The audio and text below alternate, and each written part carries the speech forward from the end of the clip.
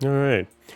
Welcome back to Path of Achra. We're going to continue last week's summoning build on a different day. So yeah, I moved my streaming day this week up by a day. So I'm sure that took a lot of people by surprise, or people take longer to show up, if at all, being a different day. But yeah, this week's a little different, mainly because we're going to have our electricity cut early tomorrow morning. So wanted to make sure.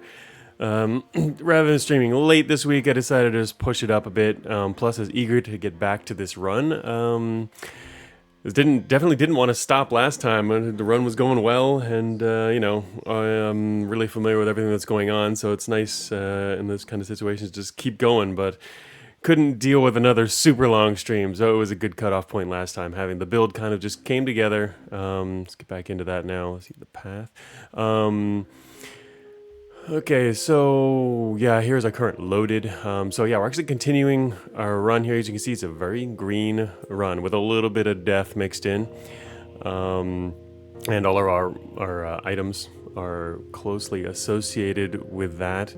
We have already taken our prestige class. We're a warlock warmborn of Ninhers.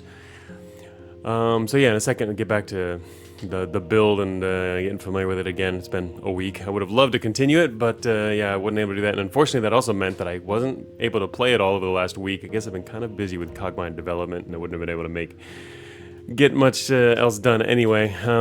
In terms of trying out different Path of Achra runs or builds and stuff. Hopefully, this run will unlock even more cool stuff to try out. I'm sure it will. It seems like things unlock pretty quickly as you're gaining glory. So yeah, so we can just continue, and we can also clear save. That would be bad. This character will be deleted. Closing Empire's game without saving. So anyway, we can continue our run here. Let's see, continue. I want to screw that up. Here we are. This is where we were. So yeah, we're, I don't know, I guess about halfway through the game ish. We started back there.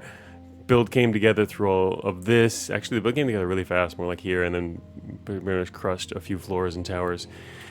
Now we're getting to the harder parts, and we do know that, yes, beyond this final tower is the void with even more stuff, so technically we're only about halfway through in terms of distance now. So looking at our build, let's see, we're in the second cycle. Anyone who's not familiar there. We've only used this once to see what it can do. It's a pretty powerful ally there. We can summon in +1 charge when your glory rises, so it doesn't raise quite as fast, but we can save those up for emergencies. Just extra allies. Okay, let's see. If you use poison damage, creates divine grass, and the one I was using a lot more is this one to just heal up, because enemies keep dying when they're on the divine grass, so it makes a lot of sense to use this. Opening a lot of the floors. All right. Let's see. We've got been carrying. Oh, I was carrying this around because I guess really I'm gonna end up sacrificing that. But yeah, it would put us overweight. Really, actually, wait. Would it be still there? Oh, that's right. +1. Oh, adds to our inflexibility, which divides our bonuses, which is bad. Right now, you can see our hit is pretty low right now. It goes up really fast, though, pretty quickly once in battle because of our abilities. So we've got here Arboromancy here with, this is where our creepers are coming from. On entrance, allies become immune to damage and give them bonuses. And I kind of forgot what we were upgrading. There's more stuff I wanted to upgrade. I guess we'll get back to that soon enough.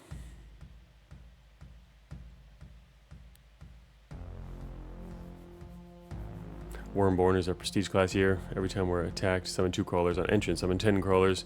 We don't get attacked a whole lot yet, but alright, so anyway, let's get back into it then. 0 points available.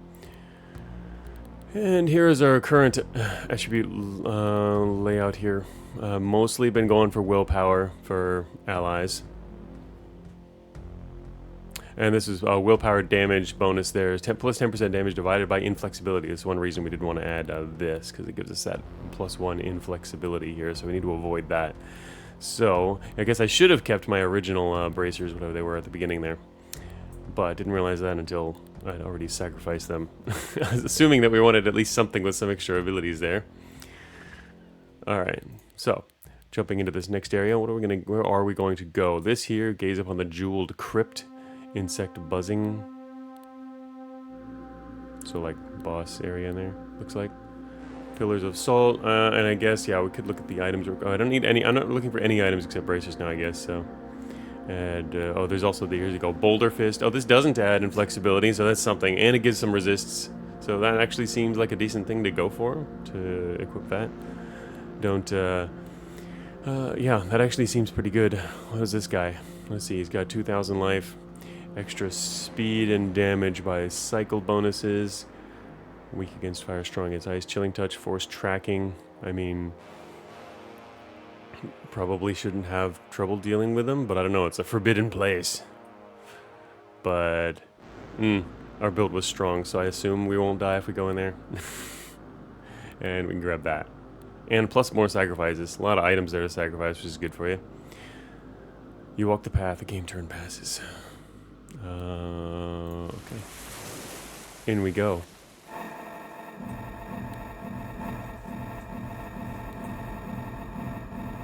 And there's our summoning entrance. We've got our skeleton guys, we've got our crawlers, and our grove priests. And I'd like to add some of, normally I would summon here, but I can't do that at the moment, unfortunately, so I guess we'll wait a second here. Hey, Cat++, thanks for the subscription. Yes, things sure are happening in the game. That's a good way to put it. Things sure are happening. That guy took a lot of damage right away. Serpent ally. Alright, so enemies have died, so now we can start casting. That is a good description of Path of Achra, though. Things are happening. Lots of things happening. But yeah, this also, you know, the first half of the game, I don't know, you find that actually with a lot of roguelikes. Like the first half of the game is you're trying to put your build together, get the items you need, your abilities stacked up, and then once you've done that, normally it gets a little easier later in the games. That's one of the reasons that Cogmine is fairly different in terms of difficulty as far as roguelikes go. It clearly gets harder the further you get, because you can lose most of your abilities. So here creepers just get more and more powerful here. You can lose most of your abilities as you go on. You keep just some basic stuff, and eventually stuff runs out due to attrition. Plus the enemies are getting more challenging. So, oops. We'll skip that today on Monday. All right, so. Any more combat happening? No more combat happening. Gonna tab our way through everything here. Tab, tab, tab, tab, tab, tab, tab. There we go. Tabbed. All tabbed out. So, yeah, we got a ton of items from that, and it looks like we should be able to put this on for each bear fish. We're not going to get the extra bonuses. This is not what this is for, but we do get, at least we finally get the armor back and some resists, which is kind of nice. What's our current resistances here? I mean, yeah, look at our resists now are just 5% for each, so just grabbing this is already a nice buff. Where that is armor, boom, we just got a ton of physical resists, which is not gonna hurt. Did anything else go bad? Oh, wait a minute, that's encumbrance, damn it. That makes us mega encumbered. What does that affect again? I don't even remember what that affects. So many things. Negates. Oh wait. Oh yeah, because we haven't been getting enough strength. So man, I can't use that. I mean, I guess it makes sense because of the Boulder Fist. Yeah. Well, shoot. I was only looking at inflexibility there. It's interesting. This one doesn't have the inflexibility modifier, but it does have still even more encumbrance, which is kind of interesting. So we don't get those physical resists. No. Capital Plus says, I have a hard time wrapping my head around speed and clocks in this game. Too used to a coherent timeline of Cogmind and Dungeon Crawlstone Soup. Yeah. Yeah, I mean, there's a lot. I mean, yeah, speed and time and just overall, some of the mechanics, they're not quite as obvious. We've covered a few of them, I guess, earlier in the runs. Can be a little, I mean, but then you see there's, some of the players literally, they can full clear the game in all cycles and all of the religions and gods and whatnot, and still don't understand those systems. So it's, I guess, interestingly, it's a testament to how much this game really is different from the other sorts of roguelikes, where you don't need to necessarily dig into all those details. You can just get a feel for it and go with that, knowing some of the other rules. Yeah, Cat Plus was I won 3 times. Yeah.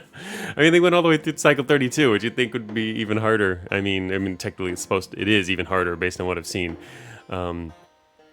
But yeah, I mean, you don't need to optimize based on those specific little numbers. Just put together things that feel good.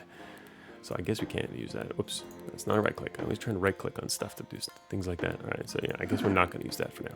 But what I will do is, let's see, back to the keyboard mode here. Pine Cleaver. Ice Necklace. I'm just keeping these two. Let's see, that gave us some extra life there, which is nice.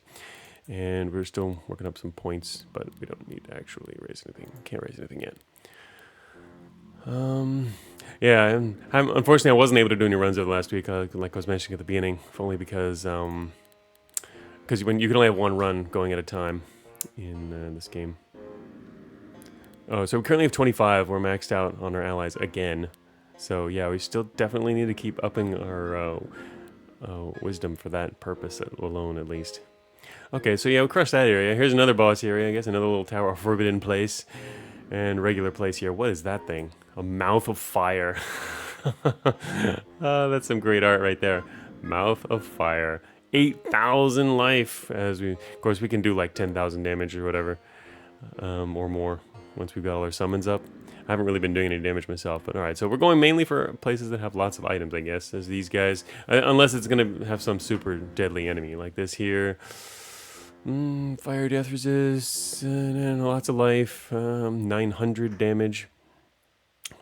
But I'm not too worried about them. Can we get, let's see if we can, ice gloves. Okay, these have +1 encumbrance. I can actually use these and get a little bit of resist ice. So there's something. It's something. Well, what's this? Oh, the crystal rod. Okay, I was going to say, looking at stuff that goes in your hands. Wait, there's another one here. What is this? This one is another one that has a decent amount of encumbrance there. Gauntlets.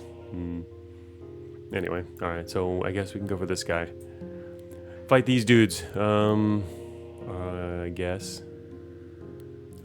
Hopefully I don't run into something too powerful for having forgotten any of our weaknesses. Whatever those are.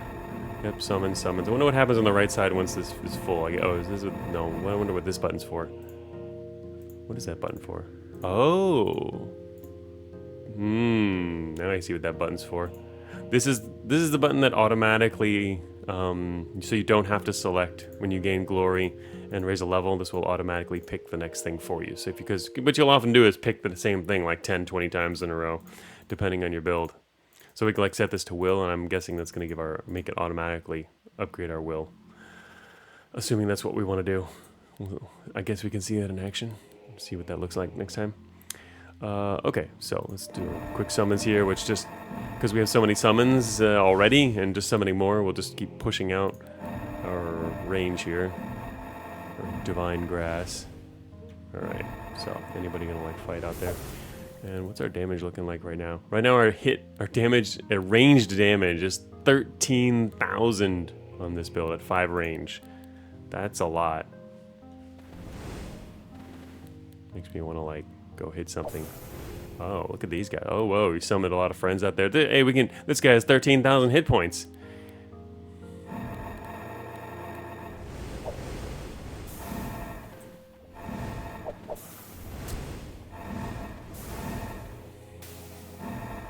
Still summoning stuff. I can hit that guy from here. Wait a minute. Oh, there he goes. Now he's getting hurt. Rended him. He has a lot of resists against, actually, what is our damage type even? What are we doing here? Oh, we hit death, no wonder. Yeah. Our damage type is death, which means it's why he's blocking a lot of it. He still takes a fair amount of damage, but he was blocking quite a bit of that. Which is why he didn't like die in one hit.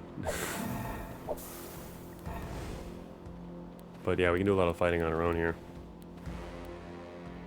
Alright, so now I think we can finally put something on our hands here. Where is armor? Yes, now we are no longer encumbered or inflexible. So yeah, we can totally. What does weapon size modify? Influences. Okay, never mind. Yeah, I remember what weapon size does influence certain abilities or whatever, but as long as it has no negatives that we can see. But yeah, so just got a little bit of ice resist. Sure, better than nothing. The other physical resists were nicer, but it makes sense that we wouldn't get that. Okay. Unfortunately, we did not kill any of those guys on the Divine Grass. So, what have we got here? Malaga. Anyway, looking at what's got more items. Wow, these two guys are guarding just one item here. The Intaba.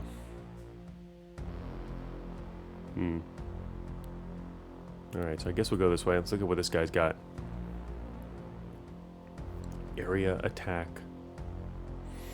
Death minus 100%. This guy's immune to death, which is our attack. I cannot hurt this guy, which makes it a little dangerous to go after him. If only if I end up having to attack him. That's interesting. Oh, resist minus 100%. Yeah, sorry. Man, I just... Monday stream day. You're right. I'm wrong. He takes double damage. Whatever. I don't think we're going to have to fight him anyway. Just thinking of the possibilities, but yeah. Oh, negative resists. Duh. Alright, so where's he at? Doom. I can't do any normal summons right now, but yeah, as expected, our allies are going to start annihilating everybody anyway. Yeah, so... How much hit points do these guys have even, normally? Can't look over there. Here we go. 12,000. So yeah, could kill these guys in one hit if they had over 20,000 hit points. Oh, we're gonna get to see the upgrade at some point soon. Oh, our willpower just went up. There it was. Automatic. You hear the sound. Didn't have to see anything. No boxes opened. Our glory just hit max, and we just went up to 26 here, which is because we got an extra willpower point. So I guess I also just need to start thinking about what do we want to do here.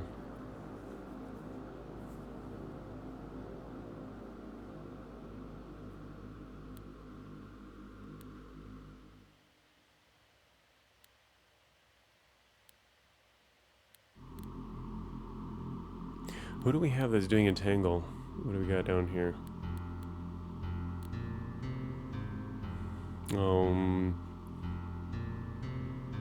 Does this count? Ninher's Blessing, I guess it probably doesn't count as an ally applying Entangle, which means this is not as helpful from them.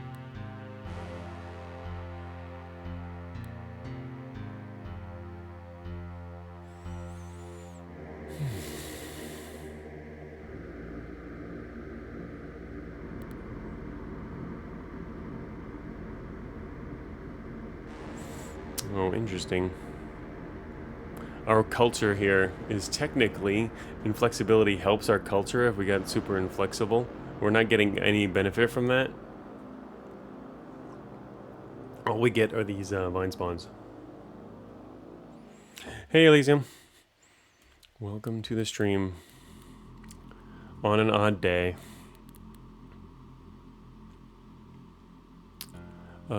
Okay, so anyway, what are we going to pile points into? Oh, 6 to level up. Glad to see more Achra. Yes, I am glad to see more Achra too. I'm glad to get back to it after having to wait a week. Anyway, okay, so what is this? Entangle applied is skill level. Ah, okay, so upping this skill gives extra on that.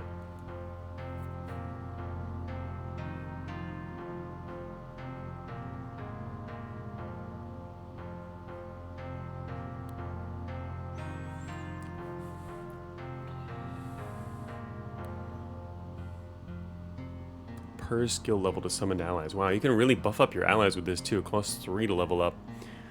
And considering how many allies we have, this really multiplies our power too. Invigoration.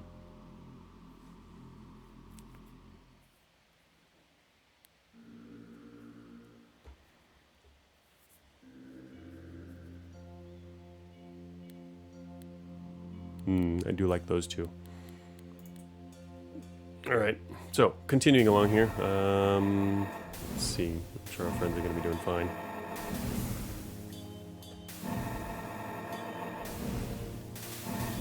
Actually, while it's safer, I wonder if I should check the options here. Options menu. Fast mode. What is this? It doesn't actually say what it does. I mean, I'm assuming this is the one that makes things go fast. But normally, like I like to mention in options menus when they don't have it in the game, is that it's nice when you mouse over or want to learn about what some ability does, or I mean some option does. It's nice when there's a description in the game of what it does, especially because some of them won't be clear for newer players. So it's something that I always like to mention. So I mean, I think this makes it go fast, obviously, but I mean, how? In what ways? Let's see what happens. All right, so everything plays out. Okay, so instead of sequentially, all the things that can happen at the same time are happening at the same time. Kind of like the whole turn plays out. Well, not entirely at once here. But we can see those. See, normally the healing was going one after another, which is fun. I like that a lot. It's cool to see when you've got a lot of summons, but this does definitely speed things up. Fast mode, yes, definitely fast. Did you try the new Elden Ring DLC? I have not actually played Elden Ring at all, so I can't comment on that. I've never played any of those games. Okay.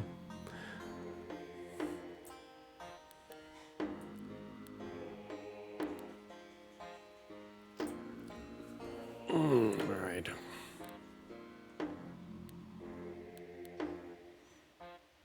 Would you ever consider playing them? I mean, yeah, if I had unlimited time, I'd love to play all kinds of additional games that I've not played before or haven't had time to play, for sure. Also that and like a decent computer. Like, I think you probably want to have a decent computer to play newer games. I tend to play older games and smaller games, for one, partially because my computer is usually not the best. I just have an average laptop. That's like all I use, and for developing as well. So, like, even when I get a brand new computer, I can only play games that are so good. Right now I'm still playing some games that are like 15 years old. Oh, yeah, that would suck. Are you saying true your computer can only play Elden Ring at 30 FPS and it has a GTX 1070? Yeah. Yeah, I mean, to me, if I'm gonna play it, I'd prefer to play it in, like, better graphical fidelity and whatnot. So maybe in 10 years when it's old and any computer can just breeze right through it, right? Make it look beautiful. Like right now, I'm playing some games that are really old, and it can, it's always nice just to be able to max out the graphics and enjoy that. But yeah, even some games that I played, kind of newer games that are like 10 years old, that I was able to play like a year or two ago. My laptop's gotten slower and slower because I keep failing to repaste and clean it out on the inside, so I can't even play those anymore. The FPS on those has dropped to like a quarter of what they were when I first got my laptop. So there's lots of long periods where I'm not actually able to play much. That's not really old or simple. Path of Achra is great. Streaming still works. That was part of the reason I even got upgraded my last laptop, was because I couldn't even stream some of the 7DRLs without overheating and crashing. But yeah, now we'll see what I get around to. But I only have one other thing I was going to mention is I only have so much time to play games anyway. I'm just so busy working on Cogmind and yeah, raising my son and whatnot. So games in general take more of a backseat than they used to. I used to play so many games for decades, so a lot of game playing experience, but a lot of it's in older games, classics and stuff. Newer stuff, generally play, at least a few newer games each year, but usually easier stuff but yeah, exactly, Cat++. You just start working with Unreal Engine and be forced to have the most powerful hardware. I always find that kind of funny because a lot of devs do. They're like, what computer do I need to develop my game and whatnot? I'm like, well, it depends on the game. Like, I can develop on nothing. Unreal Engine, yeah, you're gonna want something beefy desktop. I like having everything on a laptop because then I can also bring it places. Not that I often do, but when I go traveling or something like when I did a couple weeks ago, I can just, you know, bring my laptop with me and I got everything, which is great. I don't have to worry about that. Yeah, I won't lie, old games are often better than new games a lot of the time anyway. Yeah, I like playing a lot of the older classics, tried and true stuff, but I'm sure Elden Ring's pretty cool and good. Read a little bit about it. So where are we going to go here? The Dune Sea. It doesn't look like there's anything else special. We're about to get to the end area up here. Only one item selection in each, so I guess in this case it's just picking enemies. Morroid Knight. Summon Morroid Zealots. But there's actually, I mean, even like streaming wise, you know, there's a long list of games that I wanted to stream that I just still haven't gotten to. Just because either if I'm either working on Cogmind or streaming Cogmind is what I do a lot of the time.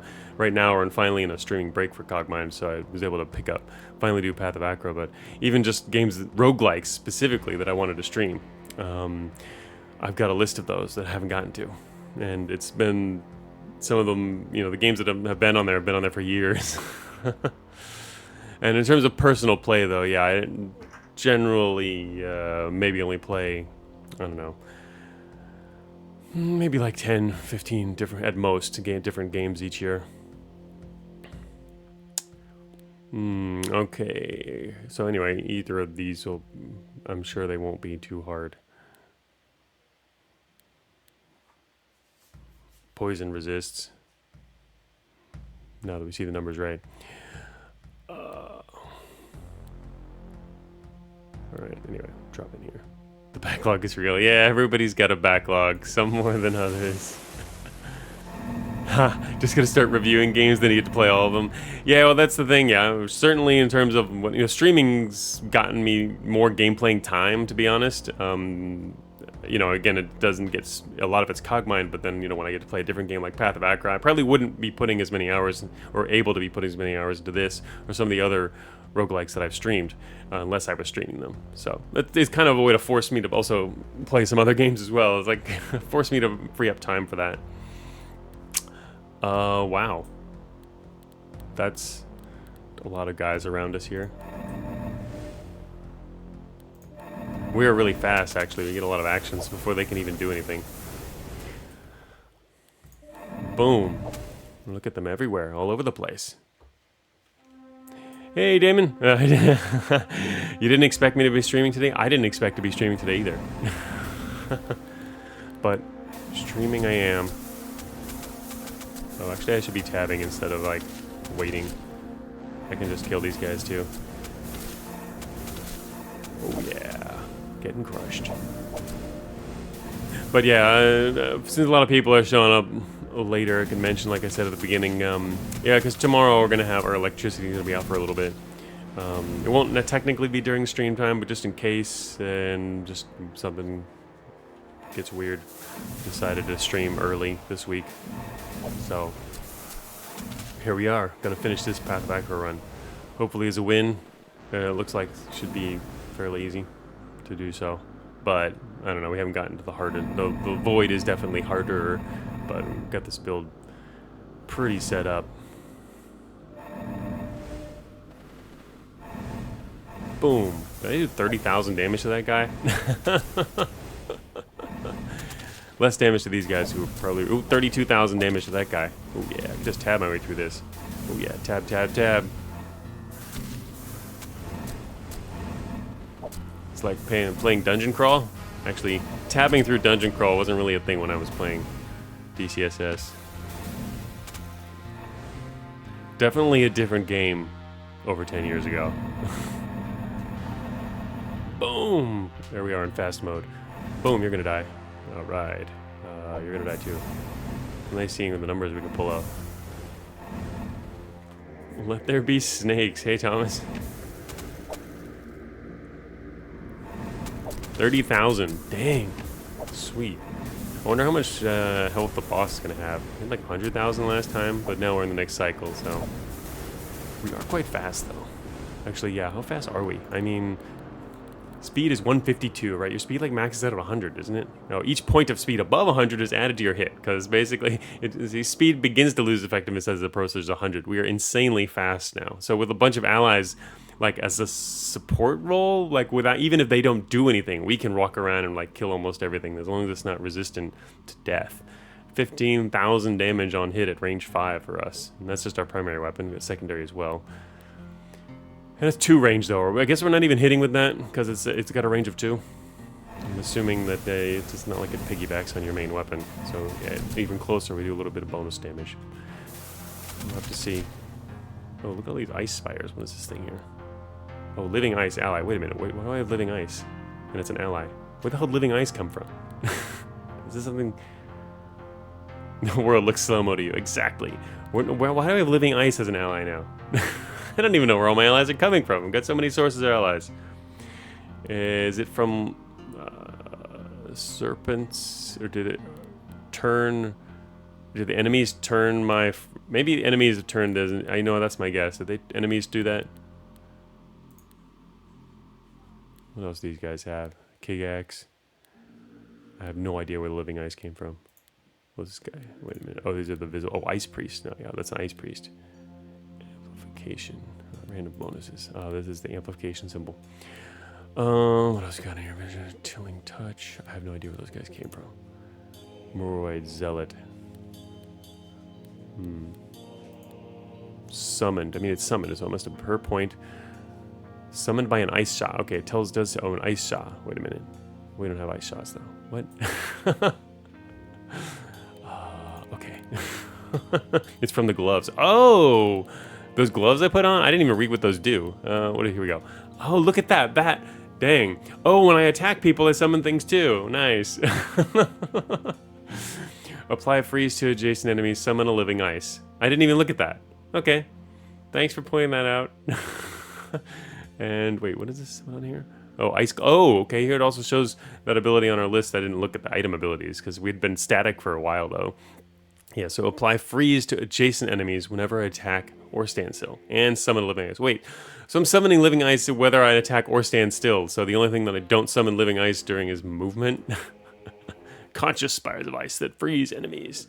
Dang, so there's even another source. We're going to need to really get some more willpower, summoning like all over the place. Yeah, every time I just sit here or attack that guy, more ice appears. Because that's what you were lacking in this build summons. I know, really. Like, what? Okay, ice. Sure. Think we're good on the summons. We got our single helm, which I guess can say goodbye. Oh, wait. Oh, I forgot to sacrifice all this stuff. Okay. Yeah, so I mean, I shouldn't need any of this. Ice. And we already got something in our fist, so yeah, we're just going to sacrifice all this stuff. Go to the end.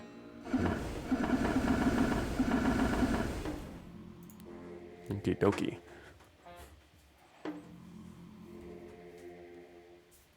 Hey, if you're a Magler, thanks for the subscription. Dead ice cannot choose side. I thought like enemies are summoning ice or whatever. This is ally. I'm like, oh, my gloves are making more allies. Okay, whatever. Here we go into the obelisk. Who's this guy? Jeweled Visage. I mean, I guess we saw him last time at some point. 20,000 life. Dude, I could do 20,000 like one hit. Well, he's got 50% death resistance, but that means I'm only going to do like 15,000 damage in a hit. Of course, this guy does 1,000 damage plus cycle. One range. All right. I guess I need to start looking for guys who do like area attacks. We haven't really been seeing any of that yet, which is interesting. My last run had a whole bunch of those. A lot of really dangerous stuff. I guess in the next, once we get into the void, there'll be more of that too. Might get a little scary. Ice Priest. Bunch of priests and stuff. Okay. Here we go. Summon. Do the summoning. So anyway, we are in fast mode. And here's a dude right there. 4,000. A Filth Revenant. What's our attack do if we immediately summon it? We already do 8,000, 9,000 damage against this guy. Or Well, he's probably resistant. No, he's resistant. 90% resistant to death. So, not especially effective to attack him directly. We are going to just summon, get our creepers to kill. More creepers. Keep creeping along. Oh, also, if we want to, we have enough to upgrade some stuff, like our creepers. Or, oh, that costs a lot. But I was thinking of really just buffing all our allies, which is nice.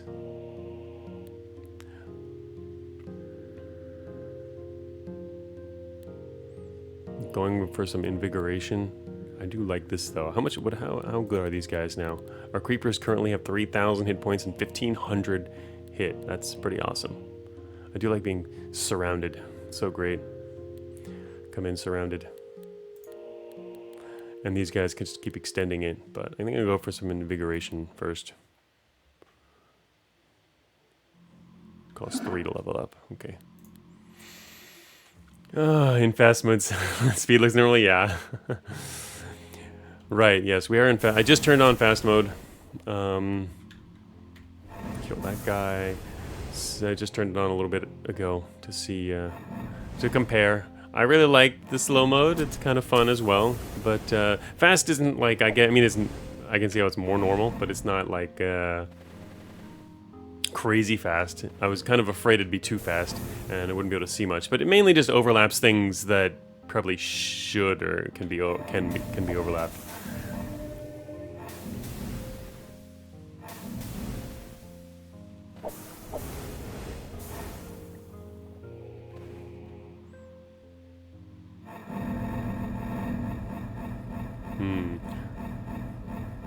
Summoning in still takes, even in fast mode, still takes a bit though.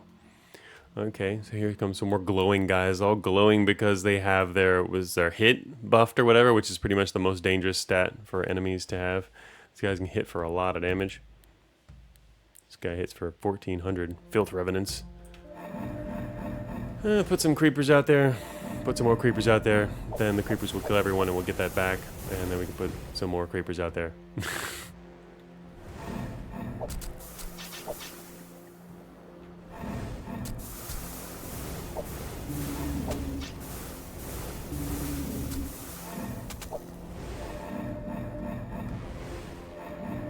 Definitely feel like a king who doesn't have to do a lot of work, but definitely can if we have to.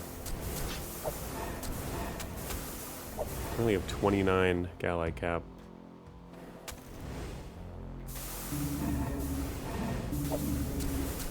Actually moved forward a bit there. Got hit. Summon some more creepers. Fast mode can't help when tagging to 10 FPS. What? Are we really actually? I didn't even notice. Are we having low FPS at all? I can't actually see because there's too many enemies. It's blocking that digit. I have no idea what the first digit is. This dude with a sword is blocking my FPS.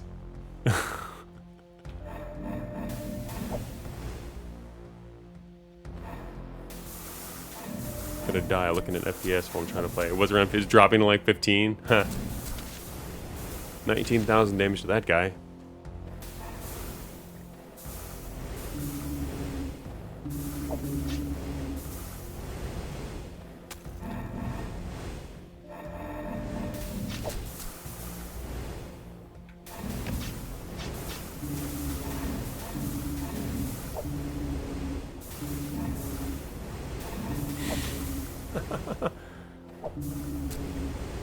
Oh, do we get some more glory there?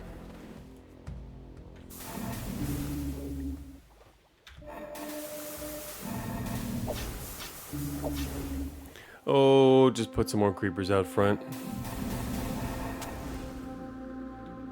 Ah, I'm actually leaving hurt.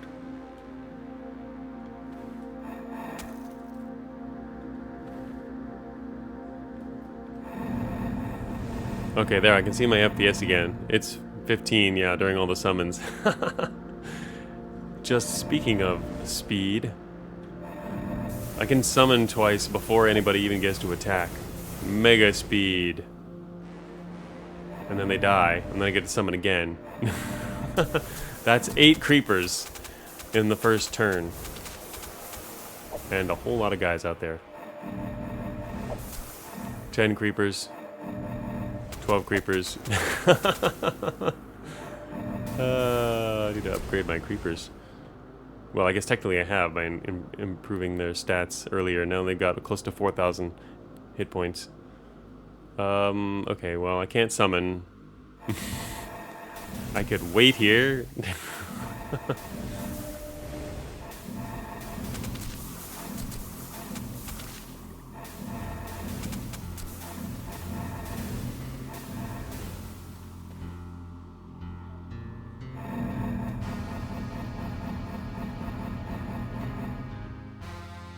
Good things these creepers don't explode when near.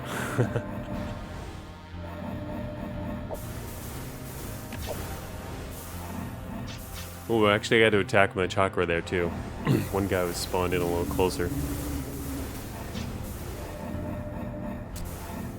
Oh yeah, but anyway, now I can see it pretty clearly. Yeah, when all this summons and stuff is happening, my FPS drops down to like 10 to 15. Like, what? But I can't imagine Path of Achra is incredibly optimized either. But I don't know a lot about its development. The dev, definitely shared a lot about stuff related to that, but I was intentionally trying to avoid the game, and for the last year, which is kind of unfortunate because I planned, as I mentioned at the beginning, I planned on streaming it a year ago when entered early access, to give the dev early feedback, and I was also interested in the game and whatnot, but I ended up not doing that since I stopped streaming for a while. So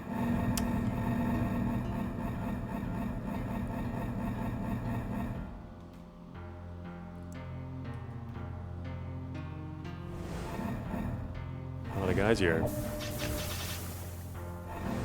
Kind of interesting to start getting blocked in though. But technically, as long as we're summoning enough stuff, then we're fairly powerful to start. Oh, Elysium says one of my issues with the game is definitely the optimization. Yeah, it's kind of surprising, but I mean, I think the devs not, they're not a, the devs are a writer. Actually, similar to me, I'm not like a professional programmer or anything.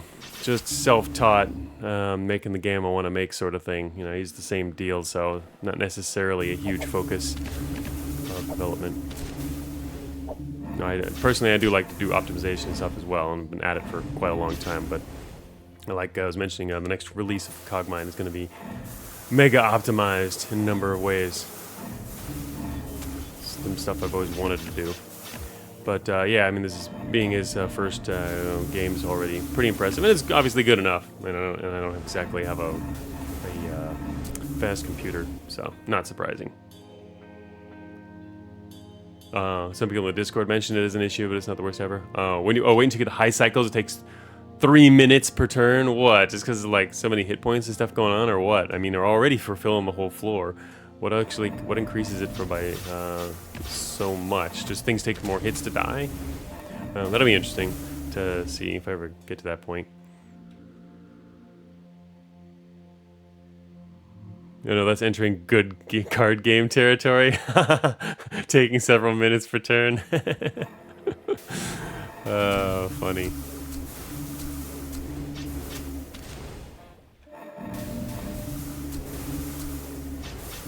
Like Yu-Gi-Oh. A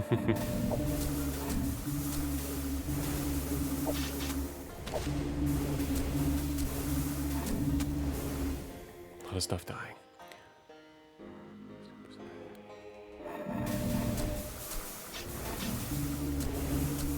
Oh, really? A few 2-hour plus runs do the optimization in late cycles?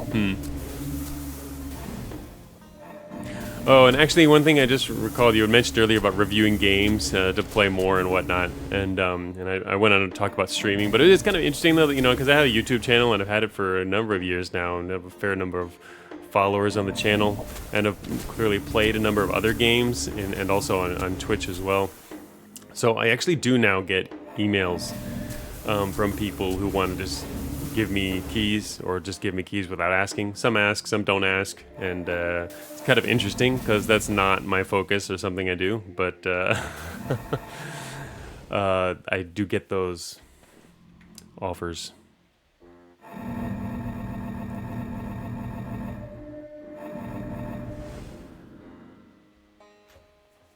which is kind of funny. Yeah, I don't. Ooh, yeah, death resistant guy. I can see how this could take a lot longer though in later, more complicated cycles. Even now, I mean, I've got fast mode on, just the sheer number of summons as we max out, and all the fights taking place. I mean, I wonder if it could be... I'm actually curious, can it be sped up more? I think I recall Ulfsire mentioning it can't be sped up more or something like that. I mean, it's not a question of animations or anything, it's also just, you know, everything playing out. So it's just a question of logic optimization and whatnot, which I guess has a problem. But I don't know, it seems like it shouldn't be that slow. Maybe it's a language thing as well. Like, just this amount of stuff going on. It seems like it should play out fast, and it would only be a... Whoa, that's a lot of inflames. Look at all those. Option to toggle off effects so the turns play out immediately. That's what I was wondering. Is that possible? Is it mainly a visual thing, or is it mainly a logic thing?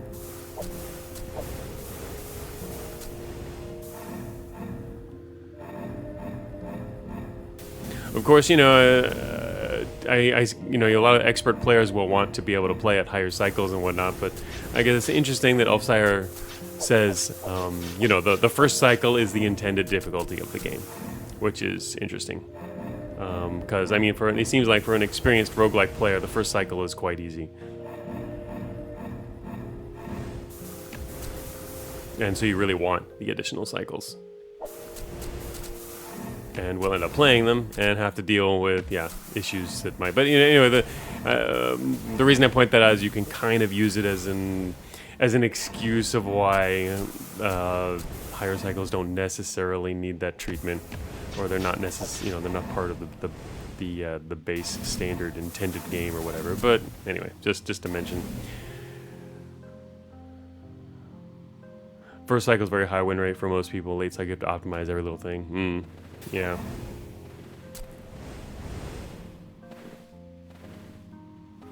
Yeah, I guess Ulf's not here today. If I played on Tuesday, he might show up, but I'm sure he didn't expect that I was going to play today either. He showed up for the last couple streams. Oh, look, we've met the Jeweled Visage, which didn't realize or recall that, yes, we are in the semi-final tower here. The Jeweled Visage rises. Oh, wretched sight. You can also talk to him in the Achra Discord. Yeah, I mean, I see him in the regular, in our roguelikes Discord, but I don't join other Discord servers. I'm in basically just one server. That Discord to me is pretty much one server. The roguelikes Discord. Alright, so where are you, Mr. Jeweled Visage? I'm gonna get a good look at you, but I can't yet because you're not here. Okay, so I'm gonna start out here, one summon and see what happens. Okay, good there. One server with 20 independent tabs. Yes, it is one fairly large and varied server with a lot of games represented, right? I like that about it. So tons of roguelikes there. So yeah, but he hangs out there too, so I talked to him there as well. But he obviously a little less so. But yeah, if I wanted to, or we could mention. But then again, I had been ignoring that channel for the last year because I wasn't able to stream. I wasn't able to stream Path of Achra, and I wanted to stream it blind. Okay, finally getting rid of these fools nearby. Oh, there he is. There he is over there. Where are you? Come here. You look at your stats once we finally get a turn. There he is. He's got 60,000 hit points. He hits for 2,100 psychic damage.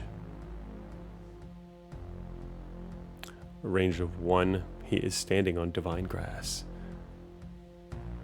He's got 50% resistance against a lot of stuff, including death.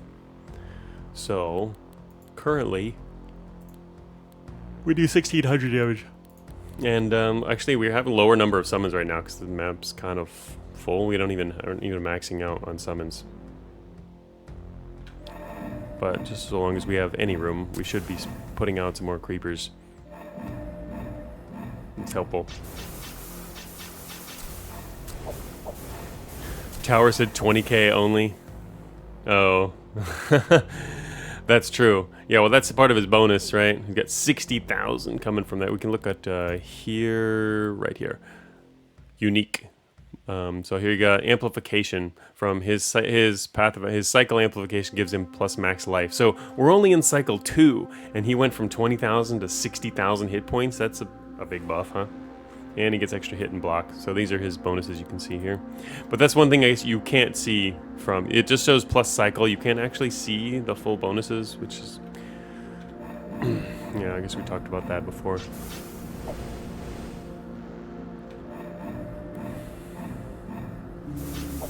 Go Divine Grass. I think I should kill this guy over here by myself, huh? He's just standing next to us. Okay, he's dead now, and you've been replaced by a summons. And now we're back up to our max 35, and we do 31,000 damage in a single hit. Where is he? There he's over there. He's not taking much damage yet, but it's mainly he's not quite next to a lot of our stuff, and he's just sitting next to Popcorn, so. Popcorn friends. Oh, wow. They just annihilated some creepers like really fast. These guys have over 3,000 hit points. It's a little tougher. Just to summon some more, but I guess it's nice when enemies summon small stuff too. Or does it? I guess it counts as summons when they don't. Even enemy summons die on Divine Grass. And anyway, I might have to go deal with this guy myself. Maybe. Let's see what happens. But for at least first, we can slowly surround him. He's not taking damage though.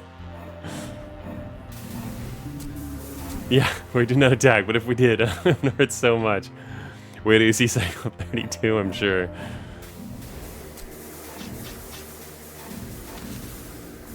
Alright, a lot of creepers out here. And giant wall of friends. This guy does not take damage. Gonna have to go deal with him myself. Or actually, I could summon one of these guys. In fact, let's do that right now.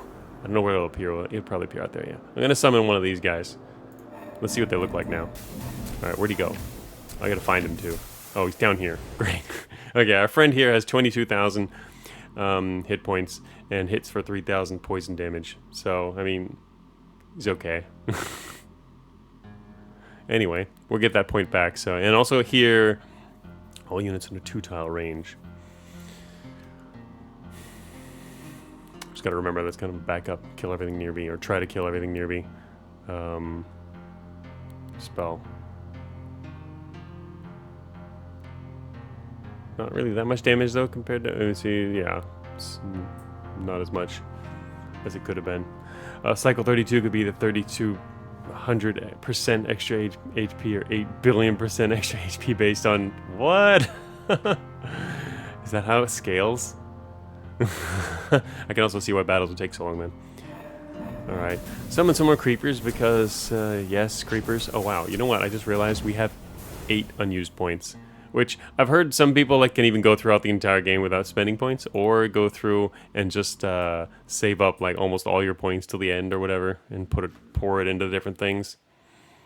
As you need or want. But yeah, we have actually a lot of different points we could throw out. Makes plants faster, or just make our allies even more powerful. This mainly gives them a lot of life and armor. It's all defensive though, it's not offensive. We actually seem to be having a little bit of trouble. This is kind of the feel thing you get in Path of Achra, just from generally watching everything playing out. And the feel right now is kind of our allies seem to be doing less damage than ideal. But I guess it's kind of normal. We're playing mainly life. Let's see. Yeah, life. Hard to die. What was this again? Cursed flesh. Oh, an enemy death. Heal yourself. Every time they die, deal death damage to adjacent enemies. And on dealing death damage, apply doom to the target. When I attack directly. Right. So, if I got in range and started dooming stuff, this actually could be pretty decent as well. Doom applied his skill level. It's currently at 2. That could help stack, actually. Using a ranged weapon combined with this, with a bunch of allies, is actually pretty helpful for upping our damage. Might help later. Wasn't there an achievement for 0 skill points used? Yeah, I don't know. I haven't looked at actually that, but... if you didn't have 35 meat walls, healing would be useful. Yeah. Well, yeah. I have actually a lot of different ways to heal, which makes sense, considering the build. But, yes, Wormborn. I like these guys. Let's see, we got, what is it, 8 points? Okay, let's, I think maybe I could grab this. Having a ranged weapon is nice, so once we've got some allies, and can increase the amount of damage our allies are doing indirectly through this. Not that it's going to be super essential, but... Oh wait, I still had 2 points left. Oh, but I didn't want that again. Alright. Alright, this guy's not taking damage, so I think I'm going to move up and have to hurt him. He's only taken 4,000 damage of all that. Alright, you're in attack range. Wait a minute, he just died. I killed him in one hit, I think. He's gone. How much damage are we doing? Oh, wow. Our hit is currently 45,000 now. I want to see what happened. You killed him. Here it is. Ah, you cursed him for 60,000 damage. Our willpower bonus was 100,000. His resistances were 60,000. Wow. Our willpower bonus. Whoa. So we hit for that. The willpower bonus alone. Oh my god. That was a lot of damage. He's not taking damage. You know, we died. Yeah. I looked at him. Jeweled visage got looked at. By our deathly visage here. Wow, that's awesome. So he did 120,000 damage to that guy. Yeah. Okay, well, he's dead. Killed the boss in one hit when our allies just couldn't get it together. He's approaching menacingly. Yeah. Alright. So, it is time to sacrifice all that gear. Shoot. Crystal helm. He found a visage and killing the visage guy here. Okay. He is dead. So, yeah, what do we got? We got our stuff on. We got our sickness. We're sickness. Got some corrosion on us. Got a little bit messed up movement forward there. Not much. All right, let's get out of here. It's kind of my problem with the game. It's spreadsheets, then you press the button, then either win or die. I mean, yeah, I don't know if, whether or not that's a problem, I guess, just depends on the type of play you are, because there's a lot of people that want to play that kind of game, right? Right, exactly. Like Tomas says here, it's definitely the type of game people either love or hate. Reminds you of PoE, yeah. Path of Exile, similar. Yeah, a number of, right, I mean, it's, it's a theory crafting type game. So, yeah, it's not really my type of game either, as I mentioned before. But I mean, I still quite enjoy it, and I think it's really well done. But as far as favorite, personal favorites and stuff that I would like going back to, it's not at the top, but I do like it, and I'm glad I've played. So now we are in the void, which surprised me last time, but didn't surprise me the second time.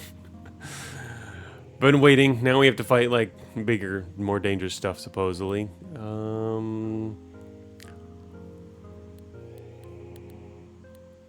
Okay, so yeah, that's right. Last time was this place that almost killed me. This is where I almost died last time. It was the only place in the first run, my first winning run there, where I almost died. Is fighting these guys, the Garangas in the blue tower. Are they always at the blue tower? Or is it just random chance what's in the blue tower, and I happen to have gotten them both this time? Anyway, this guy's got 100,000 life plus the cycle bonus. In other words, this guy probably has many hundreds of thousands of life. This guy's got a lot of health. I mean, I could probably still hurt him, but this is a scarier area. Not my type of games that there are 3 streams of streaming past the usual. Yeah. I speak in a hypothetical, like normally this type of game wouldn't be my type of game. There's so many things to like about it, though. I like a lot of things about Path of Achra. So I just mean in a fundamental design type, overarching level, as in terms of it's harder for me to get into theory crafting games like this because then you spend hours and hours reading and checking stats and trying to come up with these things, and that's not necessarily a part of games that I like, which is why you've seen the way I've played Path of Achra, and the same with Rift Wizard too, is I've generally just tried to limit what I'm looking at in order to just get on with it, and I prefer playing, that's also part of how Cogmind is designed. If you're not familiar, in Cogmind you can play to, you're generally supposed to kind of build from what you find, rather than there's not a lot of theory crafting. I mean, you don't even start with a class or anything. You're going with the items you find, and you can work some. There's certain play styles where you can get schematics and try to fabricate and build your build. That's not interesting to me. That's why I don't normally take hacking routes and planning routes. I'm more interested in the, what can I do? MacGyvering your way out of situations. What can I do with the tools I have at hand? What's nearby, that kind of thing. That's the kind of thing that's really interests me. That kind of problem solving, rather than the problem solving where everything's laid out in front of you. You just decide most of it in advance. In Path of Achra, I think probably one of the bigger things aside from that, which you can plan all that in advance. The main thing aside from that is what items you find, I guess, is one of the big things, because items can really make a build. Or support a build idea, and you don't know what those are in advance. You hope you find this or that item, but you might not. So that's kind of one of the biggest things. But it's still, that's still supplementary. You can do a lot of the planning in advance, and that requires technically, if you want to optimize, you got to look through a lot of different things. So that's what I mean when I say like it's not my type of game. Even Cogmind, I don't play it in that way, even though some people do, and you can force a build. To a better degree, and I'll still try to sometimes force builds in Cogmind, and usually don't come out better for it. But there's also a lot less you can do in terms of forcing. So, but yeah, prep, right? Yeah, the prep takes a long time, but when it pays off, it feels amazing. Yeah, it's a different style. All right. So anyway, these guys almost killed me last time. I wonder if I should go take them on again. Basically, we've done all the towers this run. We're only in cycle 2, so I would only be scared just because they almost crushed me last time. This guy's got I think this was the problem. Yeah, this was the problem last time. This guy's got 5 range. He's fairly fast. I guess that's the problem. Last time I was slow. I'm faster than all these guys, but 20 min on his speed. Interesting. They have mins on their speed. I'm only just looking at that. This guy here does 3,000 damage plus cycle. This guy probably does a ton of damage on his hits. This guy's 4,000 plus cycle. This guy's 3,000. He doesn't get a cycle bonus, which is good because he's also got ranged damage. Revenge is sweet when served by snakes, I guess. Because of allies, I'm a little less worried because we've got this ally wall usually to help us, as long as there's nothing that deals damage to everybody, which is more of a problem. There's area attacks on these guys, but if I'm going to go here, I guess I'm going to look at their stuff again. But yeah, it was more dangerous last time because I had to get in their face. But if we have a bunch of shields, the Resplendent is probably going to have a bajillion hit points, so we will have to fight him. And let's see, he doesn't have resist, so we could actually do that. That's not a problem. I guess part of the reason last time I went after these guys is I had fire attack, which made it easier to kill them. They're weak against fire.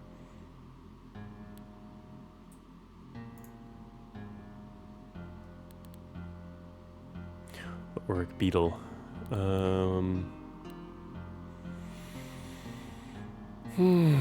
Exalt on kill, deal damage to all units. Attack damage type, 10% of this unit's hit. 10%. Just 3. Every time he kills something. Wow, this guy could rip through. These guys can rip through summons too. I don't know. I mean, he'll do like many hundreds of damage to all enemies every time he kills. All enemies nearby every time he kills something. These guys could really mess up summons. Star Wars monster. Yes, it's the giant walker, the Auric Beetle. He looks cool. Let hate take you to the wrong path.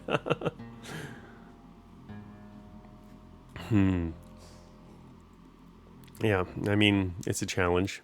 I guess we could take the challenge. And I don't have a lot of, like... Let me click on this guy here. Gut Spiller and another Radiant on spawning.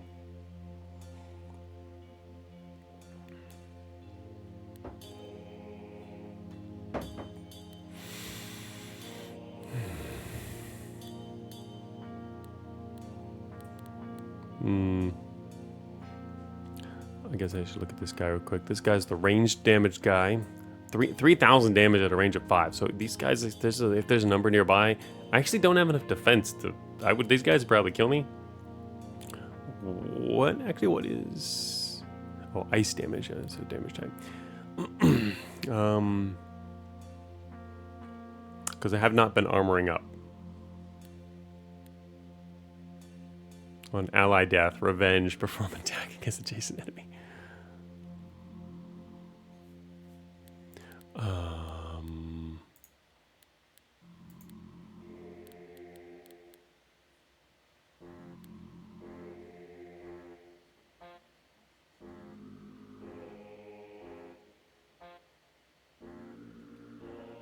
Revenge. Yes, yes. I'm trying to gauge this here. I feel like we're pretty weak defensively. They could... Our resistance... Purely based on resistance. Jeez, 20%. Yeah, they could actually probably kill me. I feel like this is dangerous too. This happened last time too, didn't it? In the first run, I went in there at the advice of chat and almost died. It'd be so much easier probably to take these on. These guys, they could go bad. I guess we could try it out. I feel like I should have even more defensive stuff, though. I don't have anything else. Offensive, I think we can probably deal with over time. I'm mainly just worried about the ranged guys and losing all my summons too quickly. Alright, anyway, we're gonna go in and find out. Whatever. Let's do it. Alright. Alright. So, that's the guys that I hate.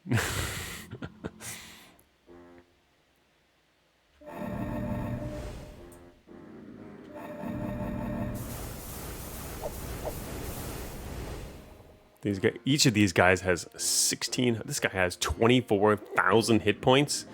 This Radiant guy, dang. Whew, it's a good thing I'm like hidden back here. This guy hits for 4,000. You know what? I think these guys can one-hit kill me. I wonder if I should get some like block. I'm not even filling my willpower bonuses yet. Now let's start praying. Tomas, I think now we're like praying they're not going to appear next to me. I think these guys could obliterate me.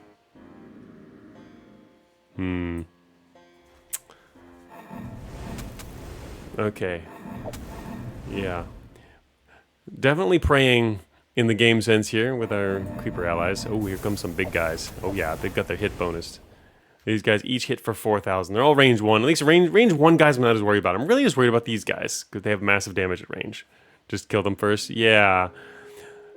Right. We can do that. Now we have 21,000. We can definitely kill them first as long as we've got enough summons in play, which we do now. Okay. Wait a turn here.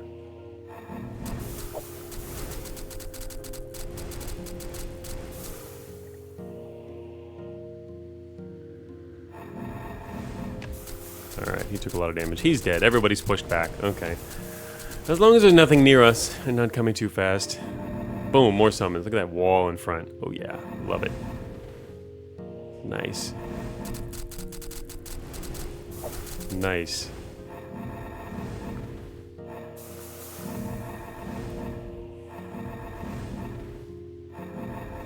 There we go.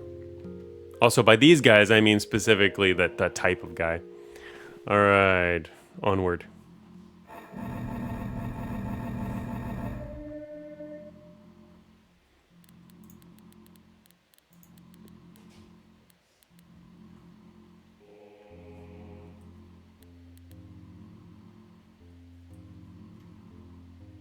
So, like, if I attack this guy, Oh, whew, killed him in one hit. Okay, good.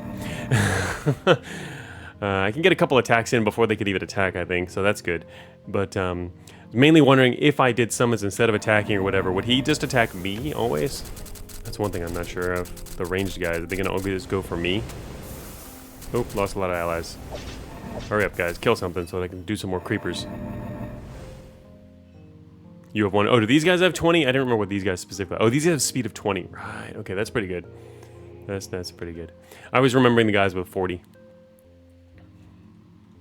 But we are losing a lot of allies against these guys. Not surprising. Expected it.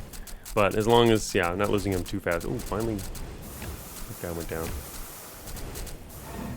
Oh, a lot of stuff happening. Path of stuff happening. Nice. Okay, still some more ranged guys out in the distance. We spread the divine grass.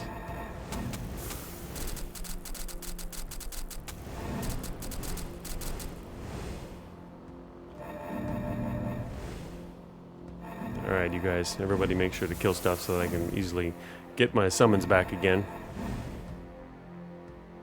Oh. Okay, I guess some incoming damage here.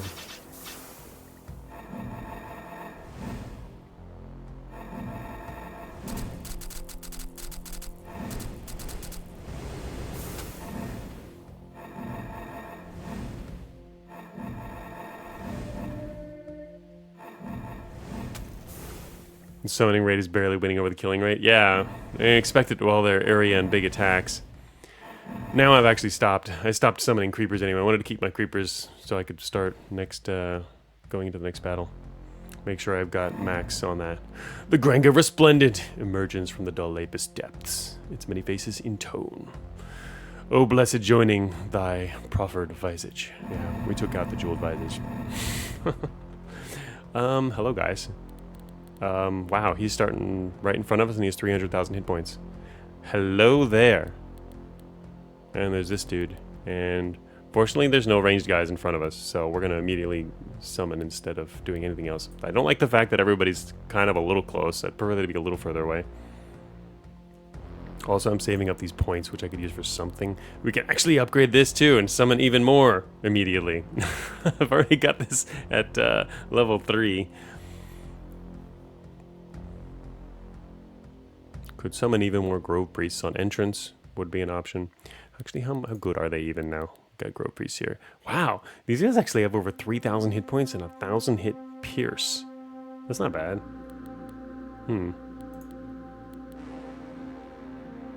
Loyal Acolytes, yes. It's mainly just to have them though, and it's only on entrance.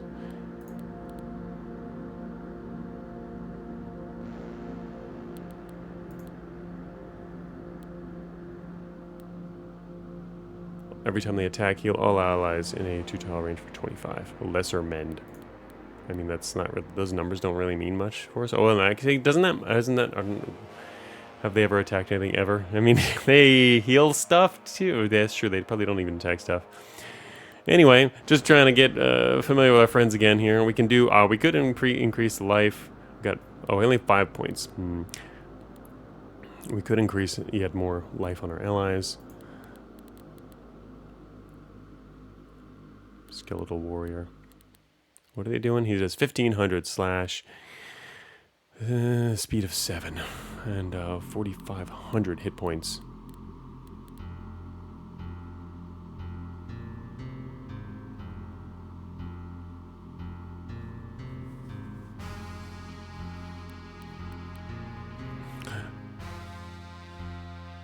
Glass walls, tanks up by breaking in contact.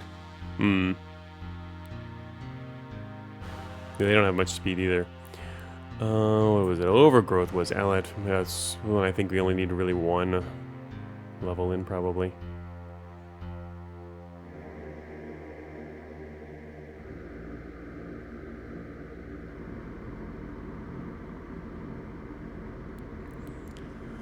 And And Cursed Flesh again, that's for attacking and stacking stuff if we need to. Yeah, so I guess I can probably go with still some basic things.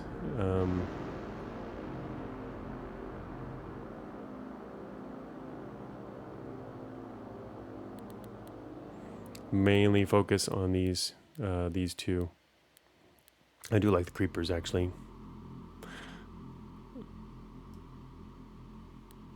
Also, these are familiars. They don't count, aren't limited by willpower, which is kind of funny because our willpower is super high and we aren't even hitting the cap necessarily anymore. I wonder if I should be raising something else, like giving myself hit points or something, huh?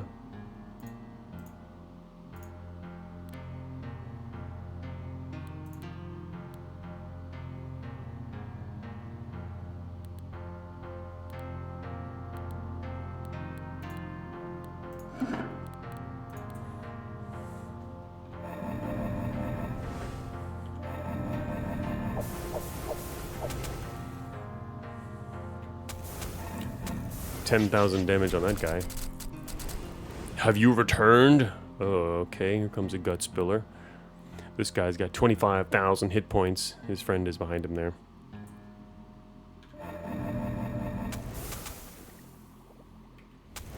$42,000 damage. Kill that guy. Oh, boss, you're coming up, man. We'll get to you shortly. First, we're going to summon some stuff.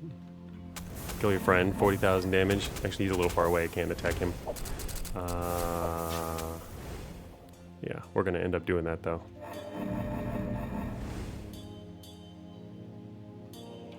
Going to move forward here. So now I can attack the boss directly. Here he is. Got 290,000.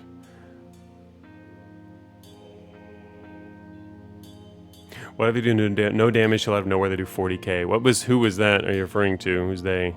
All right, let's attack this guy. We did over 100. We did 135,000 damage to this guy in one hit. 135,000. He's not even. Oh, that's right. He's not weak, but he's not strong against our stuff. So boss is, well, mini boss is in pain. There we go. I did get an achievement for that too. All right, took him 3 hits to kill him. Mainly 2 hits. Took about half of his life per hit.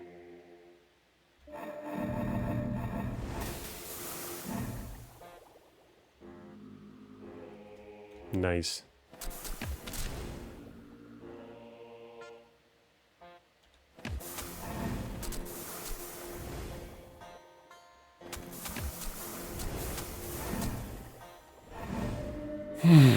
Okay. Anyway. I'm not really maxing out. This is giving ridiculous bonuses from this. I'm wondering if I just start going for some life, just in case I run into something that might kill me. And also, I haven't been upgrading any of these. Defensively, we're very weak. Still gonna go for willpower at the moment, but yeah, I wanted to get a look at this number again, which I couldn't see there.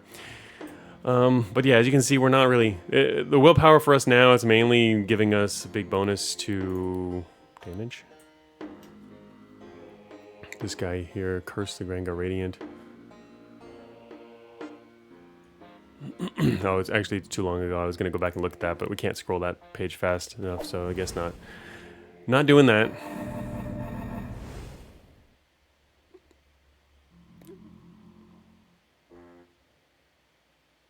Live by the spreadsheet, die by the spreadsheet king kind of moment. Yeah, with like seeing how much damage they do and whatnot. Yeah. That's one reason I actually like having summons between me and enemies. I can actually see some stuff a little bit before it happens, perhaps.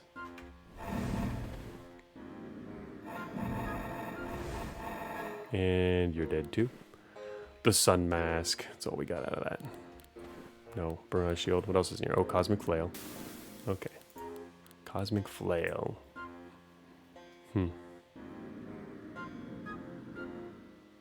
Range, your attack range. Huh. Interesting. Okay. Give me more life. Okay, so we did take out the blue tower, and it was easier than last time. Not bad. Blue tower is down. Now we get to see what else is out here. White Demon. Arbiters. These are these dudes who go straight for you and deal 1,000 damage. They don't get cycle bonuses, which I guess is good in that case. I don't mind their life, but cycle bonuses with damages are kind of dangerous for me in particular.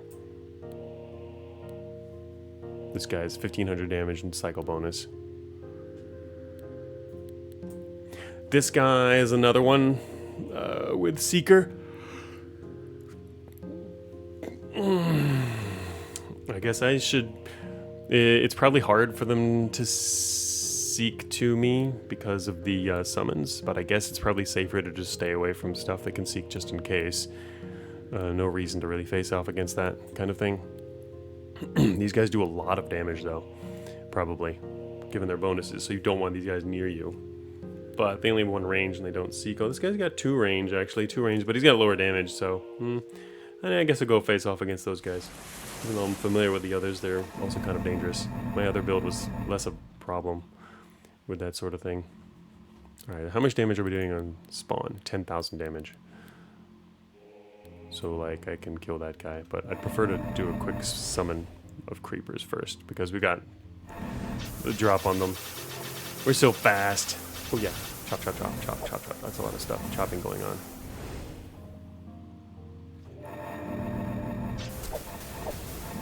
I think our creeper's up to 4 now, is it? Yeah, 4.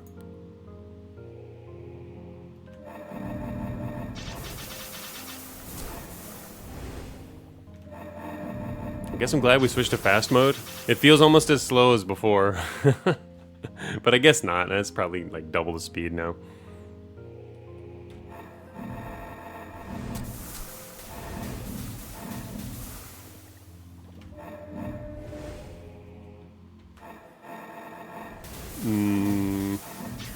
All space is full.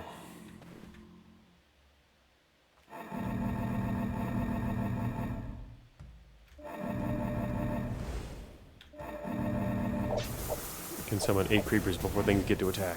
Yes! Okay, raise the level.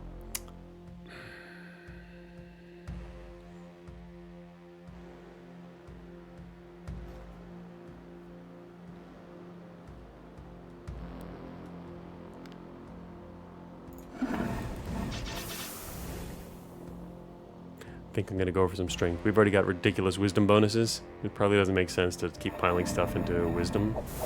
We don't have enough wisdom to cover, definitely cover any allies that would be summoned, because the whole map's full if we reach our wisdom count with allies plus enemies. I mean, the map's full right now.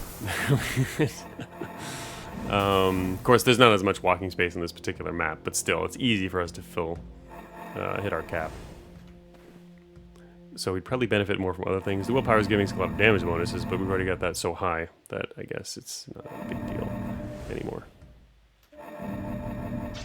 Because we immediately fill the map. Map full.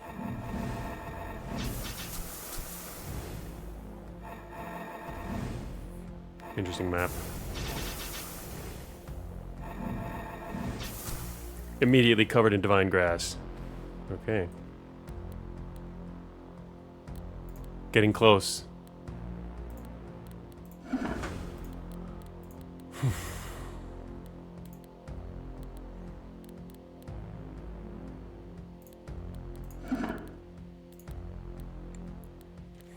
Finally gonna face off against arbiters, which seem like it's inevitable in the late game. Doomblade, look at that thing. Nice. Oh, Tooth Sword. I love the art. I forget, I didn't actually look into that. Did Ulfsire do the art too? And if so, I guess does that make this programmer art? I don't know. It's good.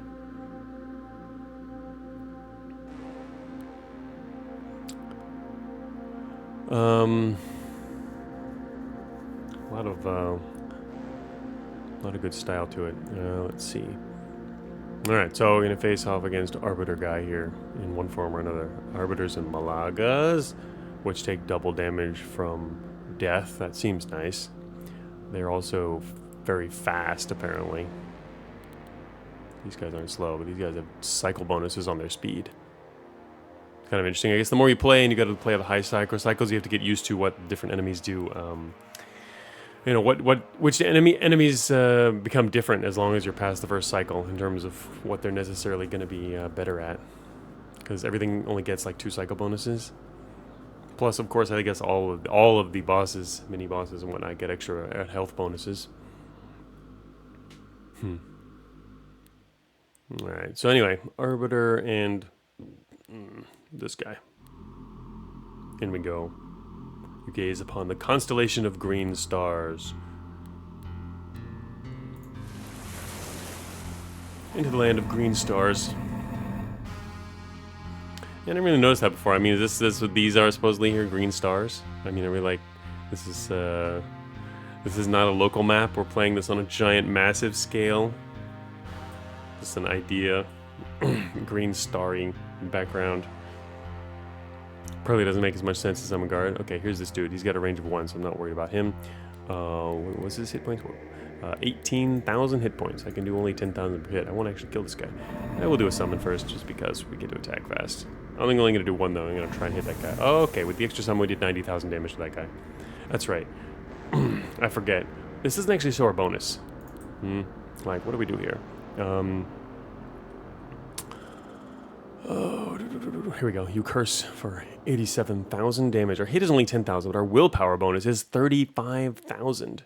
Also is negative resistance. But yeah, it was the willpower bonus. That's crazy.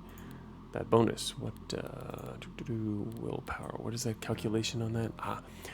It's just extra damage dealt. Okay. Divided by inflexibility, which our inflexibility is 1. So yeah, that's actually a big reason we're doing a lot of damage.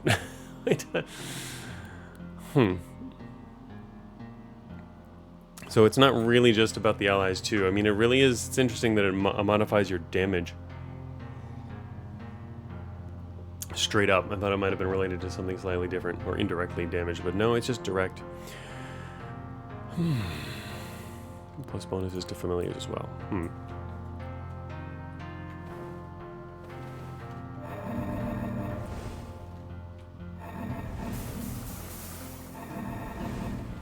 Creepers are more powerful than these guys.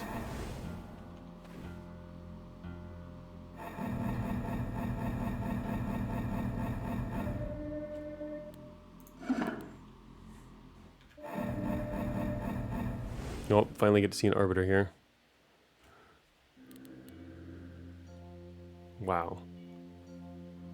These guys have Seeking and 3,500 damage slash. And 15,000 hit points. Did they have a bonus on damage? Oh, they do. Oh, these guys are actually kind of dangerous.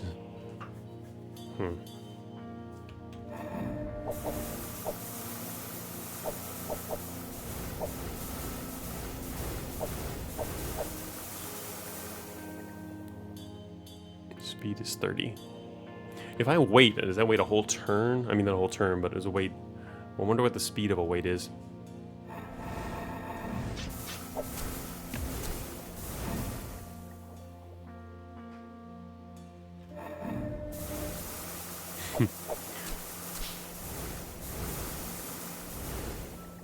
Do a whole summon here and only get 1 guy, 1 new creeper. It's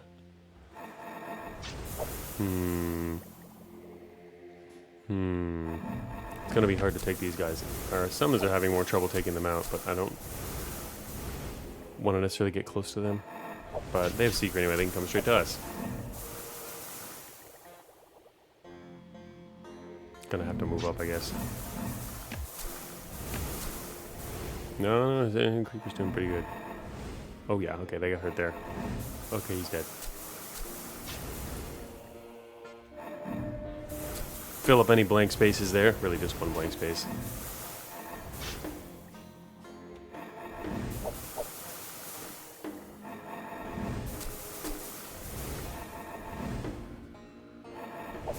One more guy out there versus Snake. Whoa, what? Who hit that guy? That's Serpent Ally, 620 Pierce. Who hit that guy? That's the Malago. Who hit the Malago? I cursed him. Wait, what? I cursed him? How did I curse him?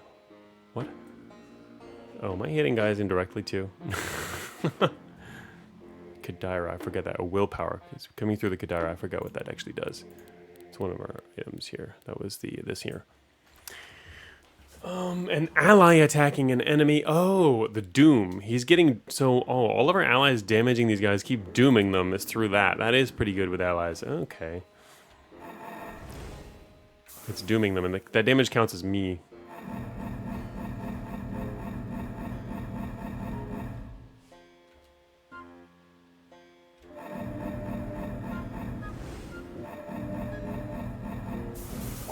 Summons immediately fill.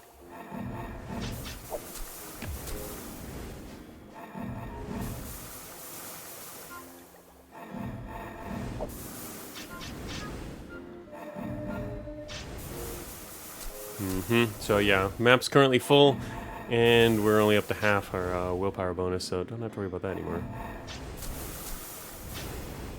In terms of supporting allies.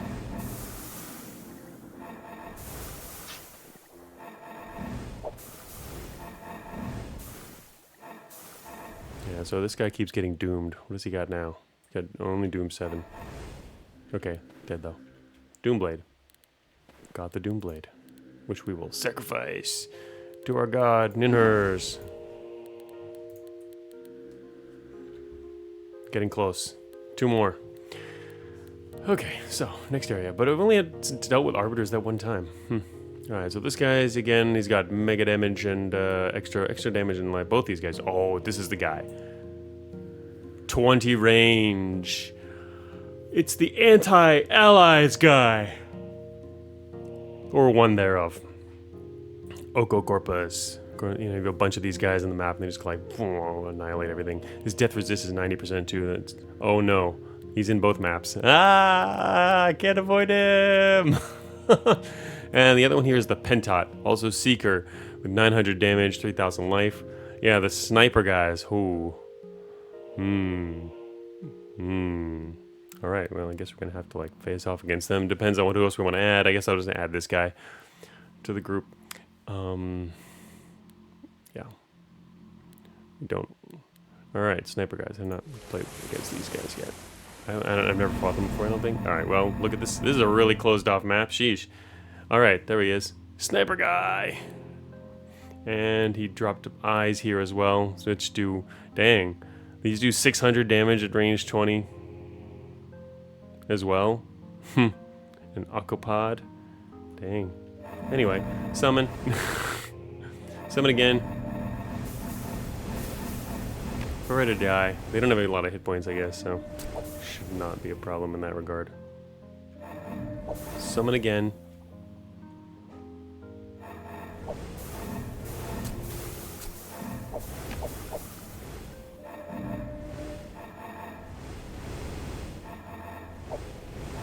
Okay, not too bad. Snipers can't even see us, at least. And even if they can see our allies, we've got so many, we completely fill the map. So, nice. He's gonna die in a second. One guy. Alright. I am liking the willpower damage. I'm just a little worried about defense. A tiny bit of life plus a little bit of extra armor.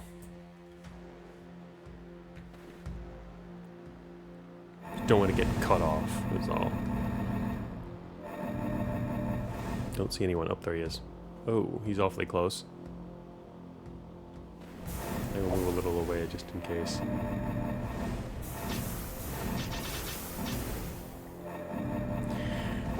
I hear slashing. I like the muted sounds because I mentioned that the last stream.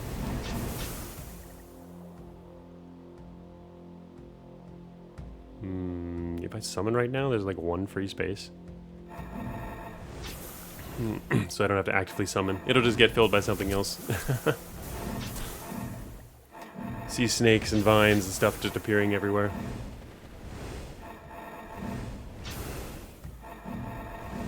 Currently I'm just waiting. Boom. Heals everybody by a tiny amount. And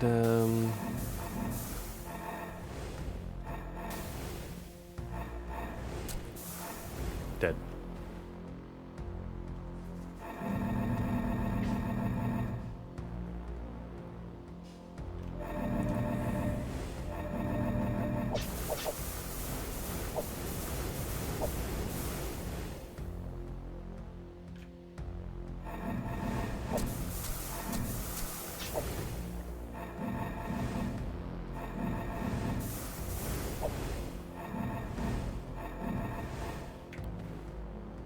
Thunderblade.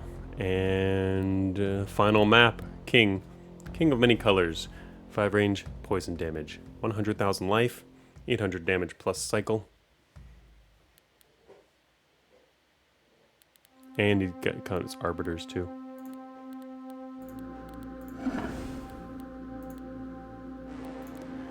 So the end boss, like he's called the King of Many Colors, and you know, it appears he basically takes a different form in each run.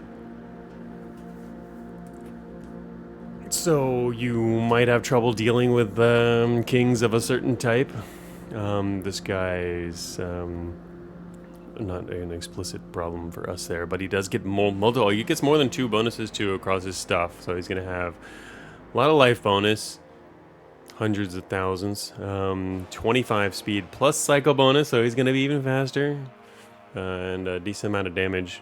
These guys are actually a little more worrisome than him. I mean, he can't come straight at us, but I should probably look at what else he's got. Also, we've got these other demons. Gold demon, red demon, green demon.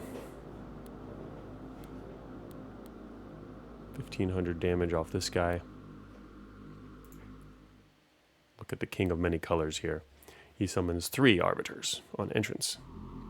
On every game turn, he summons a random demon. He's gonna get more and more powerful as he kills all of our allies. Yeah, the whole demon rainbow is here. Yeah.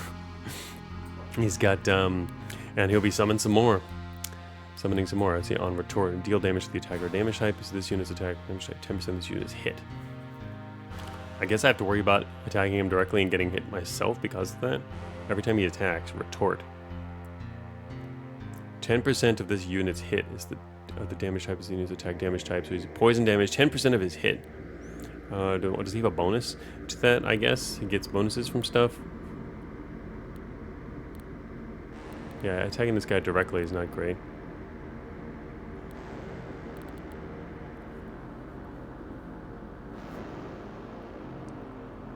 10% of his hit. Alright, what's his hit? 800 plus cycle. Okay.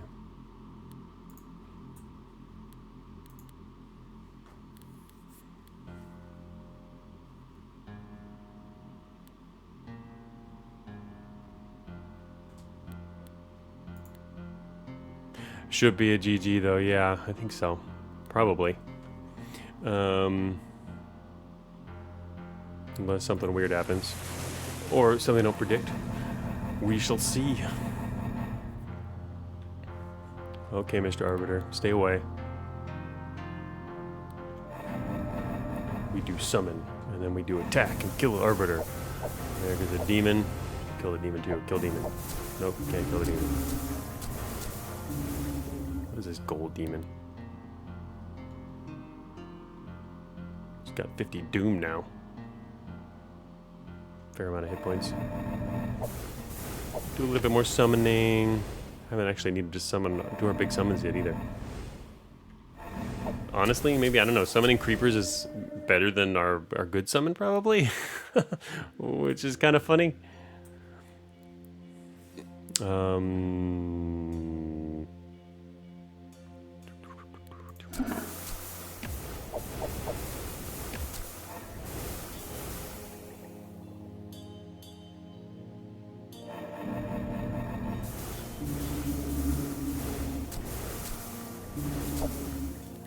Maybe summon so many creepers now that combined they're probably better than this giant serpent.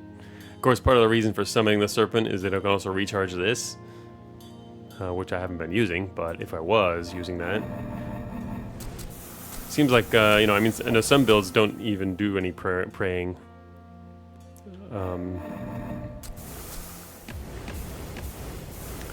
But some clearly needed a lot more than others. The first prayer is quite useful in this, or at least I've focused on that one.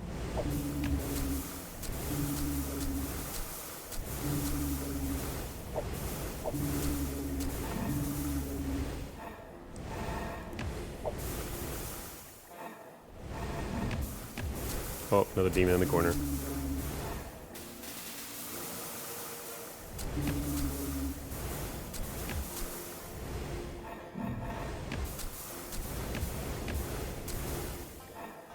Not feeling threatened yet, though.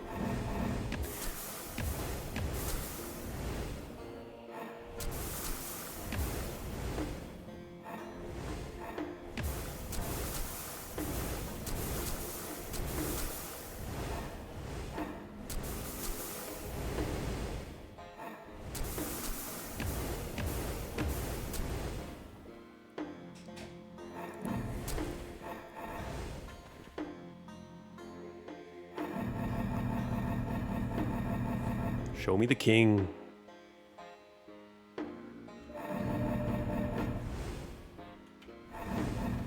40,000 damage. Kill that guy. Oh, you're not coming up here. Ooh, a bunch of fire stuff in the north. Ooh, a lot of fire stuff there too.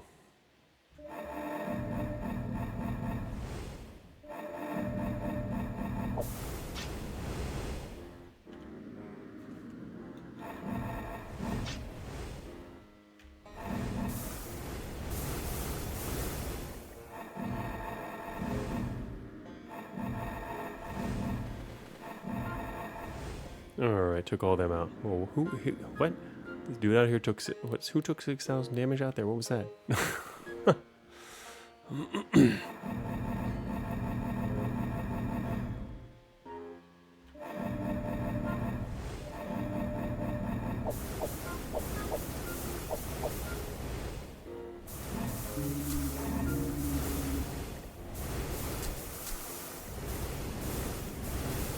This guy's throwing fire all over the place. Whoa.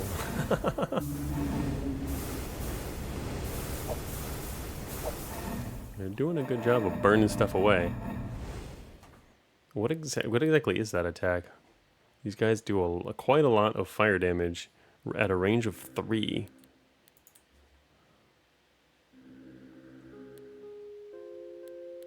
Oh, they're apply bleed to 2 enemies. And scorch. I see. Okay. They're just scorching and causing bleeding against a bunch of people.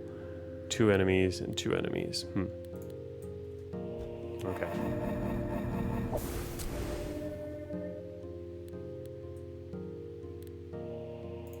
Just adding some strength to get a little extra life and defense since we don't really need all that extra willpower now. Overkill.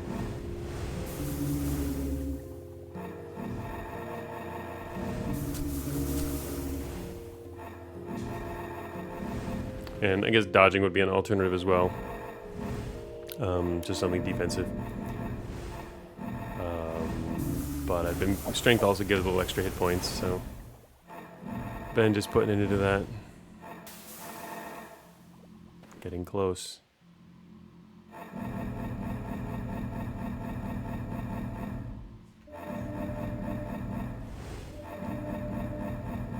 Go, Divine Grass.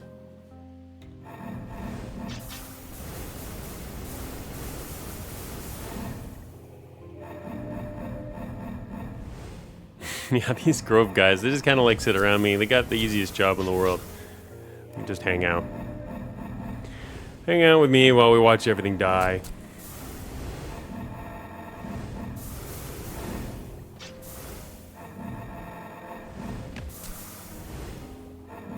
I guess one advantage of upping the level on that would be to summon even more guys on entry.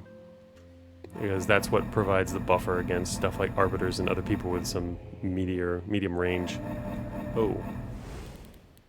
Green Demon here.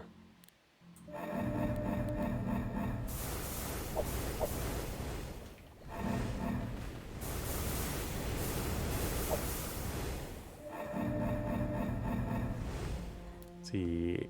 8. Creepers are up to what now? Yeah, 4,600 hit points and 2,200 pierce. That's kind of crazy to be able to summon 8 of those in a single summon. And I can do that twice, about 2 or 3 times before like stuff gets to attack when you go into the map. It's pretty powerful.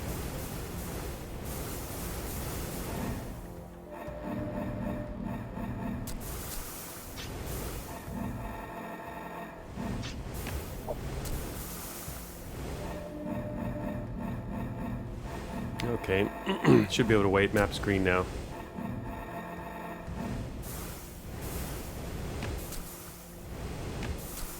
Arbiters are like, but I can't seek.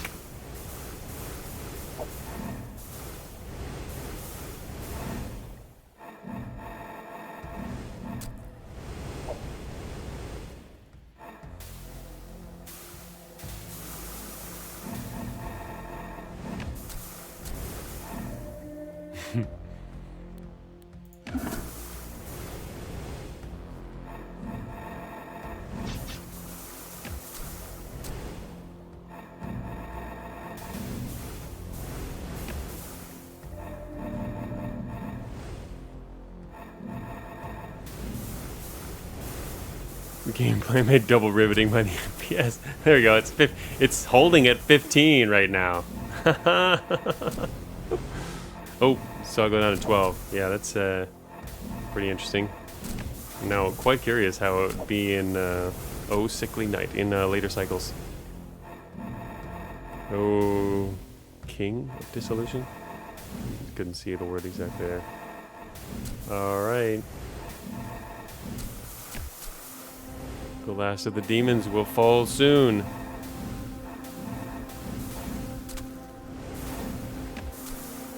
I could attack, but what's our current bonus at? 70,000? Wait, what? Our regular attack's at 70,000. If we hit something, it'll be for like 200,000 damage or whatever. Well, I already got the achievement for doing 100,000 damage. I guess there's the next achievement's like 1,000,000 or something like that. This guy is... Oh, he's dying. Never mind. I get 18,000 hit points. Green Demon is getting hurt. There's only so many things at the front line there.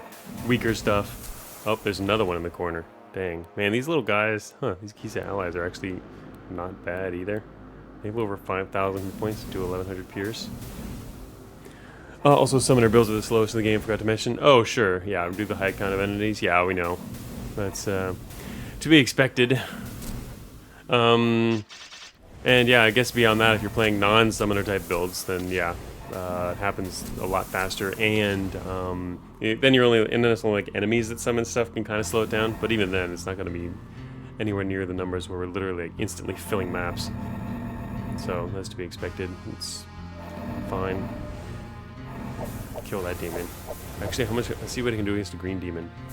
Oh, I only did 1,500. This guy got resistance. What the heck's up with that? I will notice. I will look after I start turning again. Here we go. Oh yeah, death 90%. Okay, no wonder. Makes sense. Well, it's okay. There's more creepers.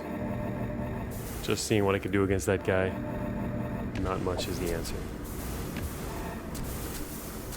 But I will try again and see what we do here.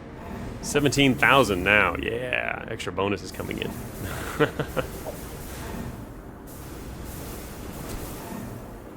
Gotta show our allies that we actually can fight sometimes, if need be.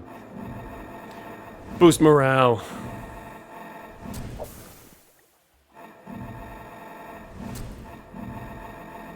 Oh, actually almost managed to hit the summon limit now. Getting close. Very close. Oh, hit the limit. Finally get to see some ice spires again. From the gloves, because yes, we definitely need more summoning.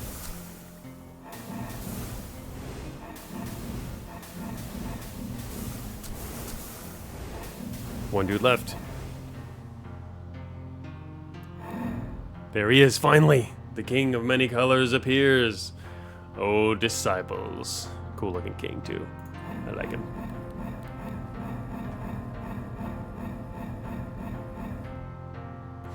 Fast is probably a dexterity lightning build, just walk around with high speed and kill everyone. And probably get 6 extra attacks and take a step. Hey, fine step! Have you been playing Path of Achra too? Yeah, this is a lot of different fun build ideas to try. Oh wow, the king is here, we're in a corner. Like a blocked in corner? Interesting.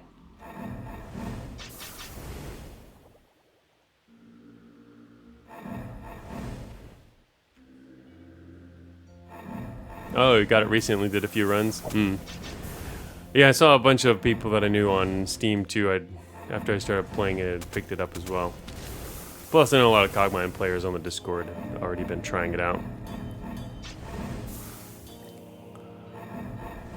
But, been nice to see a lot of people picking it up lately. And there he is, the king himself. How many hit points you got, king? Ooh, he's corroding everybody. He's got 300,000 hit points. Meh. I could do that in one hit. No, not really. Probably maybe 2 hits. We're only up to 50,000 right now. Could summon our other stuff for fun. Where did that go? There he is. What are you at now? 27,000 hit points. Okay, that's a decent number of hit points. It's still, like, might as well just summon about 8 creepers or whatever. But he's also, he's 90% resistant to poison. Which means he's, like, immune to the king and can just summon a bunch of these guys.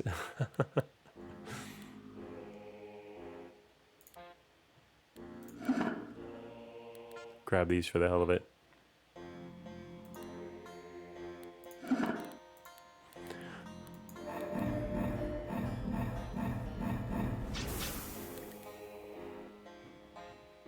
He's got range 5 on his attack. Technically kind of wasting all these possible charges here too. One of my wounds was dancing around enemies and never standing still.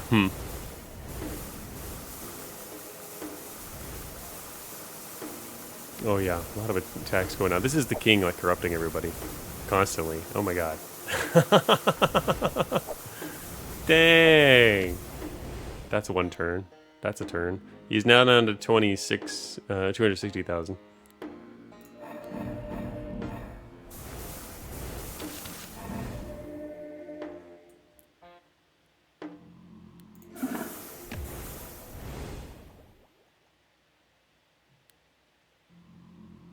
Actually, does it let me summon this if I can't summon? Where did he go? What, does it replace the summon, or did I not see that space? I don't think there's any spaces out there. He must have replaced something. No, wait. What happened there? Did that not summon? Whoa! Big fight going on in the next room over. I think that was like a wasted summon. Like, I tried to summon this guy, I didn't come out. I went with full sacrifice carryover god and got some ludicrous main weapon and a ton of free attacks, trying to figure out death summons out. Well, life summons not too hard. I guess you gotta pick if you get the right god and whatever. Fortunately, I had unlocked one, just made that possible. Or made this more interesting, even. Life plus this god. Oh, yeah, so here's our big old allies. They now have 30,000 hit points. Dang. Actually, wait a minute. 3,300. How come these guys have different hit point maximums? These guys don't actually have all the same maximums. I'm getting temporary bonuses when I was summoning certain things based on stats. Just different numbers. Anyway, I think I just wasted one of them even. Like one of these awesome big guys. Just because it's full, but it probably shouldn't let you summon or use this if you can't. I don't know. I mean, I might block that, meaning if I was developing it. But yeah, I mean, like, you can use these powerful summons, but they don't even appear. I don't think. I summoned 5 of them. There's only 4, and it's not because he died. So just a waste of summons. I guess you can just wait then.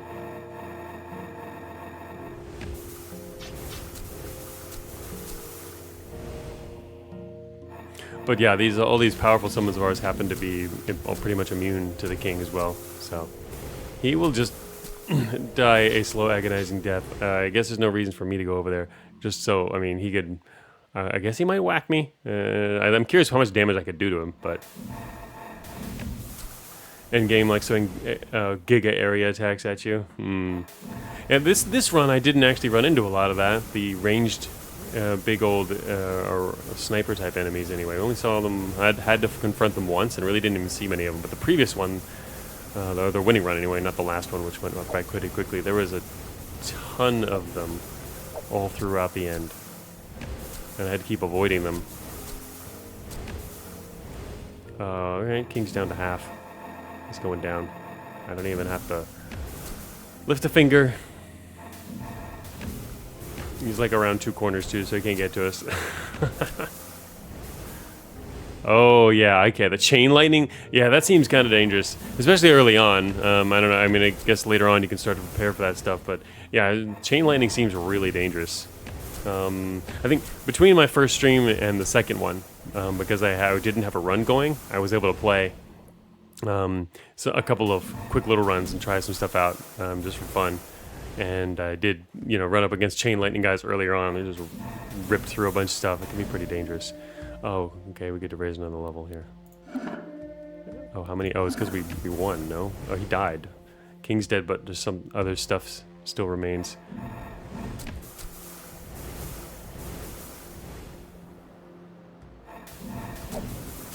Well, by raising those, by getting all that extra glory, we got 2 of our summons back. How is this guy still alive? What's up with this guy? What are you? A cadaver. Wait, oh, that's an ally, never mind. Who am I looking at? Oh, I was looking at the wrong guy. Green Demon. Whoops. No wonder.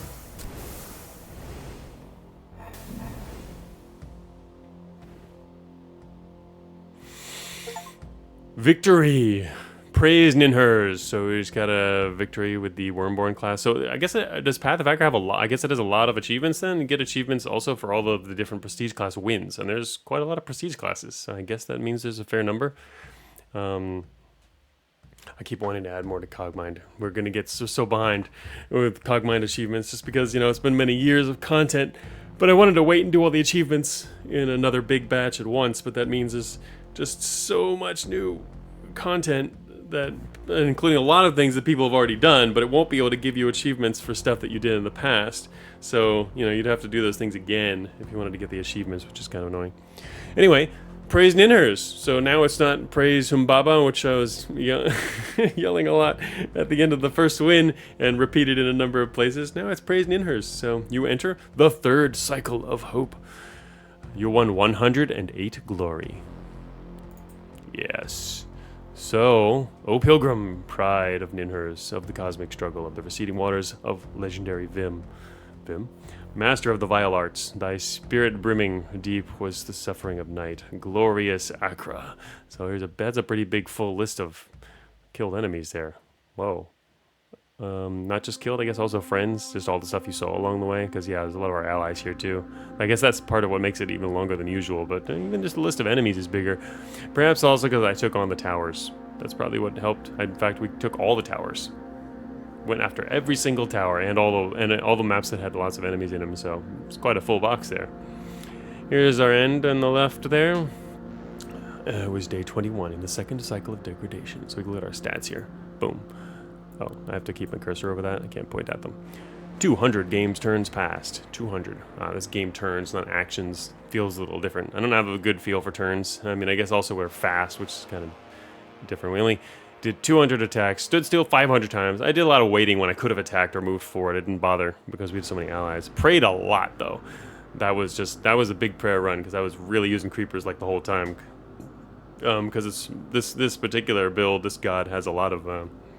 I mean, you can summon a pretty powerful familiar, and it powers itself basically by expanding the divine grass, and then that in turn allows you to pray more. So, yeah, 0 divine interventions, none needed. Dealt 5 million damage. Highest damage was 135,000 death. So yeah, so I really remember that attack. I saw that one. We probably could have done better if I went and attacked the king myself. We probably could have gotten that up to 200,000 or something. I don't know, but higher for sure. At the end there with the full map, but didn't want to bother risking it. He had the same attack range as me, so might as well just not bother. Highest applied effect, 348 entangle. Killed 671 enemies, summoned 2,600 allies, and 200 were killed by allies. I killed 0 allies because we got the ability early on that protects allies from our attacks. I mean, not that I had a lot of area attacks, but that is technically some other kind of build you can do as like an ally killing build for the benefits. But anyway, felt like one turn was 40 turns for some reason. Yeah. Well, yeah. Okay, so that's the end of that run.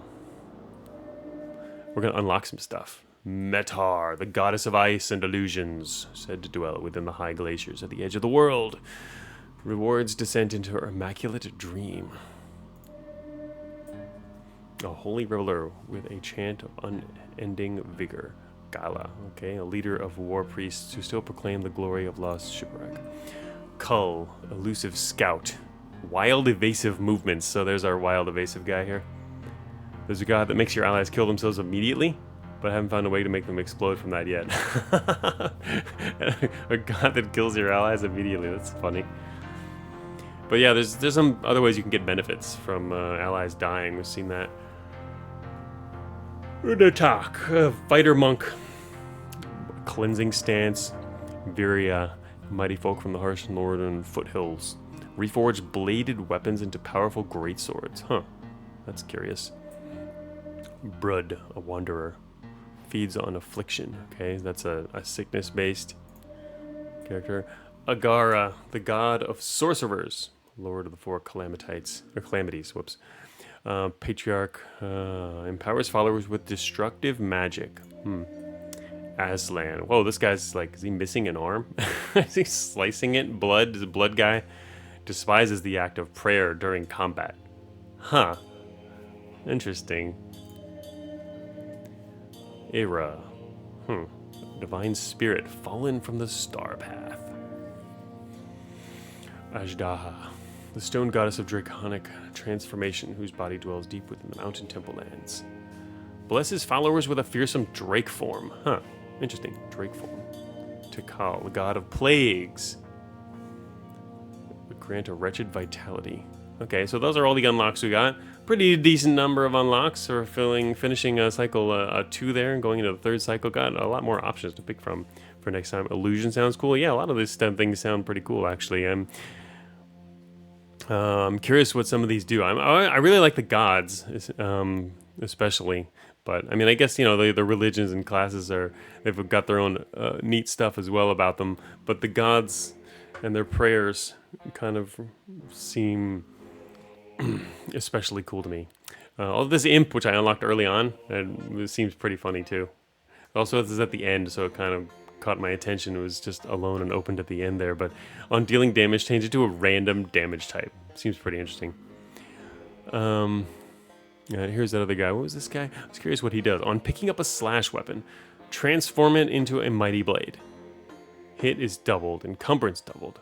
Weapon size set to 7, range set to 1, gains area attack. Okay, so basically this particular class allows you to modify any, that's class, right? Oh, it's culture, right? Culture and class and religion. I forget the names on this game, slightly different, which is cool. The culture here allows you to modify your slashing weapons. Gives them all buffs. Also transforms your class weapons, regardless of damage type, will be changed to slash. Hit instead set to a minimum 100. Huh. Interesting. What else do we unlock here? This guy. This divine spirit transforms your starting leg armor. Right.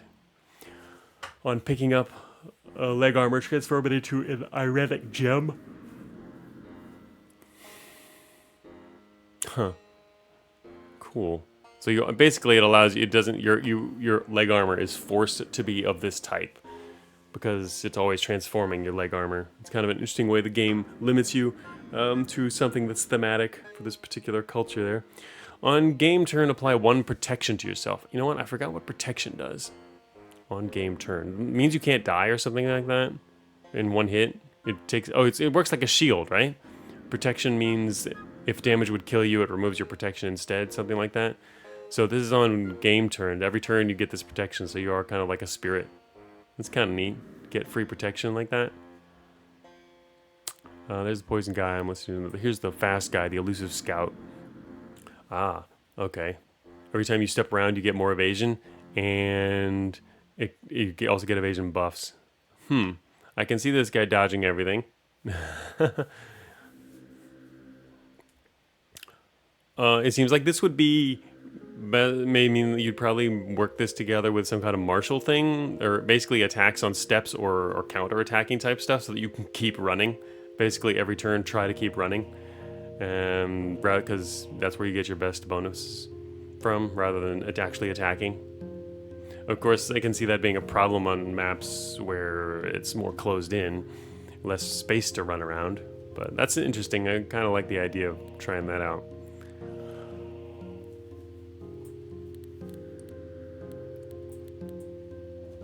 Look at these gods real quick. Prayers grant healing, max life, and deal death poison damage to yourself. Wait, they heal you and deal damage you? Increase max life. Increase max life from these prayers? What? Wretched vitality indeed. You're like damaging yourself and increasing your max life. That sounds really cool. I like that. Alright, what else we got here? The blade race might pair well with Eris. Rightmost god from top row. Or is it you mean a god I don't have? Let's see, we got here Achra, the god of sorcerers. Oh lord, alright, this one is on prayer for perform while standing still actions. And repeat. Well, what? Wait a minute. On standstill, every time you're hit, you deal astral damage to everything nearby. You can and repeat with lightning, fire, and ice damage. So you do 4 times that. That is destructive. Every time you stand still or they hit you, you do that like a bunch of damage to things nearby. I mean, I can see it being nice with willpower, but then you're taking damage, or you could be. So if you have a lot of willpower, that means you have lower vitality and other stuff. But on prayers, also perform all standstill actions. I wonder what their prayers are. Prayers deal astral, lightning, fire, and ice damage in an area. Wow, that seems like an interesting god too. Let's see, what else haven't I seen here? Mitar. Stack of Dream. What is Dream? Dream is minus dodge and speed, but it deals ice and psychic damage to the closest enemy every time you're standing still. So while you're dreaming, you can basically hurt stuff with that.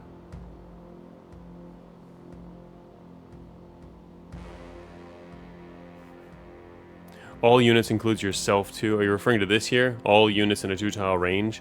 Right, yeah, it's to be allies for sure. And so resistance, like self-damage explicitly is. But does this include you? I mean, it says all units in a 2-tile range. Is it really you as well? That would be easy enough to find out. Yeah. I'd actually like to play around with some of these real quick, see what they can do. Glancing through the list, and we've only unlocked. There's so many different possibilities. I've only unlocked like half of the different things now, after winning a couple runs.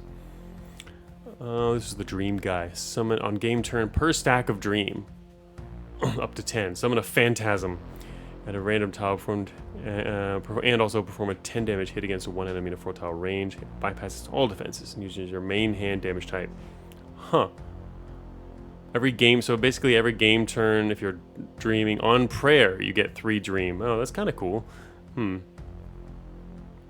So that's an interesting, like a special kind of effect. I like that in this game, that it's not just all of the common effects. There are common effects that are shared amongst a bunch of different gods and religion stuff. But the different gods and classes or whatever can have their own types of unique effects, which are still considered effects and stack in the same way and whatnot. It's pretty neat.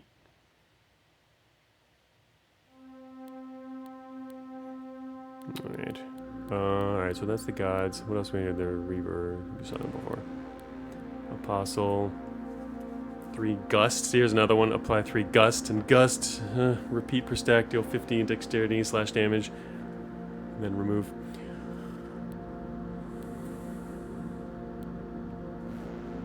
Saw that before. Zealot. These are the starting classes. Myrmidon. Okay, yeah, anyway, I did a basic quick review of the stuff. I'm curious about this guy, for sure. Curious about a number of them. Actually, I'm also interested in this, for actually a more serious run, I guess. An evasive type run.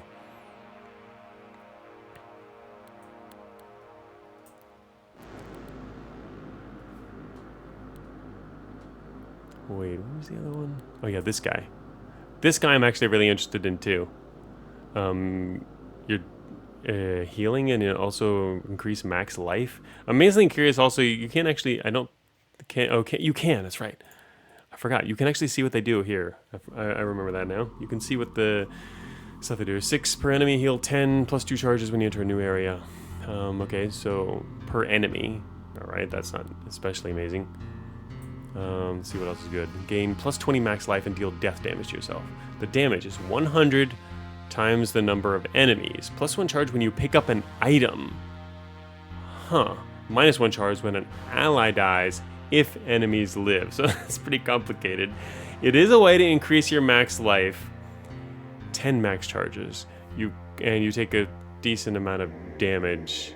So this is basically something you want to do when you're almost done with each map. And I like the plus charges when you pick up an item.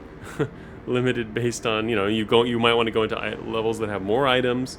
So you can actually see the max benefit you can kind of gain from something like this by looking at thinking about the number of items across a run.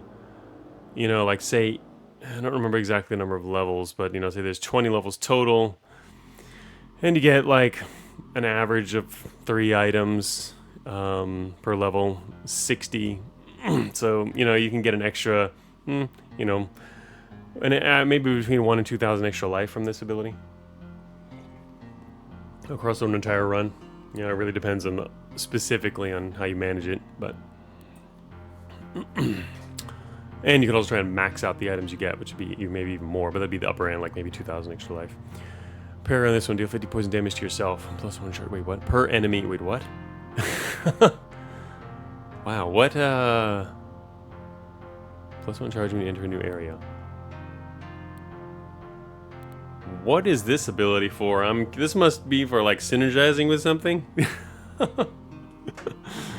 That is interesting. This one does. It just damages you. Poison damage if you need poison damage. I'm also curious about this one. So I'm less interested in this one after looking at the prayers. Oh, we can also see this one here. So what their prayers do. I'm curious what these prayers are. Repeat with lightning. 100 damage. 3 charges. 500 fire damage to adjacent units. Repeat with ice damage. Huh. This guy really does a lot of different damage types. You can only charge that by entering a new area. Oh no, here we go. This one here. Oh, this one allows you to charge the others. Okay, so once you get the third, that's an interesting way of advancing. Once you get your 3rd prayer level with this particular god, you then can use that to charge the. Basically, it's just a way to increase the uses of the previous 2. Interesting balance thing there. Plus 3 when you go to a new area, and each of these add 1 charge to these other 2. Interesting. What's this guy? Gives you access to the other form, right? Okay, so this guy does a nice, heal 500 plus 1 charge when you enter a new area. So it's just basically 500 healing, a one-time healing thing. This guy here, prosomag, they all have the same prefix, yeah. It seems to be common among the prayers. I guess, let's see here. Deal damage to all units in a 3-tile range. There's stacks of Drake form. Whoa, what? 1 max charge, plus 1 when you enter a new area. Damage to all units at 3-tile range. Here it is. The main prayer is the big one here. Once you've got enough for that, apply 5 Drake form. Remove all harmful effects, plus 1 charge when you recite prosomag. When you recite this, it recharges this, and that's for 5 Drake form. Huh. It's got its own tight little effect loop here.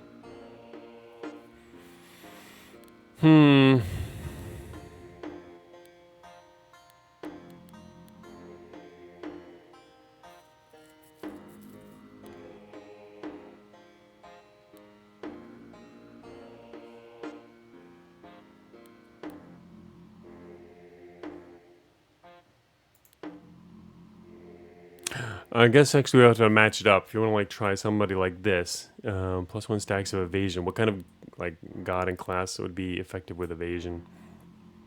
Although I don't know. I was thinking of just ending the stream early instead of starting a whole new run. Not especially early anyway. Only a little less than an hour according to my normal stream. Oh, I started later today. But I don't know if I wanted to get into it. We could just play around real quickly with stuff and not actually try to win. just to see how something works out. But then I got to read all the stuff, and maybe, I guess we'll keep going and just do that. Finish off the run with fooling around for a bit. I did actually want to play a more serious type evasion run, so maybe not fool around with that one. Let's play the protection guy because he's weird. They saw what he did earlier. Transforms that. Let's see. All right, so yeah, we got our new little stars here, playing with different stuff. What else would we do? What would we do? Okay, so this guy here is particularly protection. What else? He's got some resists. Doesn't. Oh yeah, that's right. It shows the protection down there. On being dealt damage, limited to. On being dealt damage by another unit, limit to 1. Oh, I see. So this is before you die or before you get hurt. Okay, so yeah. I wasn't remembering a protection dot, but it does list it right there. Okay, so it's okay.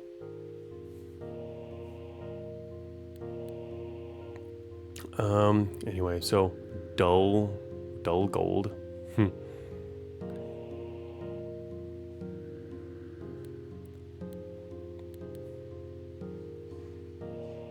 Summon a gilded dead familiar for each known prayer. On entrance, +1 inflexibility, +100 armor. It's hard to play. It's hard to just jump in and play stuff quickly, though. Deal death damage.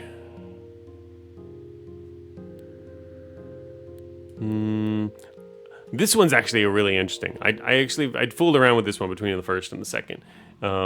This is got its own little type loop. It's supposedly a little harder god to play with. I think it seems to be anyway. I mean, every time you're attacked, you deal damage to yourself, and that damage is 7% of your maximum life. Self-damage is unaffected by resistance. So I guess that answers your question, Fine Step. You were wondering about that? Or no, you were running the other damage. You were saying explicitly self-damage is. That's true. The other one, I guess, would be affected. Otherwise, that would be mentioned. Anyway, Divine Intervention sets your life to 50%. This build is... You're constantly taking damage. Just by being... Extra damage by being attacked. But... You look over here, deal astral damage to yourself, basically, but you have a lot of strength. If you have a lot of strength here, it's 15 times your strength in terms of damage there. There must be some. I'm sure there's some other combos that make it even more viable, but I'm not sure what those are. What's this guy? Oh, on attack, stand still. What's this guy? Apostle. Oh yeah, that's what I was trying. I was trying to do this, an Apostle with Apophis. Because this guy, every time in Divine Intervention, it also heals you and deals a ton of astral damage to everybody nearby. Which is pretty funny. Maybe it would work if you split strength in the other one. It seems... what else would work with that in terms of these? Apply 1 protection to yourself. That's pretty useless against these because it just eliminates your protection pretty quickly. On dealing damage, change it to a random damage type. Does that include the other one? I guess it doesn't matter. I wonder if that's a good thing. Like an imp. This seems like a crazy build, huh? An Imp Apostle of Apophis. We could just go die playing this build. First cycle, second cycle, third cycle of hope. Oh, so each cycle, humility, degradation, hope. The only thing that's changing is the name on there. First cycle, second cycle, third cycle. All right, so I guess we'll go die. As the imp actually starts with less life as well. Changes to a random type. Just gonna go die with this. Brought violence, desiring life. Thus desired blood, enraptured the land. Became ultimate violence with blood exhausted. Became astral rage. Now in the husk of rule, the land is a flowering immolation that no spirit evades. Phenomenology of the king. Fragment. So what does this build want? Probably everything. It's gonna get extra strength. It's gonna die fast, I'm sure. I can also get extra life even. Although it deals damage, but it's a percentage. Oh, we only get 1. Oh. We only have 293 hit points. Here's us, little weak. No allies. 0 allies. No friends. Could make some friends. Bramble Priest over here. So if you look here, deal astral damage to yourself and all units into 2 trail range. It's 15 times your strength So you have to be able to survive that, though. I'm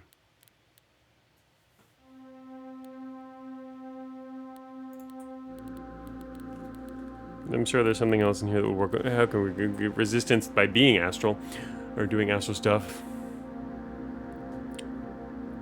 What does astral have going for it? We got 10 points. Start at the bottom. Meditate to yourself. Oh, star cult. Blink snakes.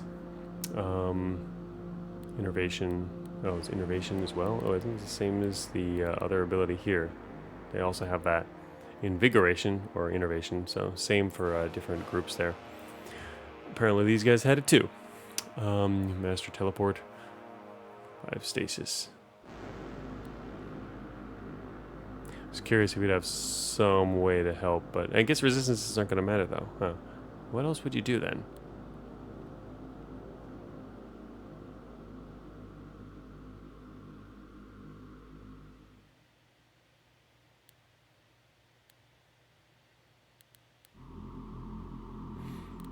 Not really seeing anything there. Electrokinesis. Electricity's fun. On dealing on being healed, deal death damage to the closest enemy. Did death earlier. Necrokinesis.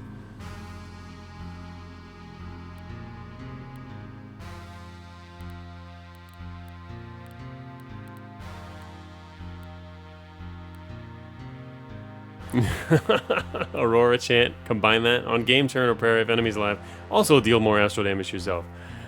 That's funny. Yeah, so you really would need to find some kind of synergies. Otherwise, you'll probably just die. On game turn, if enemies are alive, deal 25 blood damage to yourself. More damage to yourself. This guy's also like to damage yourself.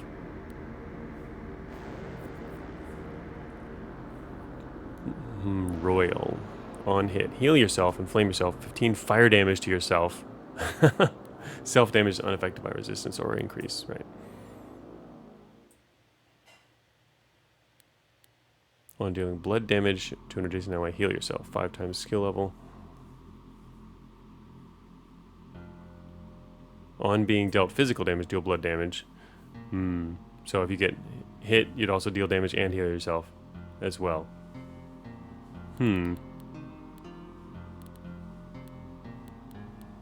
Martial stuff.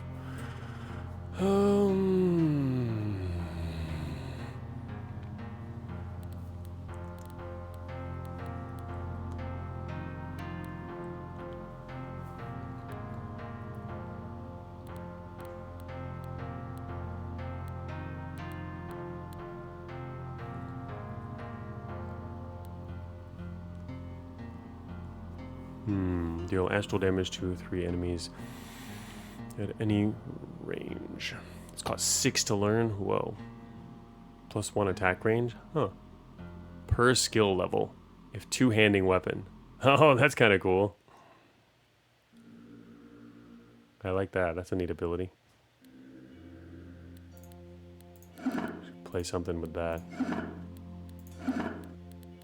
I'm probably gonna die quickly anyway, but also wait, it's not even gonna necessarily be astral. Okay, so we got 1 enemy now. They're weak. They're over there. Alright, now anyway, this here 15 times our strength. What's our strength again? It's like 3, 2. Okay, that's not that bad.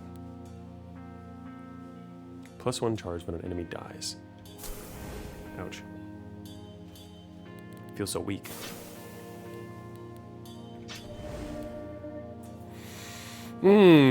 So glorious, so fast.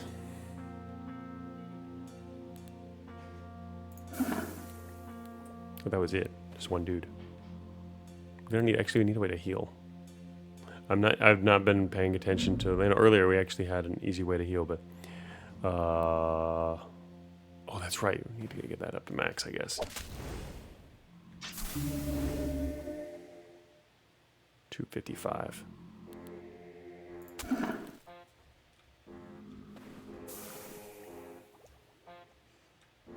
Poison yourself. Apostle 15. Self-damage. Oh, shoot. What was that again? Apostle. Here we go. On attack or stand still, if enemies live, deal 15 astral damage to yourself. Right.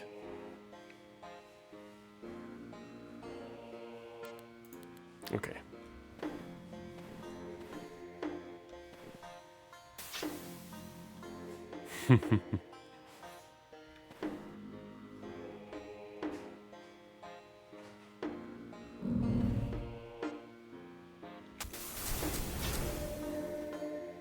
Your glory rises. Actually, lowered our health a lot there.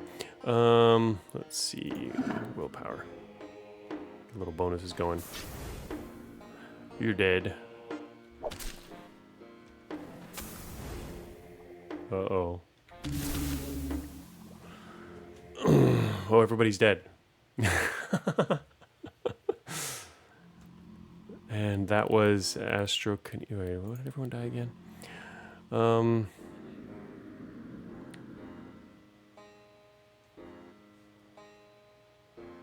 Yeah.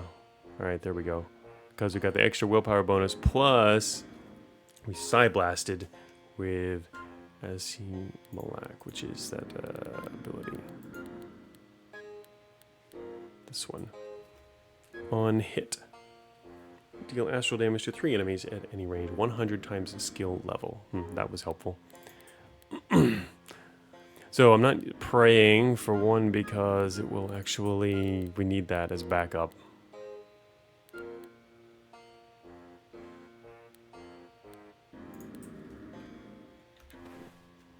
Jade Pylum.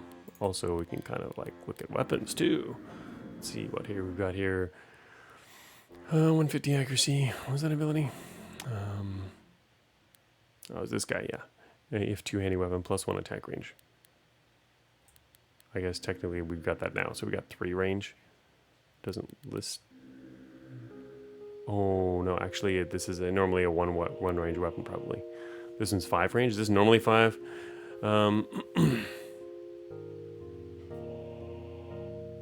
5 weapon size, 3 encumbrance. Technically this would not be a problem to use.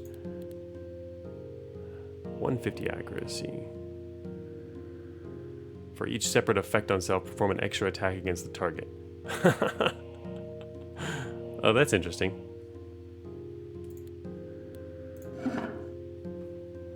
Very interesting.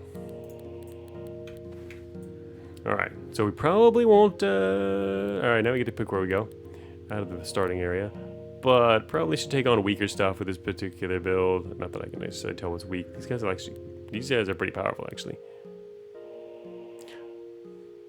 These guys got 3 range and 100 damage plus cycle. We're not on cycle 3, too. Oh, man. Things are going to get nasty. Probably die on the first map now. Alright, and what's our current damage? What is this? Pierce is our ranged attack. Gotta kind of look and see, like, this guy is actually would be hard for us to see down unless we get summons to help out. More dangerous here.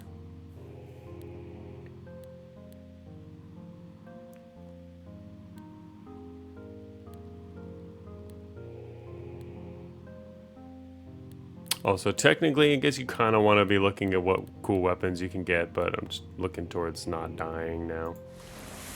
Just to not die too fast. Although it's not going to matter too much. Alright, this guy's in range. Because just fooling around for this particular run. I think I want to try that evasion run as a serious run later on.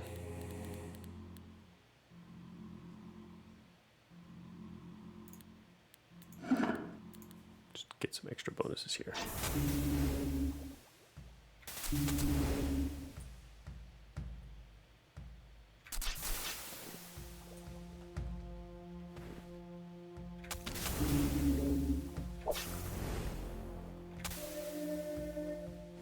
$13. So we could heal ourselves to full. Of course, if we die, it's not the end of the world because, well, we're not going to die because we're going to get divine intervention. That's what I'm waiting for here. So maybe we'll just not bother. Oh, wait, did I just die? Okay, I did. Died that turn. I could have kept that from happening. Now we've used up our divine intervention, but we're back to full, which is good.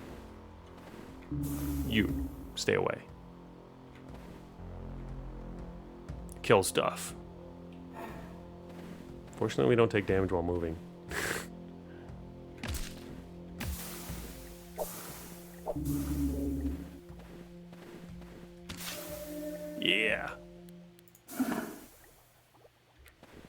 Bone skirt. We got the bone skirt. Didn't die.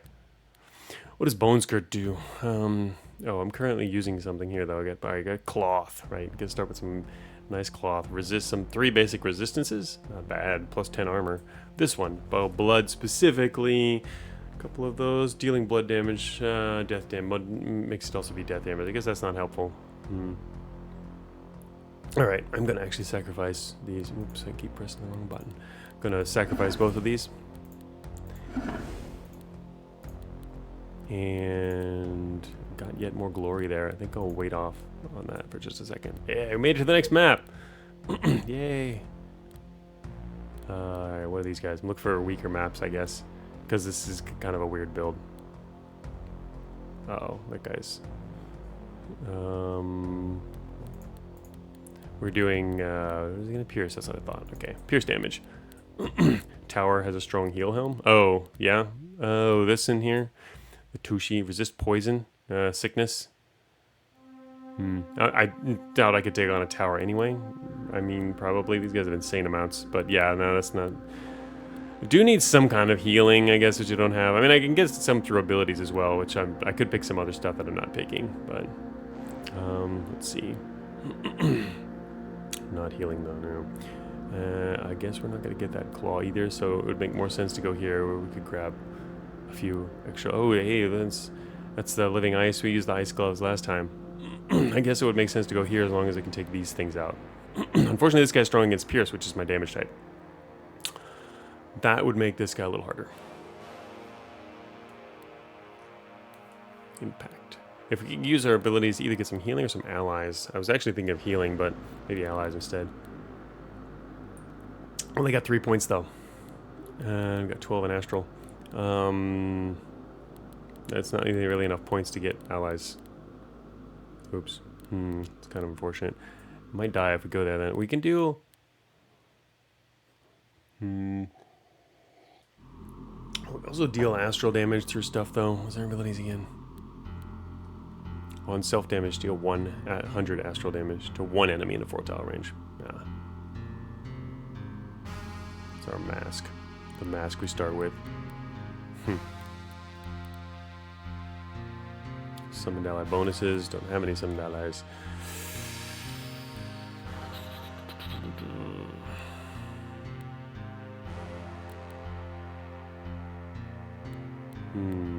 Not actually sure what we would add here. I'm basically avoiding like martial. I'm not even bothering looking at this one mainly because I've done it before, but since it's just a test run, I guess. There's a helmet that heals 10% per turn or something crazy. Oh, that's cool.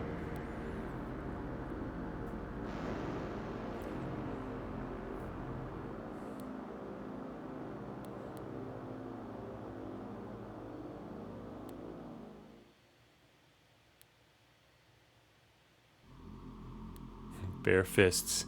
You need to play a pugilist run as well. Lightning. Lightning's cool too. I haven't actually used it. I'm not familiar with it, but seeing enemies use it is scary.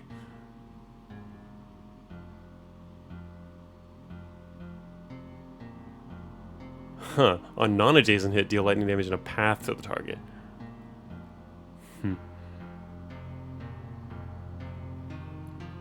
Damage is 40 times skill level.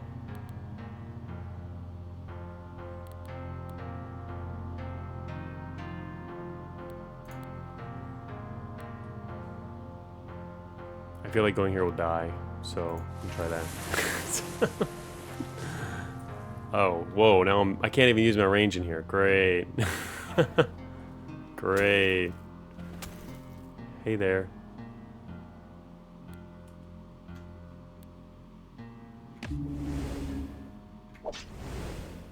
What's our speed? Our speed is 12. This guy's speed's 10. I'd rather not be stuck here. I will take a step that way. There we go. Alright. Main thing to worry about is we need to power up our healing. This is our form of healing here, is dying. Which also can kill stuff. Actually, wait, what was that again? No, on entrance +1 strength. That's right, we're getting the free strength. Yes. That's right. That's part of the whole, like, the whole reason for doing that is to get free strength bonuses.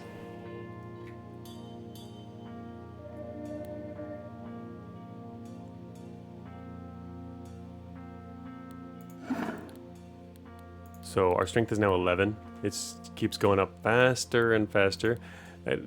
Part of the problem is then, what does that do again? Yeah, 7% maximum life. Cool. Where's everybody? Ah, there you are. Oh, whoops. Shoot. Use the wrong ability. What was that again? No, astral damage yourself and all units. In a 2-tile range. 15 times your strength to yourself. I feel like, wow, if you get strength, that's like gonna, it could be dangerous, could kill you. Need to be paying attention to that.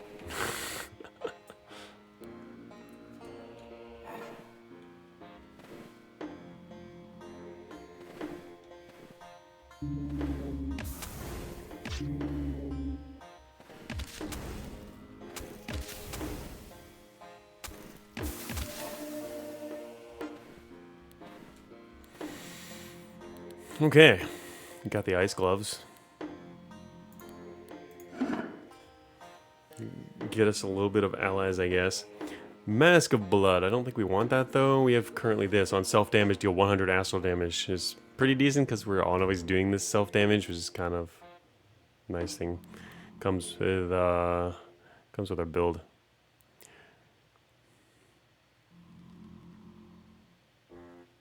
Two range on that. We're currently using the Jade Pilum. 80 accuracy, 70 pierce. Oh, that's right. You get extra attacks from that. That's kind of cool, actually. I like that.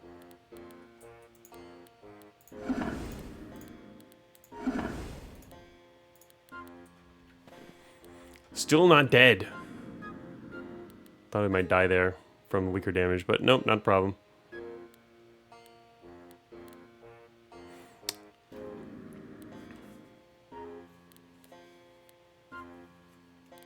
Don't really have a strong build plan, though, here.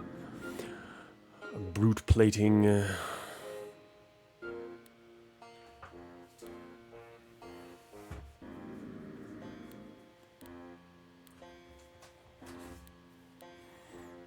Dread Axe.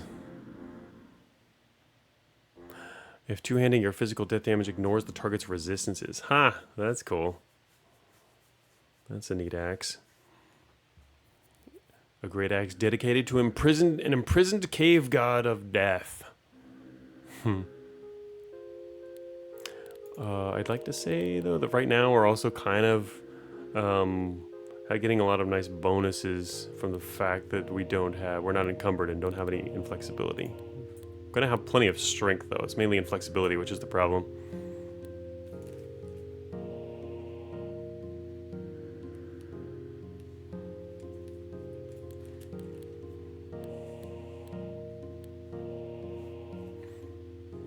Dealing physical damage, apply 2 doom to the target. Physical. Current weapon is physical. Currently we're using the ice gloves now. Alright. I guess it would make sense to look at the enemies instead then.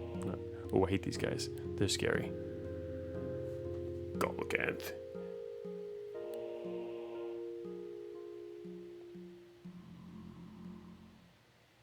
Oh yeah.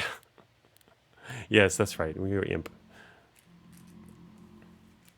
Oh, also -2 in flexibility?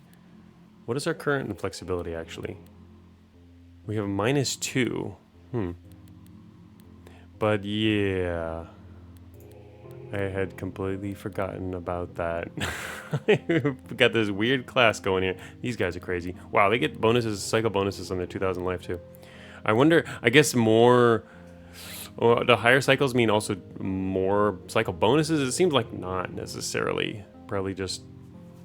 I mean, it's not that they don't get more types of cycle bonuses, they just get bigger bonuses to the same stuff.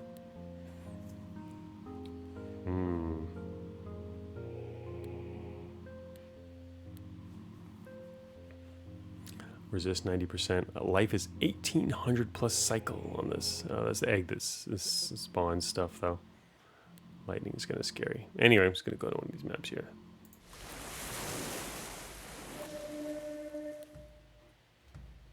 That was the heal helm? Whoa, there was a heal helm? I didn't actually see that. Oh. Oh, look, we found the egg already. Thunder egg. Hello, Thunder egg. Oh, man. Oh, I actually managed to do a lot of damage to that guy.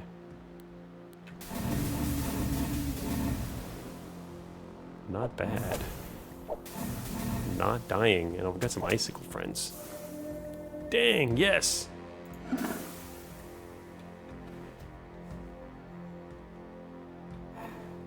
Uh-oh. There's the egg. Die egg. Okay, that was a lot of bad stuff.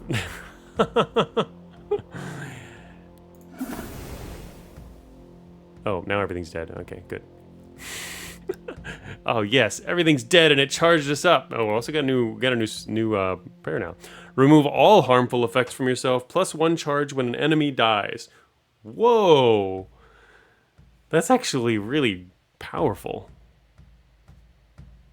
That's really powerful. Plus 1 charge when an enemy dies. I mean, and it removes all harmful effects. Now that seems like it's at odds with I forget what it was. We just got another thing. What was that? I don't remember what it was anymore. I guess I have to look at the full list. What was it that gives bonuses by...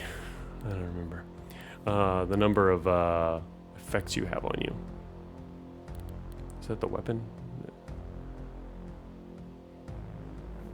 Yeah, this one is. This is the weapon we're using.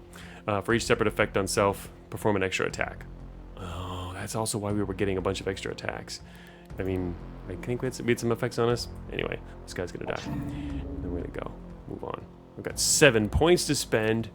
Those guys were pretty fast, yeah. Also, they weren't just fast. I mean, the fact that I spawned right next to the egg, which was spawning a bunch of them right away. That was not helpful.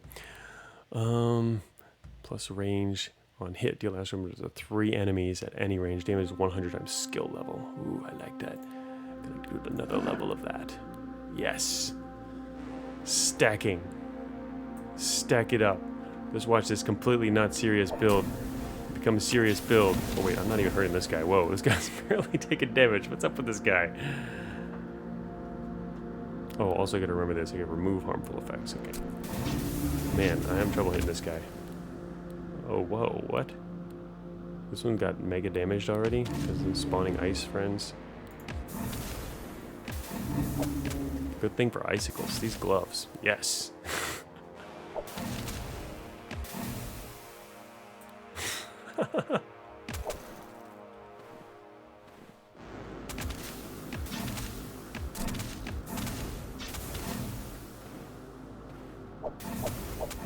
I'm moving instead of waiting because waiting take damage.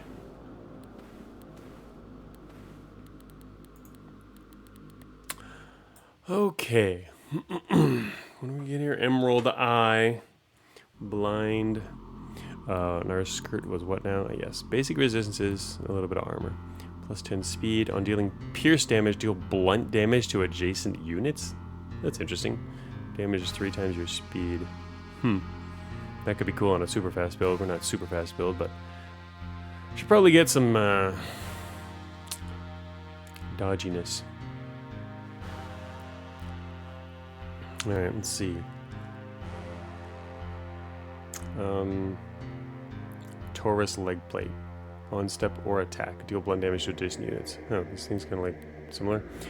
Damage is, multiplied by encumbrance. Ha! Well, we can definitely carry some heavy stuff. We're going to have a lot of strength.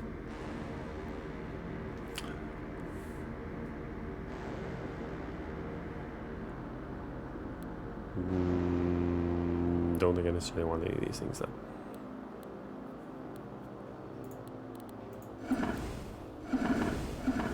Yes, more hit points.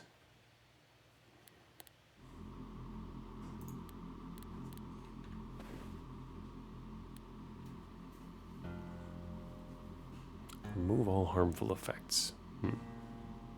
I don't like the fact that this is at odds with our weapon, which means I kind of want to switch weapons because this doesn't work with this god. I will get there eventually, I guess. Let's see, find another weapon to use that would be nice. That'd be something to focus on. Dealing physical damage, bleed. Oh, this is for arms, never mind. It's looking like a weapon. That is not. Plus 100 hit to summoned allies. Ha! Bracers of command. Whoa, on standstill, all allies gain plus 10% hit. Whoa, that's cool. For an ally build. I'm not necessarily trying to be an ally build, but having some allies is quite helpful, that's for sure. The bone shield, we're doing kind of trying not to do, we're doing two-handed right now. I mean, that's what we kind of do with this guy. Was that a bingo? What was that again? Gonna learn how to play this guy and then not finish. Was looking for, oh no, we're apostle this time, that's right. Oops. Alright. Divine intervention is healing and damage a bunch of dudes. Also it's astral, but I guess that means it's not astral because of our impness. Right? Is that only your attack, or is all sources of damage you're doing?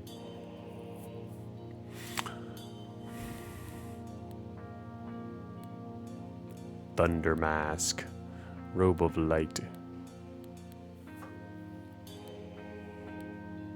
Plus 5 speed to summon allies. Huh.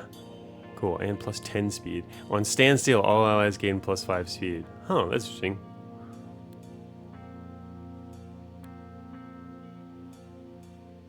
Robe of the Wind. And we're currently... Wait, robe... Oh, we don't actually... But that would go here, huh? Yeah, I do need some armor. Plus 100 dodge. On dealing astral or fire damage, apply 5 blind to 2 enemies in a 3-tile range. Huh. 5 blind. Wow, that's actually not too bad. Robe of Light. Not that it would necessarily last. Might replace it, but let's see what this guy do. Death 90%. 1,000 life. Gehens, yes. Alright, these guys are exciting. We'll go after them in the mountains.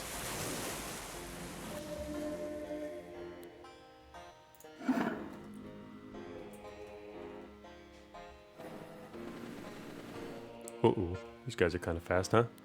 We're moving at 14. They're 45 speed. Oh my god. Ooh, ouch, ouch, ouch, ouch, ouch, ouch. The pain! Oh shoot, I have to kill that guy. Oh no, I have another charge on this, okay. Eek.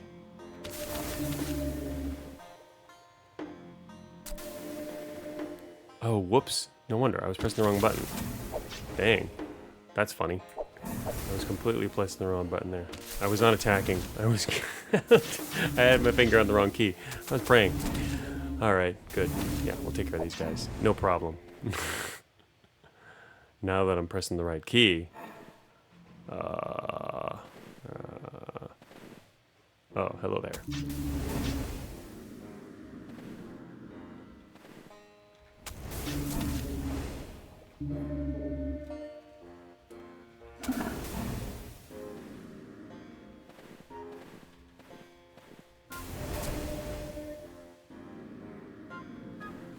Well, he killed us, but that's okay.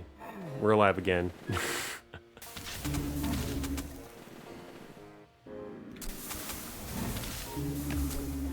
Poisoned, huh? Sickness. What is it? Ah, there you go. 5 poison in game turn. That's 50 damage. A lot of stuff going around.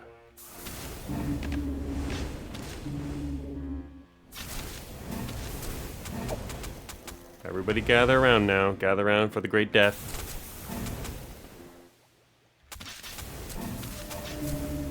By death, I mean your death. Funny. Alright, now I can put a robe on. Boom. Robe of Light. There we go. Extra dodge. And if we deal those damage types, we'll get extra. But we're on an imp, which means we're dealing random damage, so it's less useful.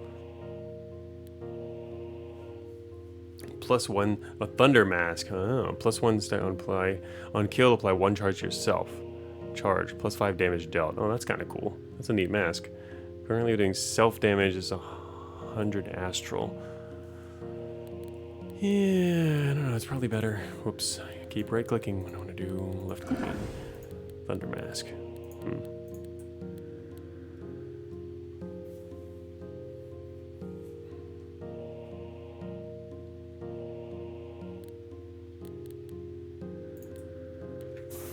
Interesting.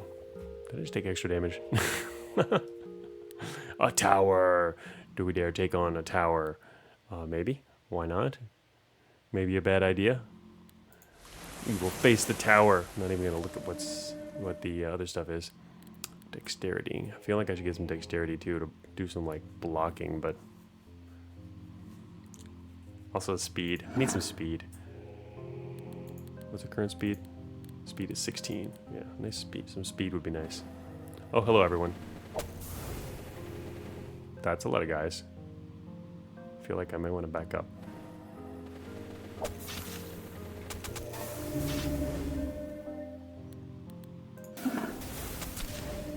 Oh, look, we raised another level. Our glory is just like going up really fast.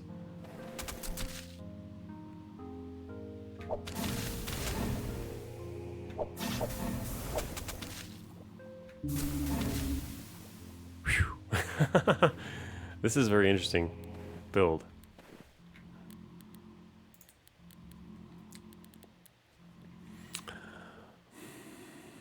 Fire damage. Whoa, on stand still. Oh, on kill, deal fire damage to one enemy in a 2-tile range, 5 times your willpower. I guess it's 5 times willpower and a bonus.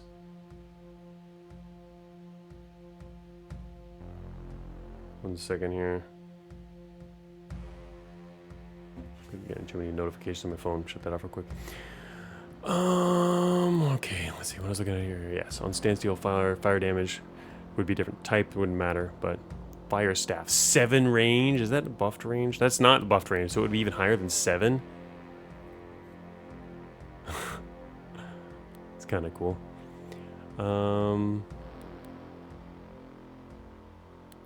With another weapon too, it might make sense. I was gonna get rid of one of these anyway. Well, no, I don't know.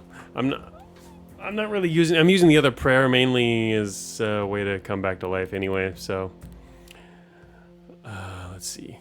Oh, what do we got here? Freeze. The Thunder Mask. That's right, I kept that. Blight Kura here. 8 encumbrance. I guess we don't have to worry about being encumbered either. But it does add inflexibility. But we have a -2 inflexibility. Does that mean our current inflexibility... I don't know if our inflexibility is 3 minus 2 equals 1, or is it 1? Because I know our imp gives us -2 inflexibility. I guess we can test that theory by just equipping this. On being attacked by an adjacent enemy, deal death. Damages your armor. Ooh, that's right. It's a relatively rare downside. And what was our current armor again? Yes. +1 encumbrance, dealing blinding enemies, and +100 dodge. Probably don't have any inflexibility currently. Yeah, I would assume I don't. It seems, but there's no way to visually confirm that. So yeah, okay, we confirmed here. So this is +1 inflexibility, but we're still at 1. But we didn't know that how much we had, or based on, because of this minus. But anyway, yeah, so technically we can actually use this and deal... We now would deal quite a lot of armor damage to anyone next to us who's attacking. Not that I would like people to get next to us, but it's probably maybe a little better than this one. I guess this one had some resistances, which is kind of... This one has different resistances, so that's fine. This blinds a couple different enemies every time you're dealing some damage, but we can't control our damage type anyway, so this one probably makes more sense, actually. And I think rather than this weapon, this fire staff might make some more sense. Oh, this one actually does... I guess I buffed it a little. This one does a lot of extra damage. 148, 1 in 10 pierce.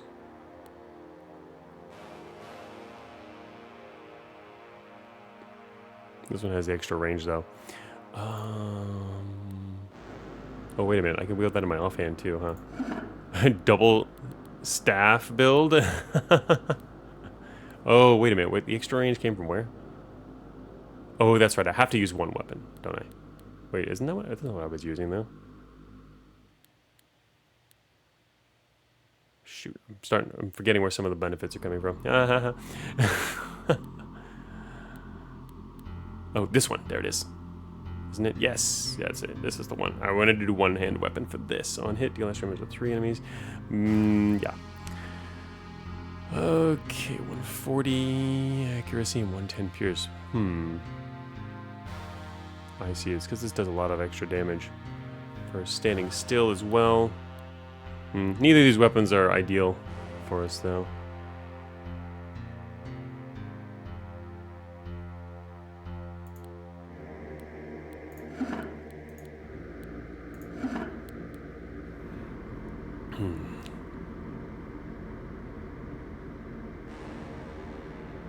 Yeah, unless it's buffed, it's probably not going to be as good.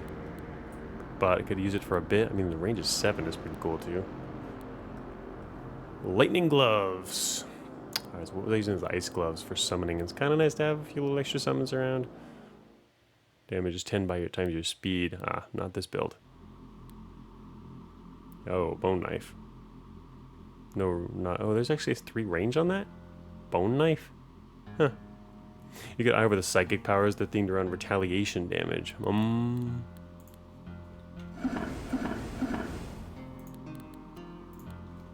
We currently have 6 points now too, right? Yeah, I hadn't actually really looked into psychic stuff at all yet, in terms of at all, really. I know about repulsion, but I haven't actually used it or whatever. Don't really want stand still, though. Oh, it's also hit. Deal psychic damage to one enemy, apply repulsion.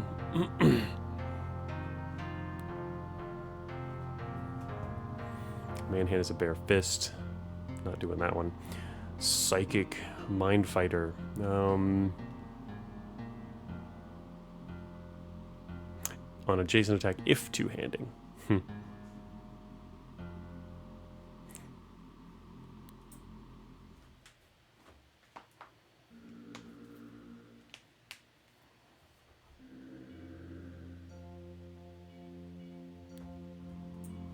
Amplify pain on you or an ally being dealt damage by an enemy. You deal 5 psychic damage to yourself. Repeat with blood damage. On self-damage, deal psychic damage to all enemies. Oh, interesting. Damaging yourself and translating it into more damage against enemies. I've already got some of that going. On being attacked, apply repulsion. On being hit, perform 2 hits against the attacker. Psychic retort. Hit damage is based on stacks of repulsion. Oh, wow, you could really stack that stuff then, huh? Bypasses all defenses.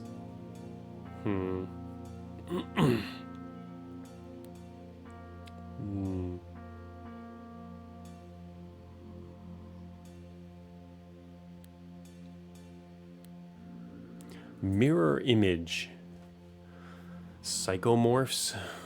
Every time you dodge, you summon. Oh, that's cool. I like that. A summoning ability that happens because you're dodging, like in there, it's a mirror image. That's neat, huh? Ethereal projections of your weapon. Oh, that's so cool. Oh, that's awesome for a dodging build. Huh? I like the idea of a dodging build. I mean, not that I wanted to make this one into a dodging build, but I like that. Wait, what was I gonna get here? I was thinking of actually getting this though, maybe. Kind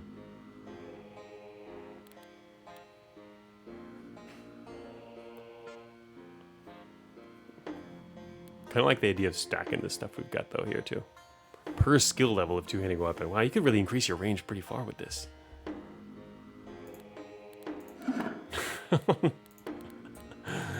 I like psychic. The idea of psychic in the other one though. I mean, look at this. Our range has, the weapon has a range of 8. I might end up having to switch back to that one, but pretty cool. Whoa, a lot of stuff in there. And almost nothing in there. Wow, big difference. That's crazy. Crazy tower. Chimera beetle. A lot of crazy stuff. Could probably die in there. Let's go die! Probably won't die. Just keep living. I could get a different, better two-handed weapon. Actually, I need some. I like weapons with range, though. Unfortunately, none of these have range. I like using the staff weapons on this build. But not going to get one here. But we're going to go in and see what we can find amidst all these enemies. A lot of enemies, sure. Alright, tab that guy.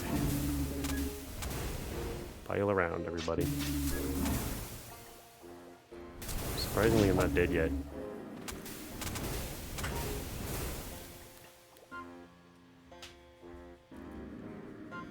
$15 times your strength. I can actually use this and like kill 15 times strength. What's our strength currently? 20 now.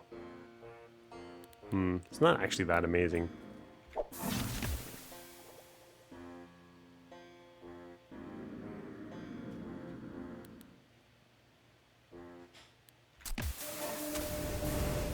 That's what I was counting on. Everyone dying as soon as I died.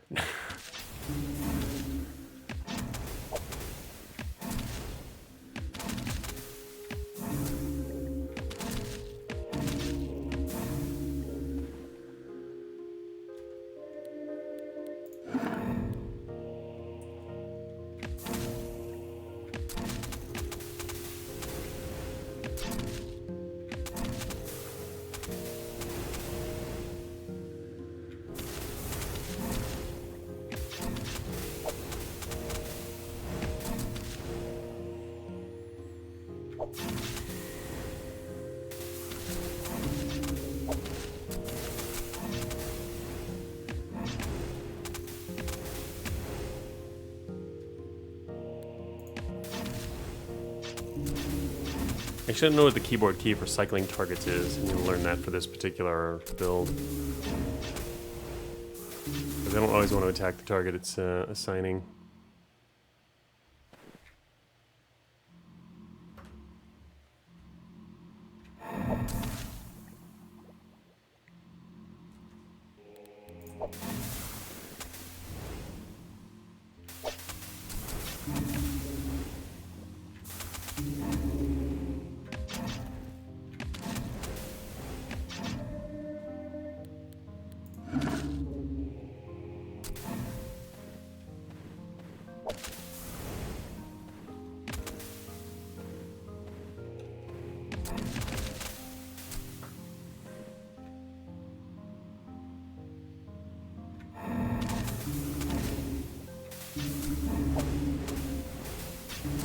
Summon a bunch of little fireling things, burning bodies. I love them. Burning bodies.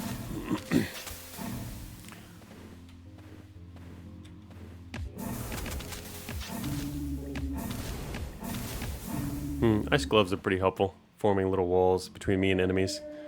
Temporary walls, all I really need. Get some extra speed here. I like how I don't have to worry about... Oh, here we go. Yes, the Fey Partisan ambushes you. Oh, whoa, this guy is... Fey Scout. This guy, Fey Scout. Fey Partisan. Oh, it's this guy. Here we go. Fey Partisan. Attacks with Pierce Melee. 50% to recover. He's got a lot of resistances.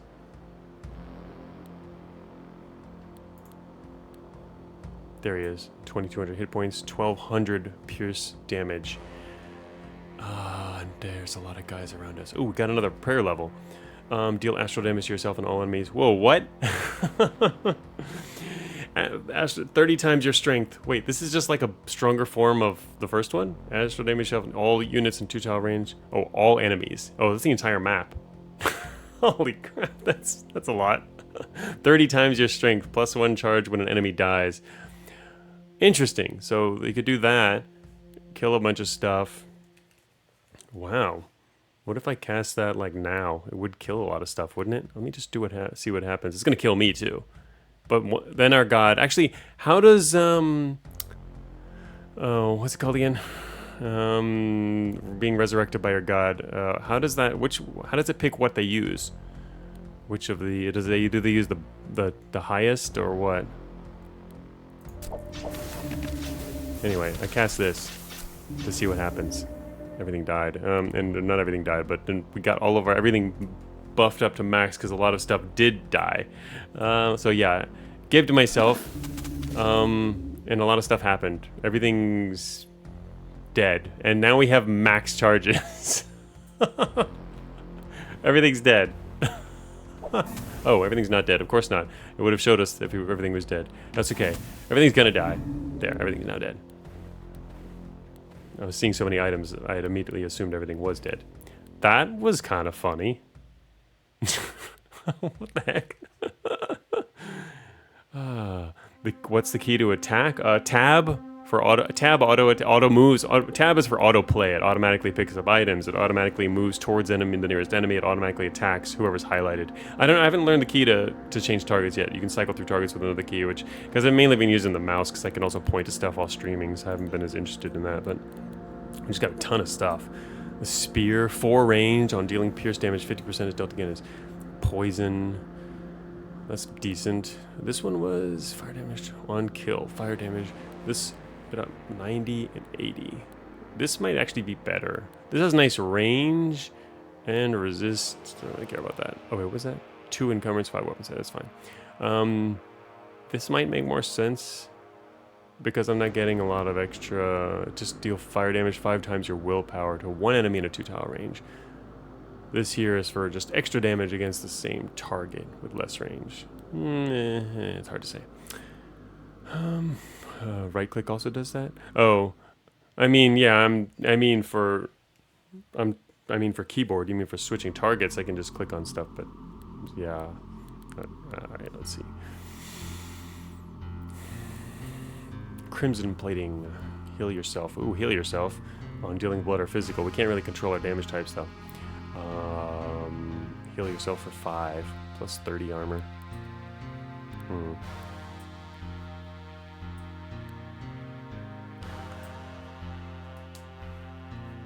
Extra damage.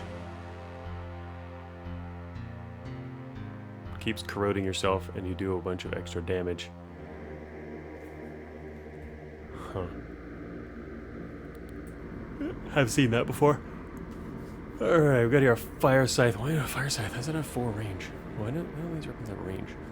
Are we getting range off of this as well or no?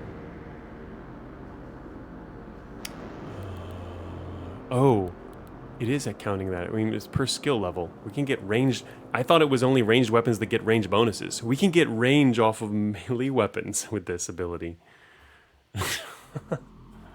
It would appear. Crazy. We can use all these things at range. Oh, maybe I said switch then. If two-handing, which we are, per empty armor slot, plus 10 armor per point of strength. Whoa! Dang, that's actually kind of cool. Wait, whoops. 10 armor per point of strength. I mean, I got 24 strength, so that'd be 240 extra armor. And that's, we're already doing the two-handed thing. That's per empty slot. So for example, this gives 35 armor. We could up that to 240 armor by using this and just dropping this. Then you lose those specific resistances though.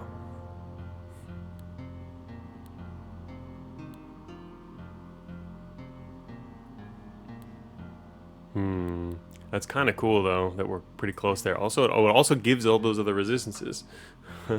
And area attacks if two. Wait a minute. Attacks area. Attacks area. Need to check that. Can I see that on the list there? Armor is up to 761. Oh, it's because I didn't take this off yet.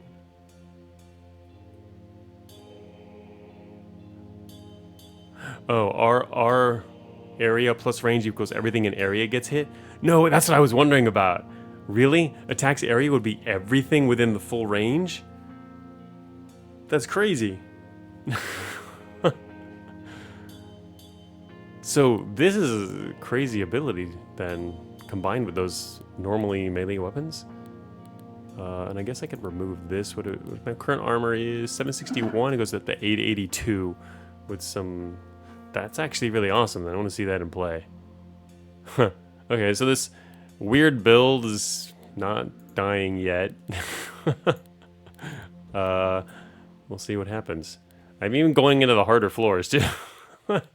Okay then. What else is in here? What kind of cool items are there? I've seen this. I'm not standing still. Attacking enemies gives doom. It's kind of nice. Summon a Jade Soldier. That's bracers. Our build's kind of all over the place, so I can't see it being great. Area attacks gives you 1 initial attack per enemy in range, so I can trigger extra attacks for each enemy. Yeah, what was that? The oh, Mask of Acid. Huh. Anyway, mainly interested in enemies then here. Acid Beast. Hey, the Mask of Acid, that's not in the Acid Beast area. More powerful enemies coming in though here. Summon Astropedes. Umbralith. Phantasmal horror of the void. Rebel offspring of Fada. Birthed from the corpse of a pentot. Oh, that's cool. Let's see. It's got a lot of different resistances. And damage. Star brutes. Alright, well, we'll go against what looks bigger and nastier.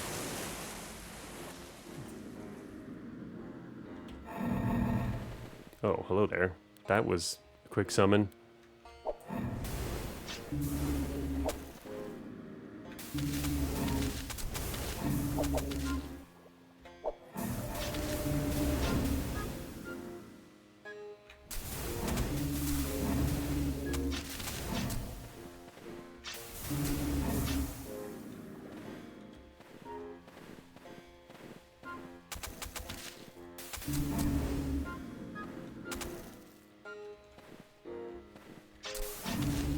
How fast are we now?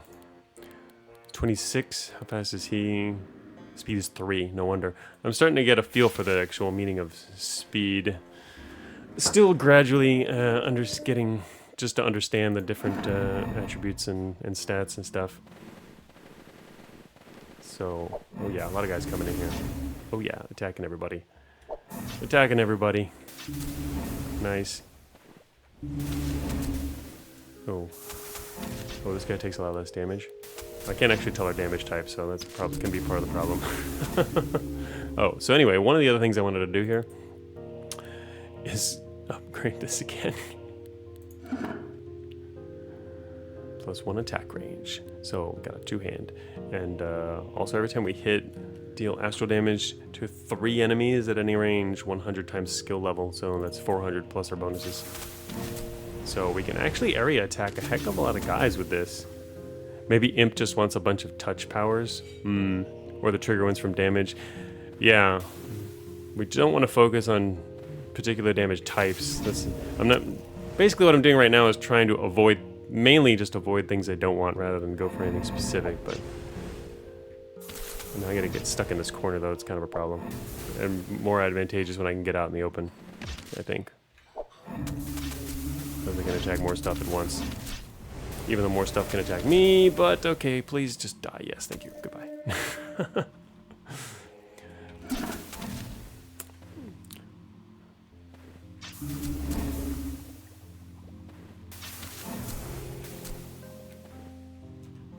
Alright, perfect. Hey, Terminus. It felt very easy guessing further cycles where you put on the pressure. Hey, Terminus, so you just played your first run too, huh? Won your first run? Yeah, I mean, I'm sure a lot of seasoned roguelike players can probably win your first run if you're trying to and not fooling around with this. It's claimed to be, you know, the default difficulty, but also I guess, you know, it's not necessarily aimed at the hardcore roguelike players that we are. At least not at the lowest level. You know, that's a level for everyone to enjoy. Whereas, yeah, the higher cycles, it definitely gets crazier. Also depends on, you know, what options you take. Like, in terms of what levels you want to go after for your particular build. But again, if you're a decent roguelike player, probably don't have as much trouble with that. Okay. Done with that area. So, so nice. Oh, a lot of stuff there. Oh, I should probably, that's what I was going to do. I was going to look at these things real quick. All right, I know what that is. Jade bracers, I'm not actually sure. I'm kind of liking little ice guys though. The difference here is on game turn enemies live for each separate effect. Oh, this goes along with this here, Jade Pylum. You can see the theme, the Jade theme, what that kind of does.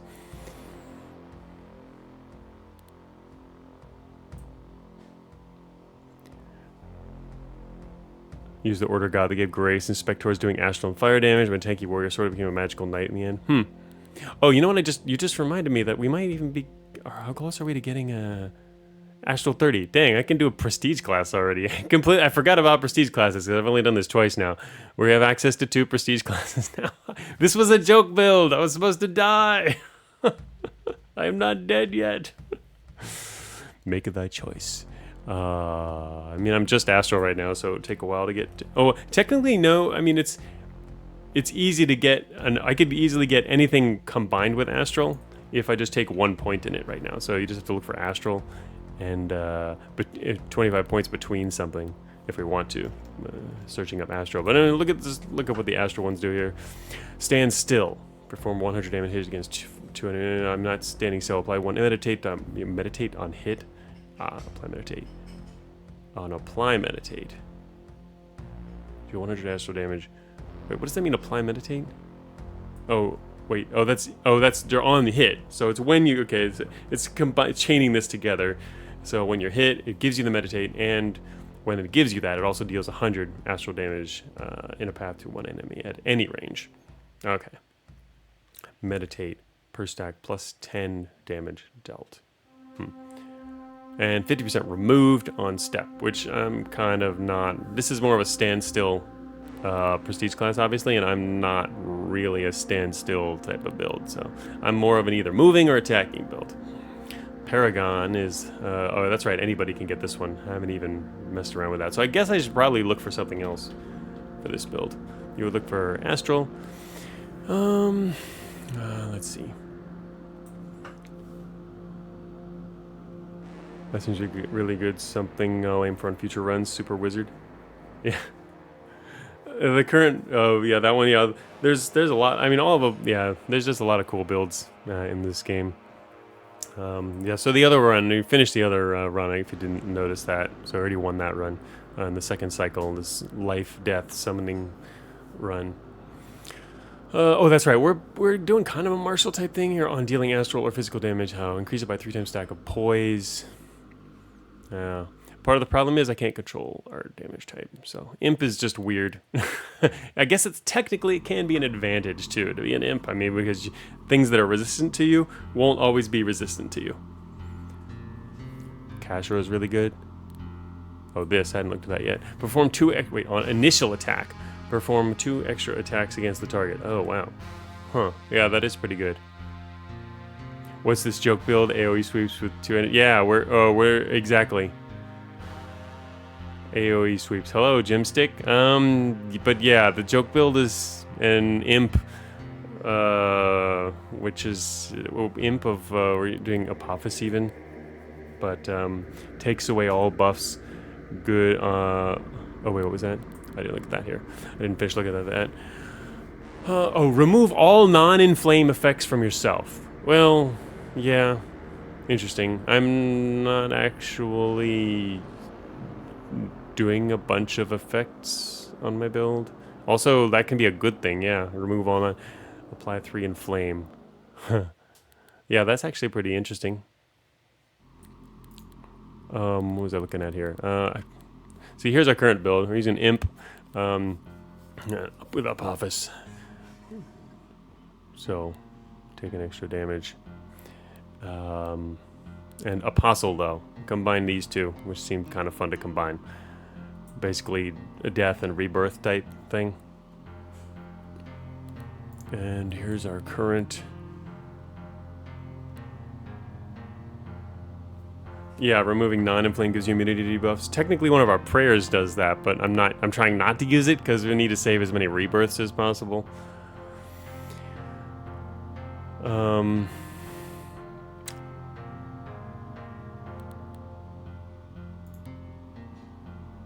Oh, anyway, but yeah, I guess I didn't, since we're here. And that was Paragon, right? So I was going to say, wait, Astral. I haven't looked at all these others too. Psychic, this is Repulsion. This would deal a lot of damage though, combined with just a more powerful weapon. Create strange tint terrain in a 1-tile range around yourself. And at a random tile. Deal astral damage to all enemies standing on strange tint. Oh, that's cool. Huh. That's a really interesting build. Obviously not for us, but that's neat. Destroyer. What is this guy? Liturgist. Requires 20 points in any cult. That's cool. A cult-based build. Night Crow. Anyway, these are all kind of more special stuff. Oh, what was that? On killing adjacent enemy, grant 1 charge to your first prayer. Oh, on prayer, if enemies live, deal fire damage to yourself. Repeat with all those. Whoa, whoa, whoa. Deals a ton of... Okay. Chant. Star Jumper. Anyway, this one does seem interesting. I don't think I'm basing... wait, I forget what it was. That's what I was going to go do. I was going to check... am I basing anything on effects?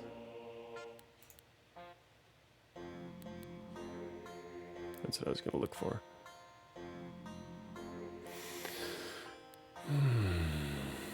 Effects on self. I don't think I am. Got no pants on. No pants! We are no pants right now because it gives us extra armor anyway. Oh, also I have these other things I haven't been using. Let's see. We're currently using this axe. Let's see.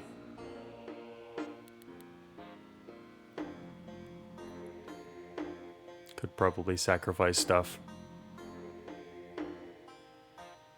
I wonder if you even want to toss the chest plate. This one, you think? I mean, what's this? Oh, this was for dealing damage when... I think the chest plate's pretty good. Every time you're attacked by someone, deal armor damage to them. It's pretty good.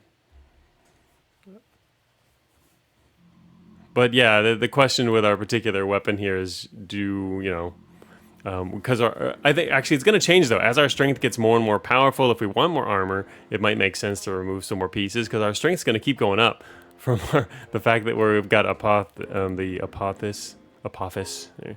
It's pretty good. All right. Joke build has gotten serious. I was afraid of that. I should just try to play it a little more jokingly and just sacrifice everything. Let's see. If I do that, it will save me time. Fire scythe. Slash to the...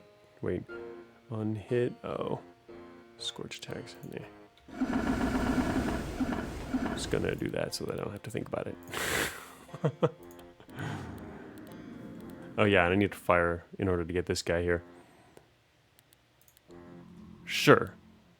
I have 1 point available. I need a point to get fire. Alright, let's go to the next map. Oh, big demons. Gold demons.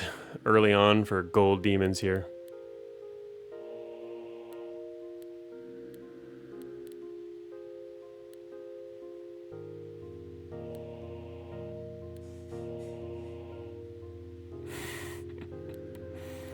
With a build that's all over the place too, it becomes a little harder to pick what items you might even want. 1528 on armor, or health.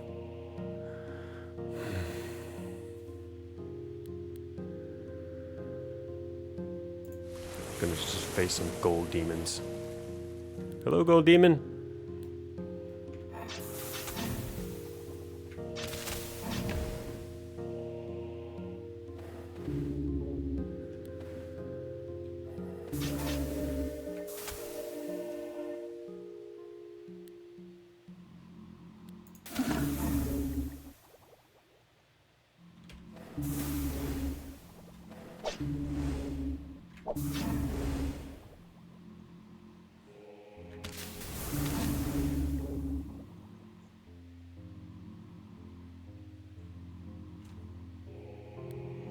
I like the info blurb for the gold demons. Oh, what was that one? Oh, demon of radiant yellow light, guardian of the mind warden, and gate of the horn, said to be born from the room at the end of the mind. That's cool. Yeah, there's so many cool descriptions. I used to be reading all of them, but it slows down a lot, so... shoot, corrosion now. Well, we can solve that by giving us some fire here. Wait, fire, here we go. Fire is on the left side.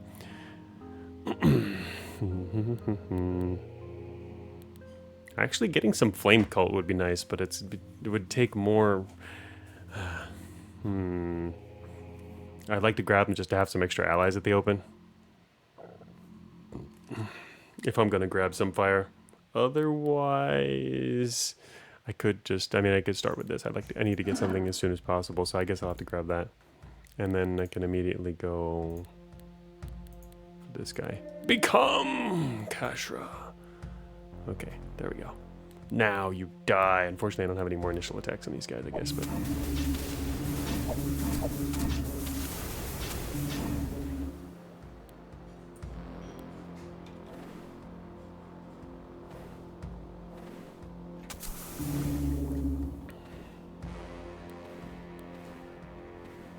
Oh, that was just one tower room against the demons, huh? Agni Helm. Alright, ours was the 100 on every time self-damage, 100 astral damage. I should try to check how much damage that is doing. How much damage is that doing? What was that called? Area attack. Initial shows the area attack. You break his armor, penetrate. I should probably read. Technically, I would want to read some of these and see some more stuff. But anyway, what you take a step. Plays for 7.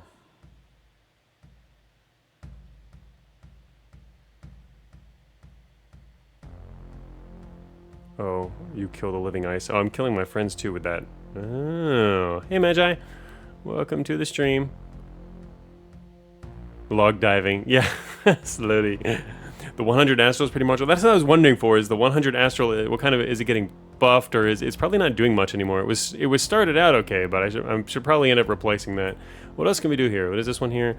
On being attacked, apply 5 inflamed yourself, deal fire damage. Oh, deal more self damage. Great. Wait, the self damage is equal to stacks of inflame. On prayer, heal yourself. Heal is 5 times stacks of inflame. Wait, doesn't it? That's kind of interesting. Huh. Oh, I'm not praying though, and that doesn't count as the other one, so that's actually not as useful for me.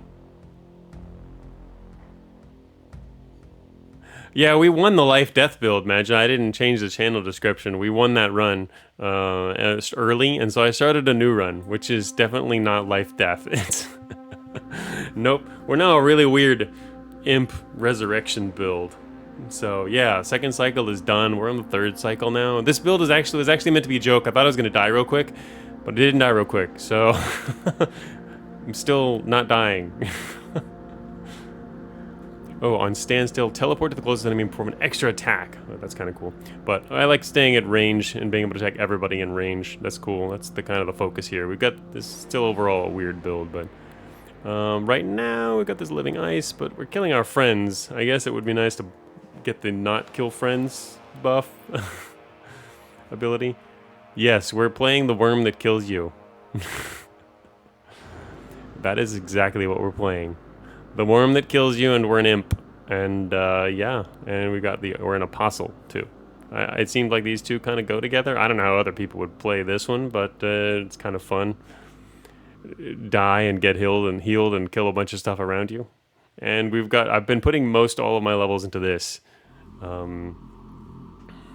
which keeps expanding our range and allowing us to do lots of damage and stuff all over the place. So it might be excessive beyond now, but I don't know. Going to like the Phoenix. Yeah, I've heard many things about this Phoenix. I have not yet unlocked or seen this Phoenix, but it sounds interesting. But yeah, this idea seemed pretty cool. Basically just not praying and using it to come back. So yeah, so our helm, we can probably replace that, but I don't think I necessarily need to kill myself with yet more stuff. But let's see, our current prestige class here though is also remove all non-inflame. So technically that actually, this actually works with our build. The main thing is I don't get the prayer ability because I'm not gonna pray. Well, I mean I could occasionally pray actually. 5 times stacks. I don't know, it might be kind of interesting.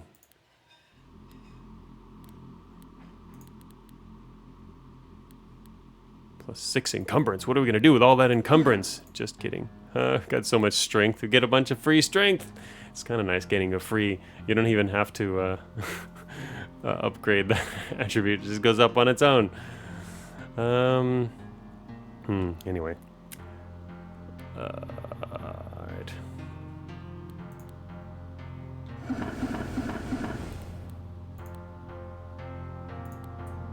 Craziness. They're already here. I've even been taking harder maps trying to get myself killed. I'm sure it'll happen eventually. This build is kind of like lives on the edge. The idea was it was going to die sooner. Wait, what was that? Other helmets.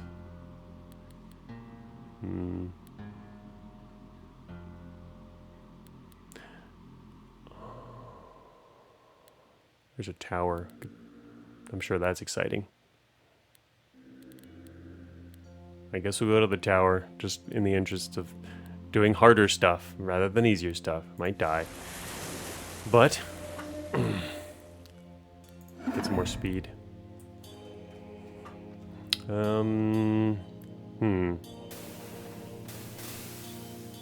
How fast are you? It's the Umbralith. 25.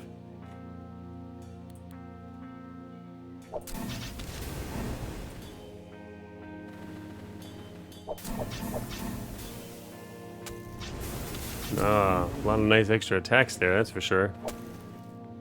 Boom. Hey, Almond Roll. We've recently picked this game up thanks to you. It's fun. Cool. Always happy to introduce a cool new roguelike. I am hopeful that I have helped Ulfsire sell a bunch more copies of Path of Achra. Oh wow, there's a nice long train down here to the southeast. I guess I'll just wait here. Alright. Nice. Killing corridor. Uh-oh. Don't like me. Charges. But you're dead. Yeah, it feels good to be doing some damage on my own, though, as opposed to the last build, which I barely got to attack anything, even though I was doing a ton of damage. Wait, is something going on out there? Why is no one moving? Here you are. Just took you forever to get here. Hey, Ulfsire! Hopping in to say thank you for the stream. Yeah! We've been meeting with new players who've just getting into your game, and enjoyed our last win. And now we're on cycle 3, trying a weird build, which is not dying, even though I was trying to kill it. Am I trying all the hard maps? Got a little extra resurrection chances here. I like the fact that we get strength for free. I was just talking about that. Wormborn did make it. Wormborn didn't have to really lift a finger. The entire map would fill with allies. Very powerful ones. Then if I wanted to attack something, I could do like over 100,000 damage. But I didn't usually need to.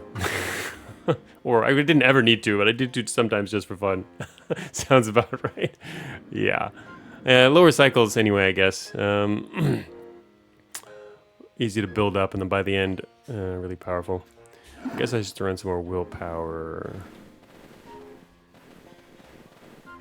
There we go. Get some sight on these guys. Uh-oh. Uh-oh, we're almost dead. Not really. Resurrection. Name of the game.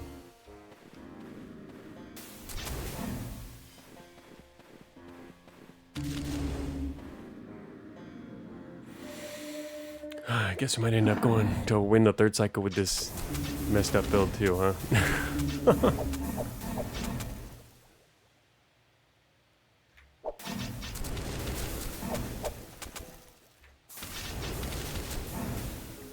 Hope to see Corpse Explosion in Achra as well. Game reminds me a lot of a certain other one called Pathfix.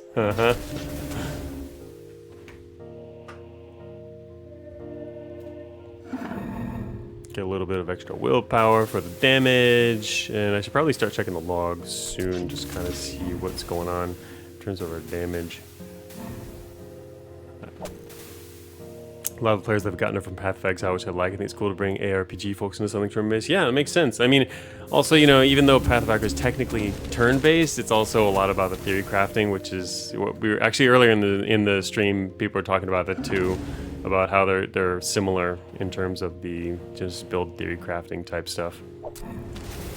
And that's where a lot of the gameplay lies. It's less in the turn-to-turn stuff, even though it's technically a turn-based game. It's technically still roguelike. A lot of the game happens before you play the game. Or before you really get a build going. And then after that, yeah, there's a lot, it's less involved.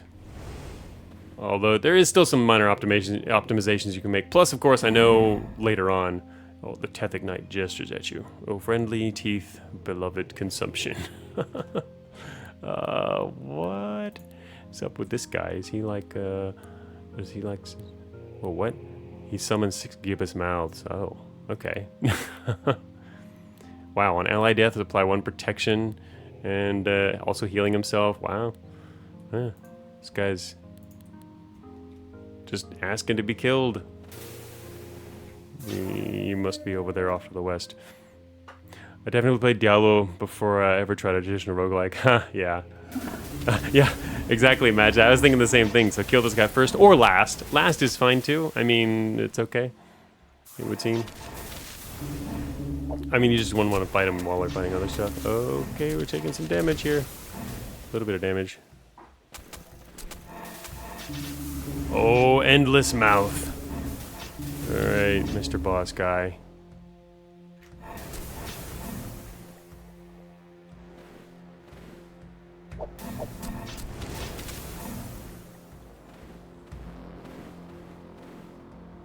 Here he is.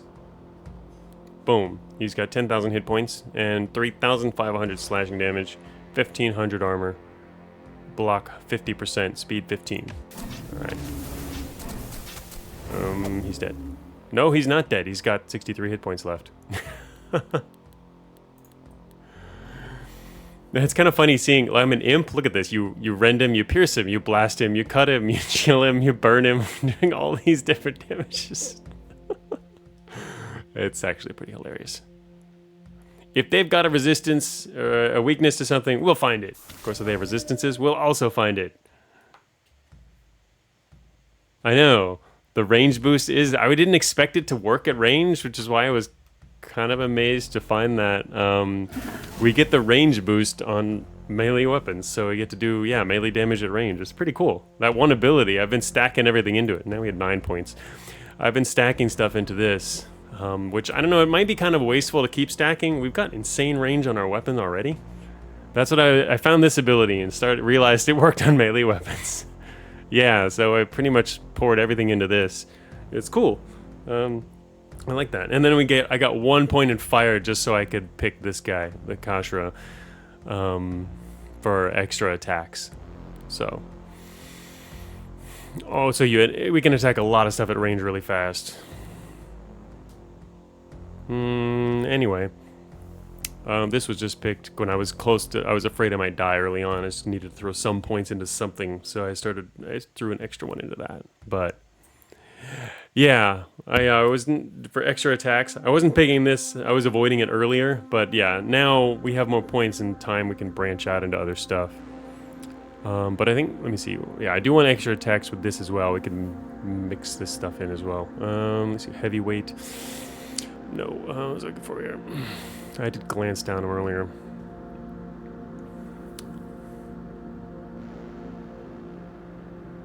Plus 100% pierce damage. On attack, if attack range is greater than 1, deal pierce damage to the target. Huh. And damage is 10% of main hand hit times the skill level. And apply mark. Mark is skill level mark. Increase all physical damage taken by 10%. Huh. I mean, I can't focus on physical, but that's kind of cool. Aim. Yeah, aim seems pretty cool. There's a specific two-hand setup. Yeah, there might be. Here's a two-hand guy. Yeah, I hadn't looked at all of these yet. I'm gonna look down. Aim. Aim seems pretty decent. I don't get the extra bonus from Mark so much because of Imp. My Imp is kind of the wild card here. He's making it harder to focus the build. Yeah. Oh, sorry, says exactly. There are 3 physical damage types. That's a pretty good chance with Imp. Yeah, it's true. But yeah, the fact that we deal random damage, it messes up. Yeah, like I said, it makes it harder to focus the build. So there's a lot of things we have to avoid, or it's a waste. Anyway, what was this here? Pugilism, no. Oh, this one again too. Let's see. Oh, there's an empty armor slot. I do have one empty armor slot right now, intentionally because of my weapon. On being hit, perform an breaks adjacent enemy. Yeah, I was using this in my first build, my standstill build. That's not too bad. Most things aren't getting close to me though. Yeah, we're not pugilism, but yeah, it seems like there's a whole other direction you can go in something. On adjacent attack, if two-handing deal a gem is just, yeah, no, it's super helpful for us. On standstill, I'm not doing standstill stuff. On initial attack, oh, this is yet more extra attacks from initial attack, which we already have coming from. So there's yet another initial attack. Is this one? This one technique. +3 speed, -1 in flexibility. Pugilism has kind of become about orbs unintentionally. Huh. Oh, this is adjacent. Oh, and against an adjacent enemy. Right. Yeah, that's true. So that was not helpful for us. I guess aim is probably the closest thing that we might even want from this group then,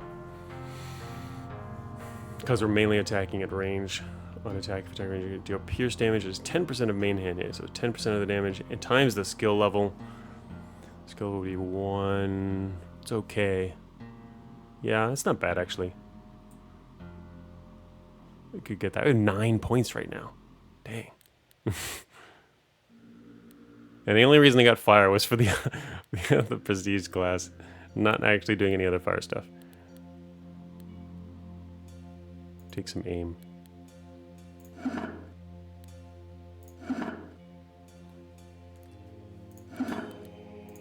Take just a little bit of aim. Okay.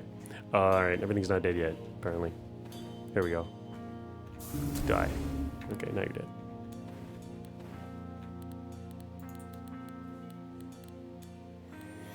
I wasn't actually coming here for anything specific.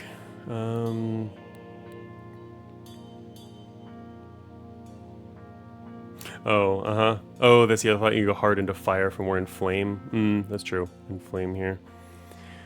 True.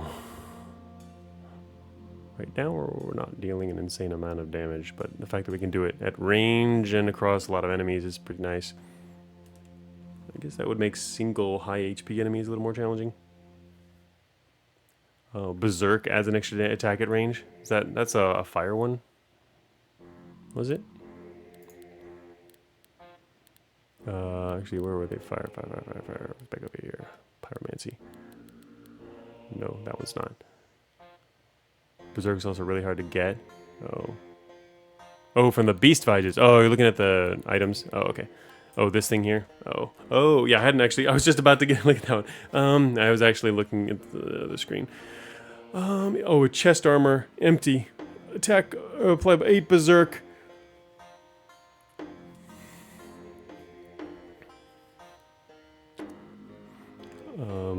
Plus 15% all resistances, minus 50% armor. That's pretty cool. I like that.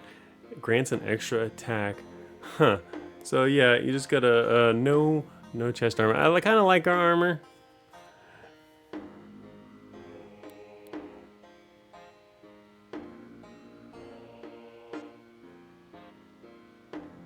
I can see that. That's pretty cool though.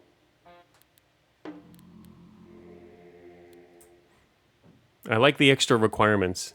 I've been giving compliments on and off about the design, Ulfsire, by the way. throughout play, as I've come across a few things, I thought really nice design. I like this, the design of a lot of these items too. Just the fact that, they have the other requirements and synergies with other types of things you have equipped. Or not equipped. They force you to, I like trade-offs. I'm big on trade-offs in the design of stuff. And there's a lot of really cool trade-offs in Path of Achra. Anyway, I don't see anything else here. I'm leaving off the sash specifically because of our other extra bonus. I guess I don't need any of this stuff then. Alright. I'm not really going for anything specific anyway. So, still getting further here. Visors are fun if you can find one you can pivot into a power of nudity build. They go hard. Power of nudity. Yeah. Oh, another tower. Oh, this one's got pentats. I don't like that. That's actually probably dangerous for me, huh? Whatever. Probably not that bad.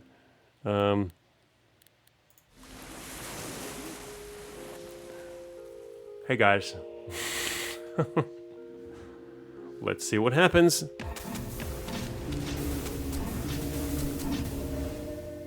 Okay. Well, they died. That's what happened. Oh, he just teleported next to me, and then he died. Oh, actually, I died too.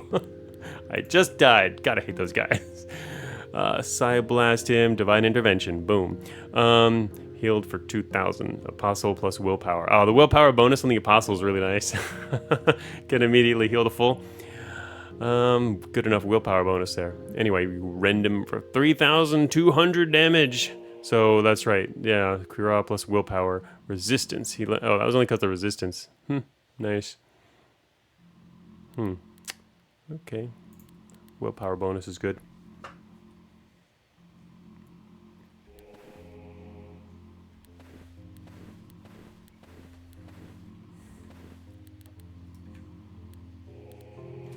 Well, that went fast. This is a lot faster than playing a summon build. I've only been playing for, and this includes a whole lot of talking and going slow. I've only been playing for like a little over an hour or something. And we're already almost done with this main area. Willpower boosting the 50% to full heal. Yeah, it is pretty cool. I like that. It's nice. It's a cool synergy there. All right, so is there anything else you actually want? What am I using this axe? Probably just gonna end up. Yeah, we're sticking with the axe, so I'm gonna definitely get rid of these things. And I got a bunch of other weapons here too. Per empty armor slot. Here's another empty armor slot weapon here. Kladeb. Some builds are strong, but you do a lot of weak attacks instead of, giant axe. Yeah, that's true. Giant axe, killing stuff pretty quickly. Could be, I feel like I'm not doing enough damage yet, but I guess it starts stacking when things, ruby straight sword, once you get things going. Earth staff, a lot of stuff here. Plus the fact that I have my axe is 5 range is pretty cool. Garnet necklace.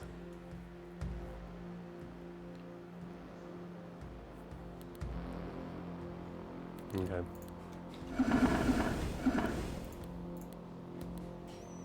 Where else can we go to not die? Your axe wants your empty armor slots too. Right.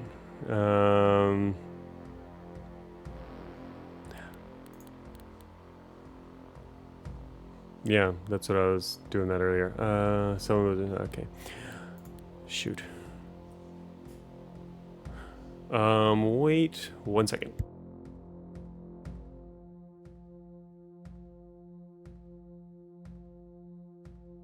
Actually, I guess I'll do an official announcement real quick. Just be back in a couple minutes, taking a break. I was gonna leave for just a few seconds, but do something real quick.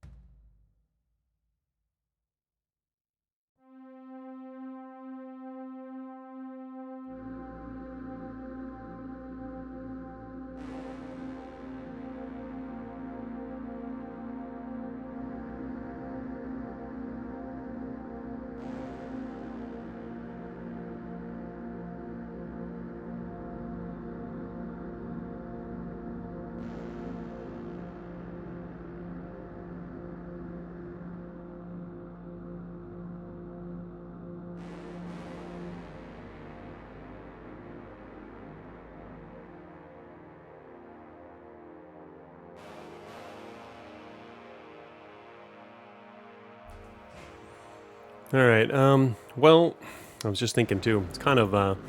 I guess we'll just finish this run too, because it's going so much faster as a non-summoning run. But I thought I was going to die really fast, because in between my first and second streams, after having won the first run, I was actually able to play between streams a bit. So I fooled around with this idea of combining the Apostle and Apophis.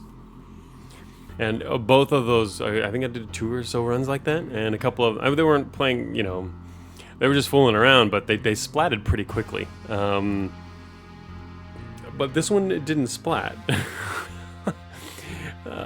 so it was kind of unexpected. Anyway, we'll see where we get to. Dancer guy.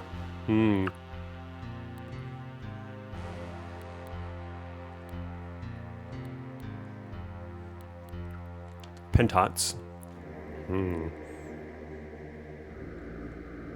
I would feel safer with just a few extra summons, but I don't know. Pouring everything into some strong abilities is pretty good, though.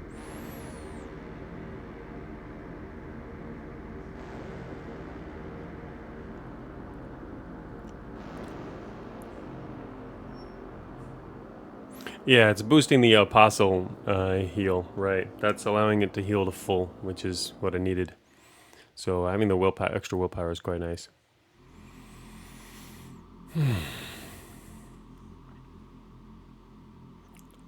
Summons would actually help out this build a lot, just to keep some enemies a little further away, because I don't mind when there's some guys nearby, is mainly because I can counterattack and have also a decent amount of hit points. But being able to keep some guys away because I can attack at range anyway, it seems like it makes a lot of sense to grab some summons. Just a smaller amount of some kind of wall. I've got the gauntlets are giving me some icicles, but that's only a little bit, and it takes a little while for that to start. It'd be nice to start with a few other things.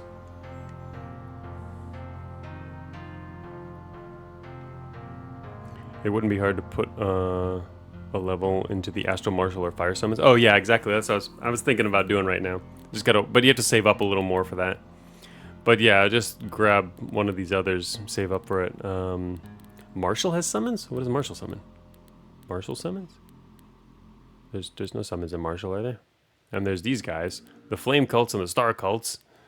What else other kinds of summons are there? Oh, here's those Blink Snakes. I don't think there's a summon under Martial. No summon, which makes sense, I guess. Oh yeah, the Fire Familiar guy. Because also we have good wisdom, which I guess would buff our. So yeah, I can get the dragon, or a flame cult, or star cult. I've never seen these guys. Extra damage. Star cult's kind of cool.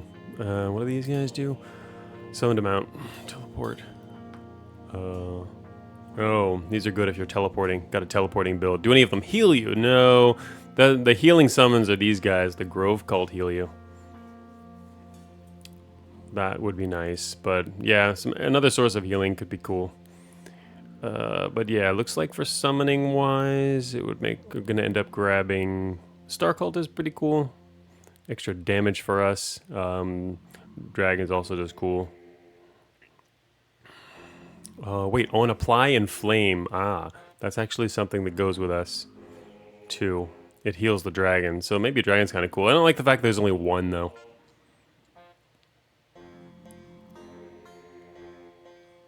I feel like the cults might be better because they put more bodies between you and the target. Yeah, that's what I was thinking about. See, I like the dragon, and actually there's more of a synergy with our build, the dragon specifically, but the cult is more people to surround you. I'd prefer if there was like 3 or 4 summons around me when I dropped into the map, which means getting a cult. So it's either fire damage, or the star. I guess we can go with these star guys.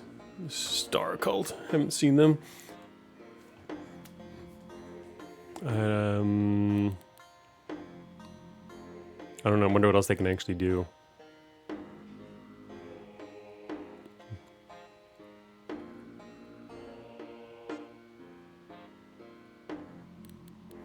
Oh, these guys cost 7. Wow, they're pretty expensive.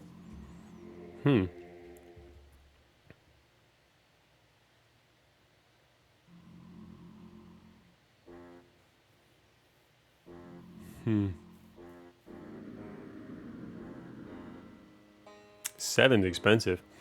Yeah, right, because of the meditate. The meditate seems pretty cool. I like it. Yeah, I do like these better, so I can see why they cost more. But if I'm trying to maybe not get something that costs quite so much, I might just go for flame then, just to have some extra guys, and that's pretty much it. And this is more for other. I guess technically these count too as just having a whole bunch of summons, but I probably would want to go for the flame ones. Anyway, I say that as I head into a place where there's these bunch of seeker guys are coming in. Let's go take it out, or attack, and see what happens.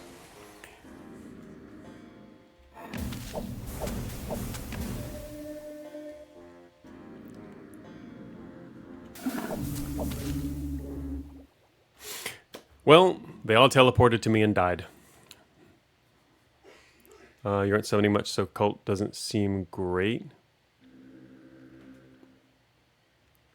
I mean, the whole point is not really to summon much, though. It's just to summon... Dang, that was fast. Look at that. I walked in the floor and they just died. I mean, that was the whole tower. Okay. Anyway. Cults have a trigger from summoning something else? I thought I was referring to summoning them. What do you mean this is trigger from summoning else? On summon. Oh, you mean... Oh, uh-huh. I was thinking it was from... Yeah, okay, that makes sense. Right. Oh, more summoning. Oh, that's cool. Yeah, I wasn't even thinking about that. Oh, it's on summoning. So you're right, that doesn't make as much sense. Anyway, they're still there for bodies. That was the main thing behind them. Yeah, not a lot of great options then. But I'd prefer to have the dragon. But there's only one dragon. Anyway. Don't have enough points yet anyway. Alright, so we got some items here. Probably don't... I guess we could try and maybe... Oh, 5 in flame. That's right, this was the one that I can heal myself with this. But I'm not doing it because I'm trying to save up my prayers. 5 times in flame stacks. Huh, that's... I mean, it's not a lot not that much healing. Well, no, it could be a lot of healing. With the willpower bonuses, it probably all stacks up and ends up being quite a lot of healing. We could heal a lot with one prayer. It just seems like I probably don't have time to make that worth doing. +1 stacks of any meditate applied by you. Oh, that'd be applied by you, though. Noxious dagger. Noxious dagger. Let's see. Gold plating. In flame is no longer removed on being hit. Huh.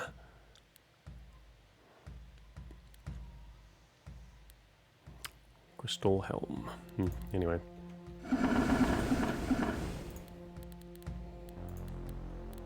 Oh, just a few more hit points.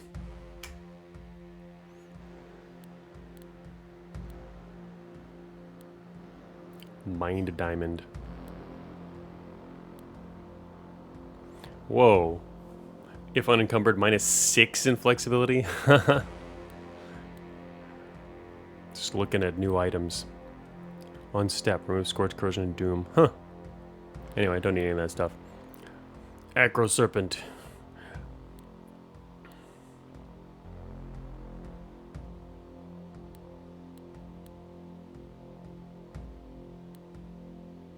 Death Knight. Skin priests.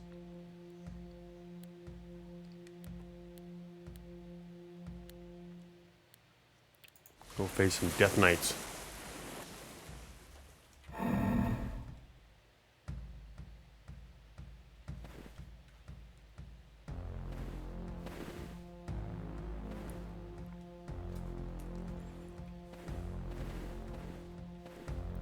Wow, are they all in the corner?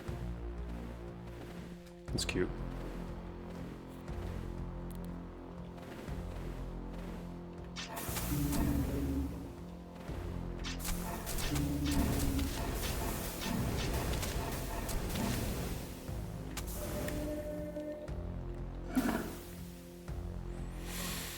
Oh.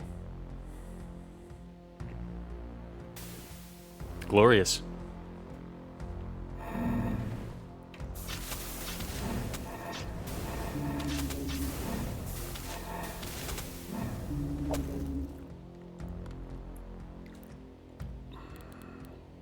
What's the key to cycle targets with the keyboard? It does feel like this build is owning. It's surprising. Alt? Oh, okay. Alright, thanks. Because, yeah, I wanted to... now that I'm just one and I don't have to click on stuff as much, I've been using the keyboard more and looked at all the keys yet. So I kind of want to switch targets sometimes here. Build is definitely owning so far, so I can see this reaching the end. We're getting close. Basically switching between dexterity and willpower.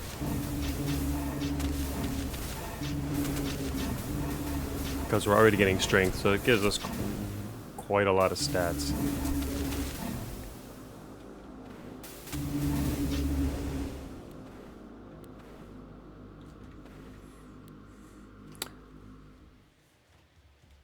Right, exactly. Oh, sorry, that's a weapons AoE. It attacks every unit in range, becomes a lot, so they've increased your range. It was kind of counterintuitive. Didn't assume that was the case, but after seeing it in action, yeah. Oh, so if we want, we can now get... oh, no, I don't have enough of that one yet. I'm gonna say, oh, there's also... Oh, newt form. I'm not going to go for that this time. Oh, let's see. Probably just summon the fire guys. One more turn here. The Lapis Gate with the Malaga.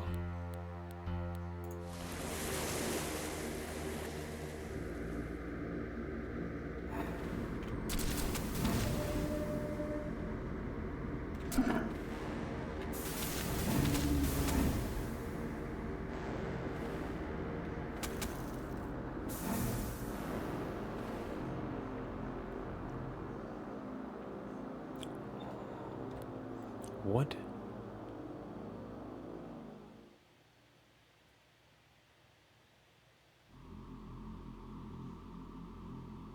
Where did he take all that damage from? I pummeled the guy. Well, that was the guy I pummeled earlier, wasn't it? Take a step, take a step. How did that guy die?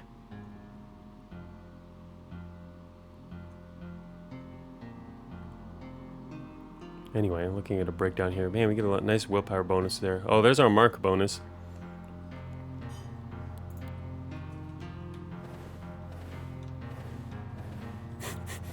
I like how the icy spire up there is bloody.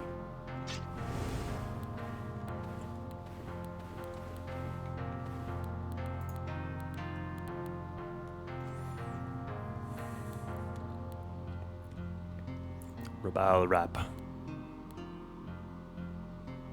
On dealing damage to yourself, deal blood damage to 3 adjacent enemies. They have to be adjacent. That's unfortunate. Damage is weapon size times 50. Huh. That's actually... Wait, what am I using? I'm using this one. Oh, that's right. On being attacked, 5 inflame. On prayer. The thing is, I'm not healing myself. If I was doing that, this would be infinitely better. This actually seems kind of cool, the Crimson Helm. Because I'm dealing damage to myself more often. But there's not a lot of enemies adjacent. On Shrug Off, summon 2 serpents. But, yeah, I kind of like that.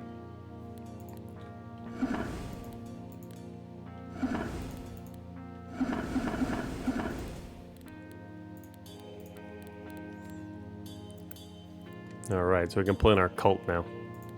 Cult, join us.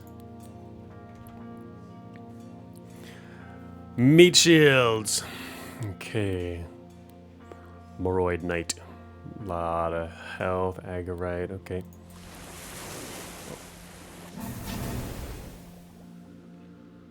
There we go.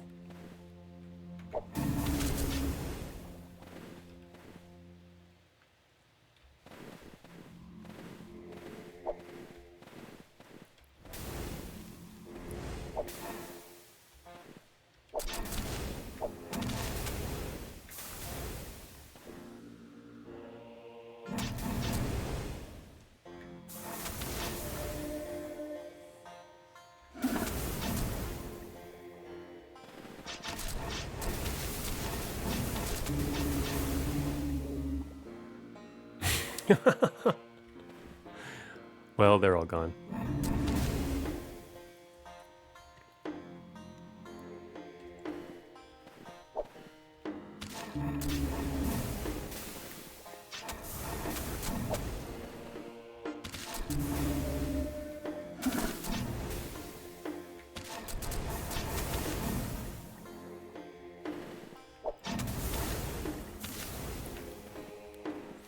Not bad. Another one down.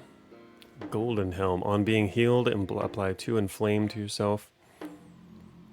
Taurus Helm. On adjacent struck off, perform an extra attack. Actually, I have decent armor.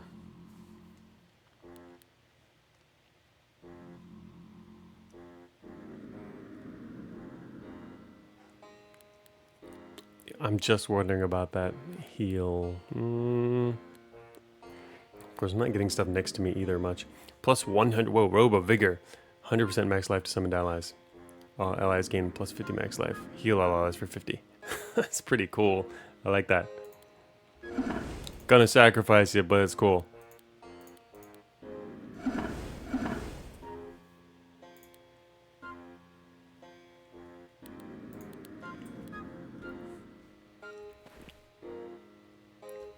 All right. The obelisk. It is time. Almond Rose has been having a lot of fun with astral hunting Geist form Ari Junta, but the run tends to end the moment I find something either don't kill in one turn or has the revenge tag. Ah, yeah.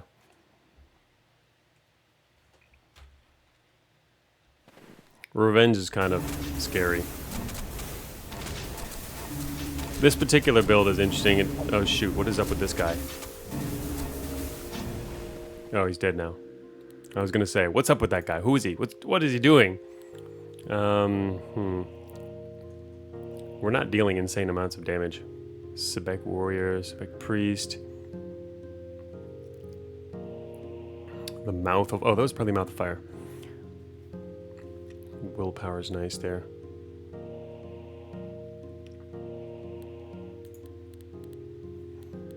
Yeah, there he is, Mouth of Fire right here.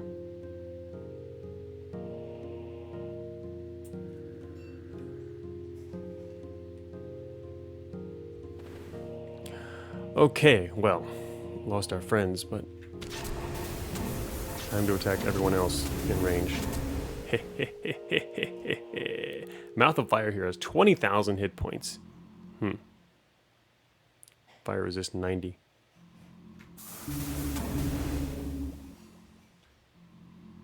Kill the Mouth of Fire. I cursed him for... I love the different damage types. Mouth of Fire. Look at that. You curse him, you rend him, you shock him. Oh my gosh, that's so funny. Cursed him for another 7,000 damage there. Aim, 2,000 damage. Willpower. How much was aim again? Oh yeah, it's up here now. Aim is 3.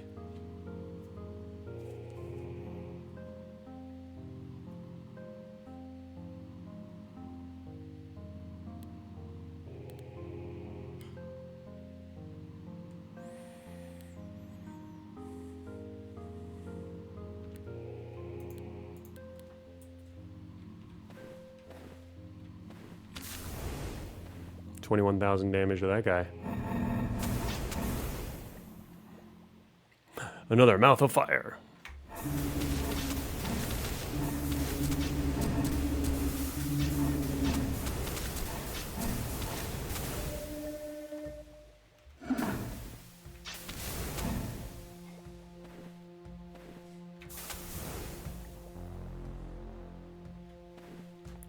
Slowly taking damage myself.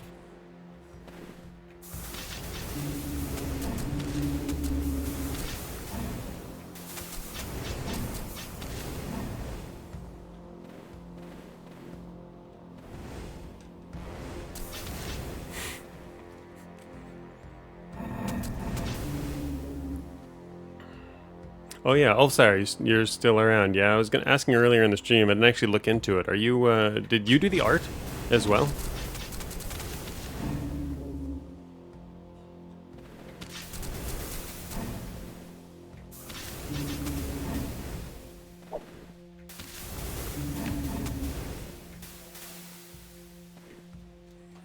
getting lower on the health here.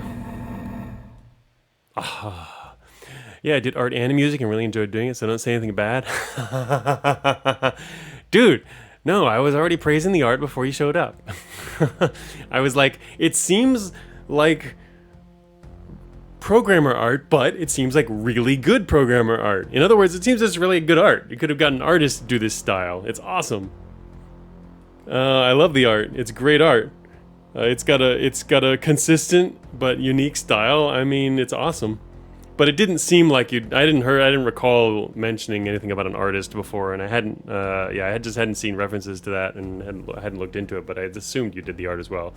Excellent job then on both the, everything then. Just all this. I mean, obviously I praised the music before, and everyone seems to love the music. The music's good. The art is also excellent. The writing, love it. I guess we can't call it programmer art because I don't know. You're not a professional programmer. Although no, in game dev circles, it's always you're a professional as soon as you've written any code, right? Oh, this is awfully busy. Thought it was important just to make it consistent, even if it's worse. Makes it more unified if it comes from one flawed consciousness.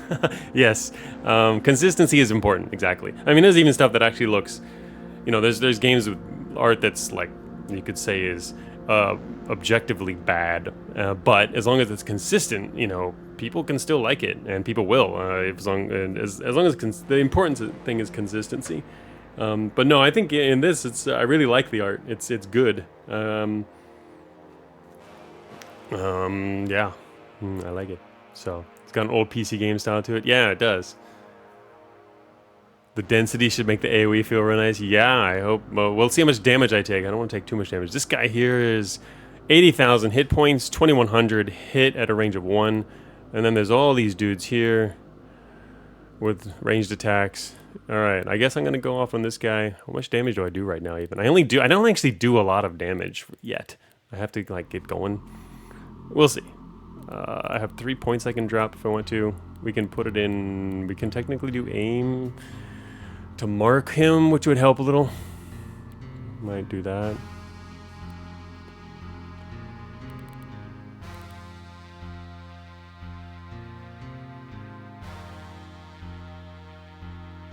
Mark his skill level. I've already got 3 in there. So it'll be less impactful.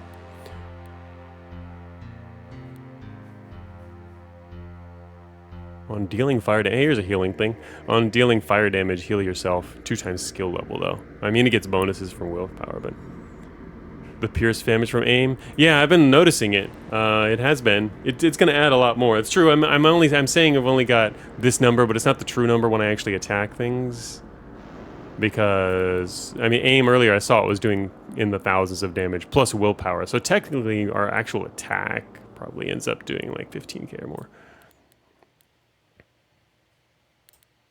I guess dark damage doesn't count as pierce damage though. Even if we do pierce damage from this, it's also random, right? Or is it still pierce? Is it forced pierce damage? I thought it because of the imp it's going to be anything though. Random. Okay, that's what I thought. Yeah, but it's still extra free damage, right? If range greater than 1, and 10% of main hand. That's pretty cool. Yeah. Yeah, pierce can also spread, so that's pretty good. All right, now I'm going to attack that guy and see what happens. Boom, boom, boom, attack everybody. It's less impressive than I had hoped, but it's not over yet.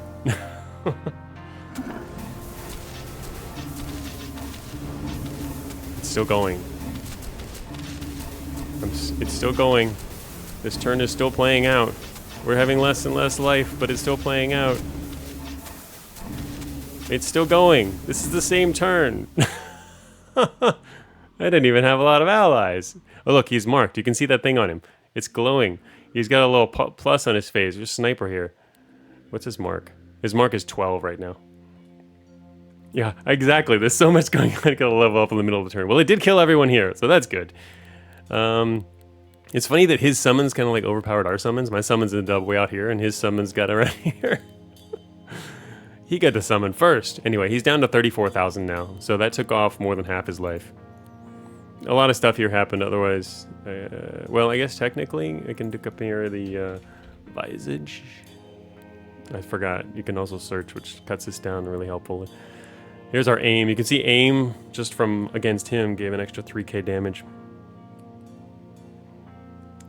Okay, we got some negatives here. Rendered him for 8,000 willpower, 1,200. Decent.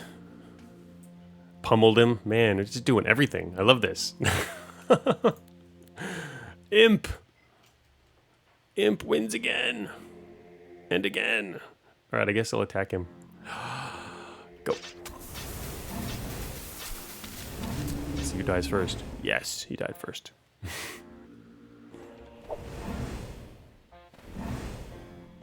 Oh, there's a brick wall in the way. No wonder I can't see that guy.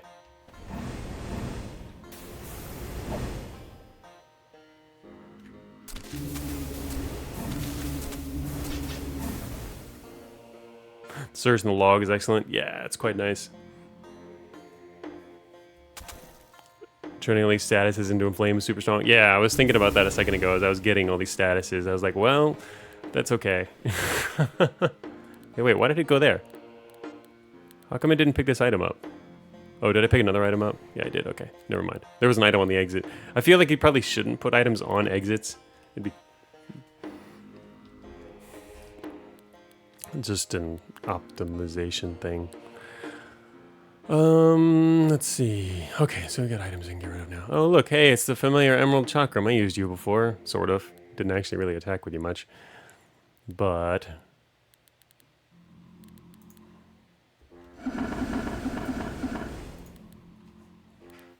extra life. Free strength. Man, a lot of stats. Good stats. Our strength is now 50. Actually, wait a minute. Oh, an entrance. It seems like I would get less bonuses from going after the big guys. Anyway, beat that. Okay. Whoa, look at that guy, the Yellow Queen. Whoa. Fruiting Mind Palm. Masked Apostle. Summons gold demons, summons mind palms. Oh my gosh. That's crazy for just a regular old... Oh wait, this is a special space. The Mind Warren. No wonder I've never seen this before. This is a special map. You hear voices calling, strange thoughts. You see a hunched procession moving through the gate. You perceive a faint forest of gold. A faraway voice whispers, her mask is raised. Huh. You might be fighting the not the king in yellow there.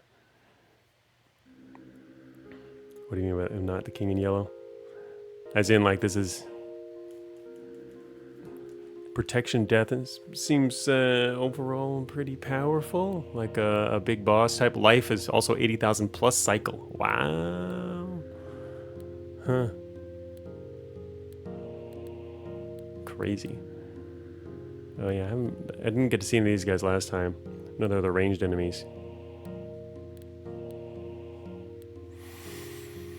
Red demons and green demons. This one looks crazy. I guess there's an achievement for going in there. I could try to go after it. The loathed... Oh, these guys? Yeah, for their ranged attacks. Oh, I see. It's a reference to the King Yellow Cthulhu Mythos one. Oh, I'm not familiar with that. Gotcha. The Yellow Queen. Masked Regent sent to the Gate of Horn. Exiled long ago from a broken tower. Awaits the wandering king of the star path. Presides over monstrosities of thought.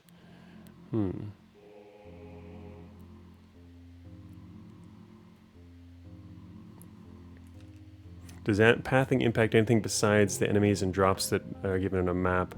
Different terrains generate different arenas with more or less walls. Passages can help a lot against ranged enemies. Of course, here it's all like stars. Well, they're different color stars, right? Constellation of green stars, blue stars. But anyway, I remember the gold demons actually being a kind of pain. Yeah.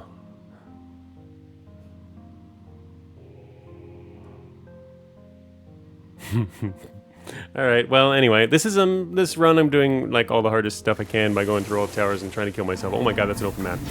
Oh, hello guys. What is this? Mind palms. Look at that. Mind palms. And all right, we got our cult here. The cult is assembled. Attack! I have very low health at the moment.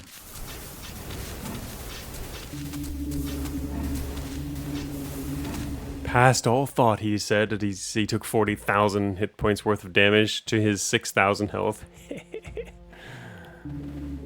Repulsion.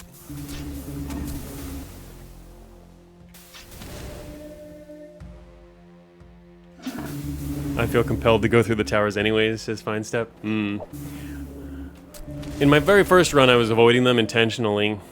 Oh, got resurrected. I was avoiding them because I wanted to try to really win the first run. Since then, I mean, the last run I did all of them. This run, I'm doing it mainly because, whoa, that took a lot of damage. Oh, there's a lot of open stuff here. Open maps.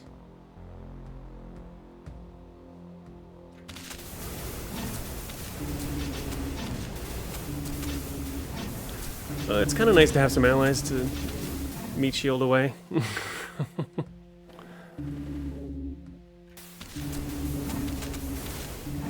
At the open.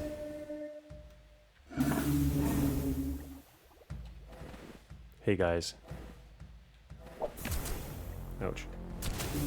Stop that. Seems like we might need a touch more range. Yeah, in this map, to be honest, it would be helpful.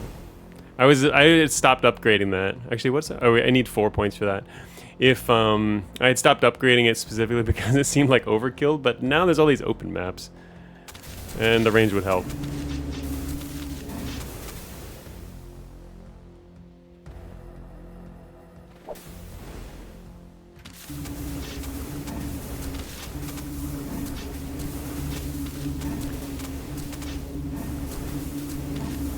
Right. It does seem like you have to survive the first turn you preset. Right, because you can get your 9 kills to refill a Divine Intervention. Yeah, as long as we can keep refilling those. Oh, look at this. Oh, God.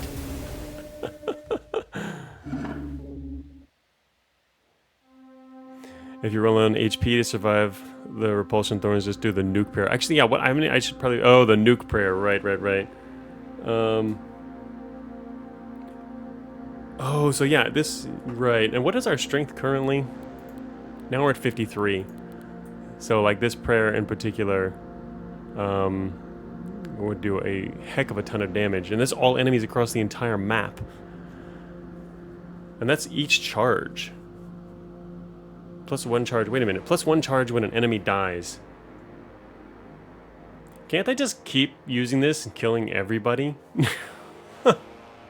I'm kind of afraid of it. I feel like I could kill everyone on the map with this, and it would... Yeah, it hurts you, but... I mean, I'll come back to life again. By these. Right? This would kill everyone and me, and then I can get resurrected by this. And then they're all recharged, and then they're all recharged anyway. With all 3 of these running. Can't you just keep doing that? I feel like I could. I'm kind of afraid of killing myself, but as long as you make the timing work, yeah. Yeah, it seems like the timing would work fine. I mean, there's 3 things here, and all of these charge when enemies die. So cast this. Everyone dies, even if I die. These are both fully recharged, and then I can get resurrected. And because everyone died, I guess that you can also do these 2 in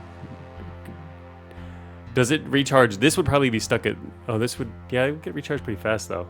Press the button and find out. I guess you could. Alright. I'm going to press this button. We're going to find out what happens. Maybe I should save this until this is maxed. I kind of want to wish this was maxed first. I'd like to have all these maxed. And then we could try it. How about that? Although I'm going to have to end up killing a lot of guys. Everyone will be dead by the time. It wouldn't be as fun. It should be... This should be maxed anyway. And we have that. So yeah, I'm going to press this now. Ready?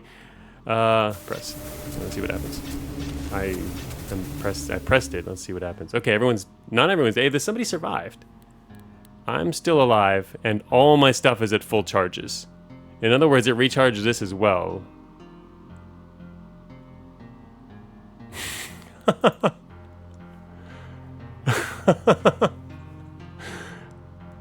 Think I just found a kill everything on the map button. No,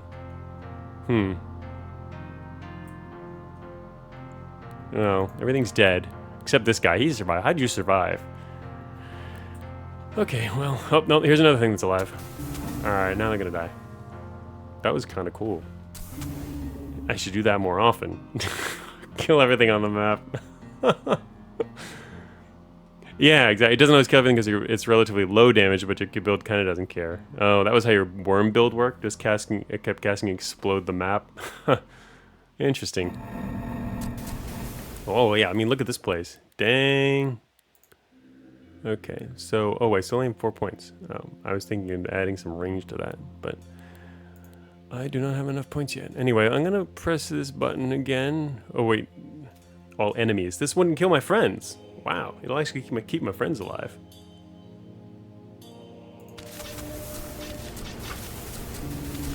I pressed the button. Okay, now my friends are all dead though. Yeah, I didn't kill everyone. But, and also this didn't get charged to full from that.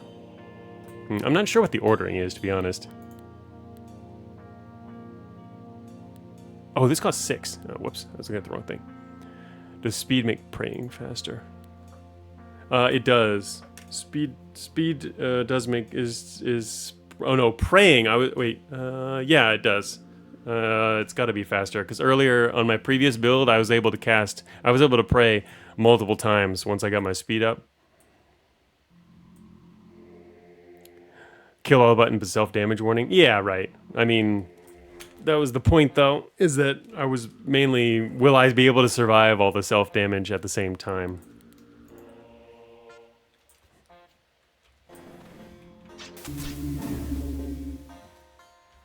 Oh, Regent. Pretty cool. I like it. The Yellow Queen appears. O Pilgrim, thy king is near. Okay. Hello there. Gonna kill a few of you guys.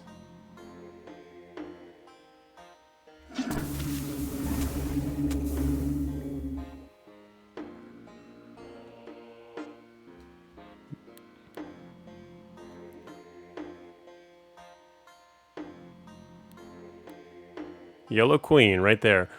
320,000 hit points. And a range 20, 1,600 psychic hit. Huh. That seems kind of dangerous, huh? It actually seems pretty dangerous. I wonder if I can actually kill the queen. Especially if there's not a lot of other enemies nearby.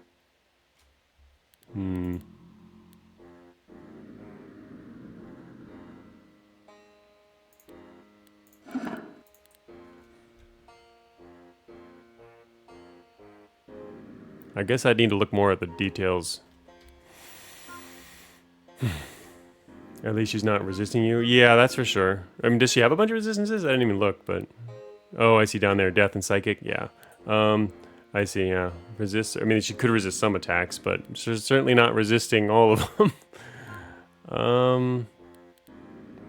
Okay, so... What's it going? Oh, let's go down here.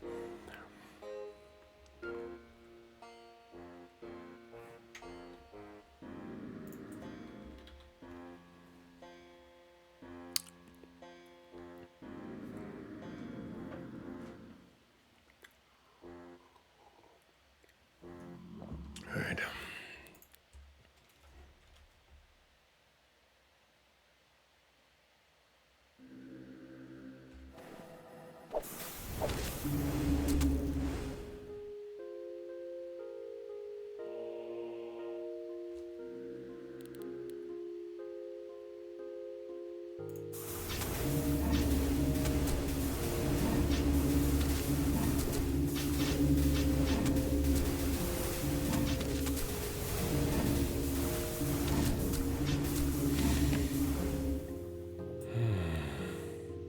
Okay, it's now down to 200,000. That's good. I'm actually kind of glad for these bracers here. On attack, Summon the living ice. That's actually been rather helpful. They're absorbing hits for me.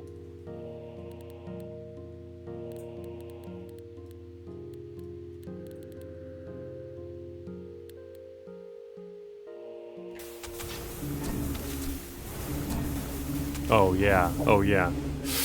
Mega owning the queen now. Did another 140,000 damage. About to die, but we'll get resurrected, so I think we're in good shape.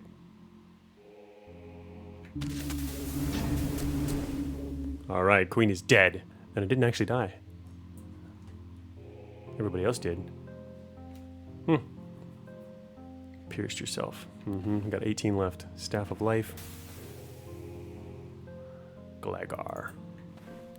Whew. Interesting. Well, that was just a little scary. Only a little scary, though.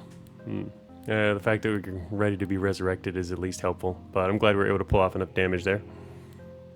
Let's see. I haven't been looking at changing anything.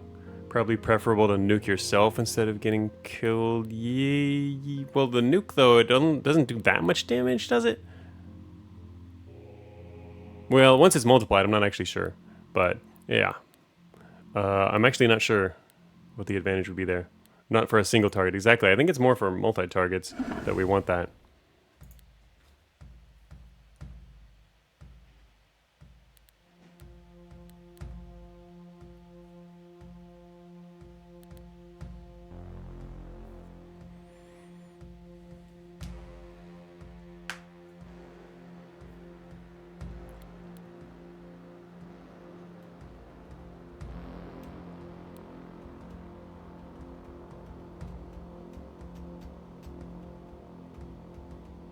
Right, the nuke is relatively low damage compared to your axe. Probably, I didn't actually look at the... yeah, it seemed pretty low damage. I mean, yeah, our axe right here is doing 10,000 damage.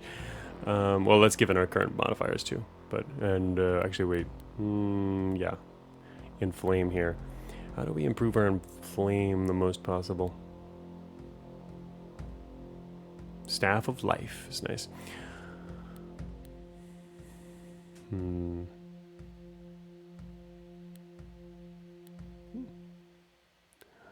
Yeah, I was kind of liking this necklace. But, wait a minute, necklace, we're...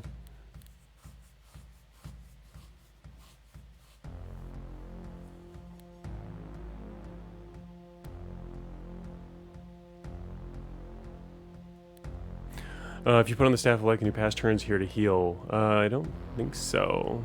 Necklace goes on chest. Right. That's what I was trying to recall where necklaces even go. Right. I kind of like this one just because anytime something gets next to me, they get whacked really hard. And it's a source of quite a lot of armor. If you look at the necklace, lose all that. Well, I'm being attacked to fire damage. Okay, no, wait, to 2 enemies at any range. And get inflame. And inflame fire with is meant. It's quite a stack there. That's a lot of attack.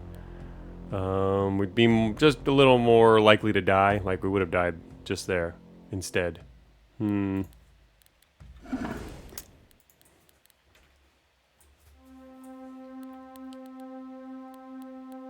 out of items to give me. The game is. Cosmic flail.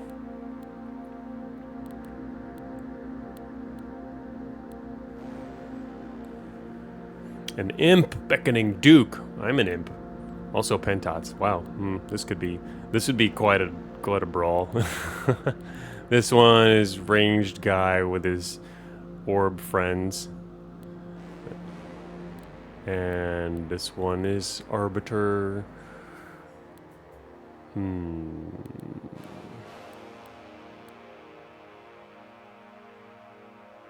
Without a summoning build, it's a little more dangerous to take on some of these guys in the late game, I feel.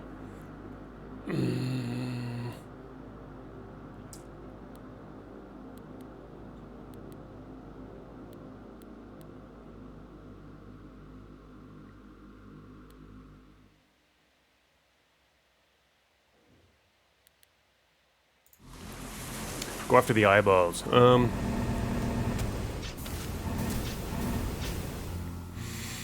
Hey, Turkey. Oh, didn't realize you had to check Path of Achra channel specifically. Oh, I pinged in the stream announcements channel. I put it in the stream announcements channel. I did ping it. At least you can see the end. Well, this is the second run. We won the first run. This is a different run. But I put an announcement and a ping for this in the main channel on the Roguelikes Discord as well. I pinged the channel. I pinged it too. We get pings off, but I did. I did that. I mean, unless I'm saying I did it and I didn't actually do it, but I'm pretty sure I did it.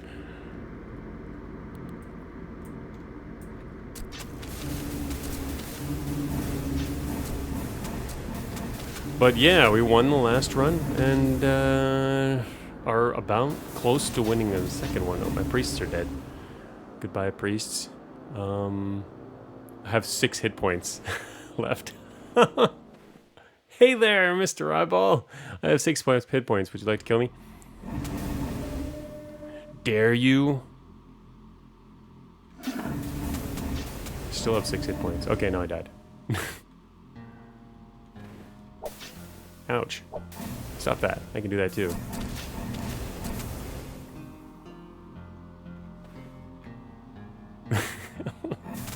Your Discord didn't ping you? Oh, that's too bad. Oh. Thanks, and yeah, it looks like we might get it. This was a crazy build. It was meant to die, but it's not dying, so yeah, and we might win.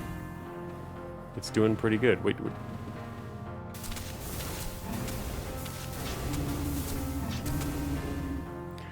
Crazy imp build that's meant to die, and has done so many times.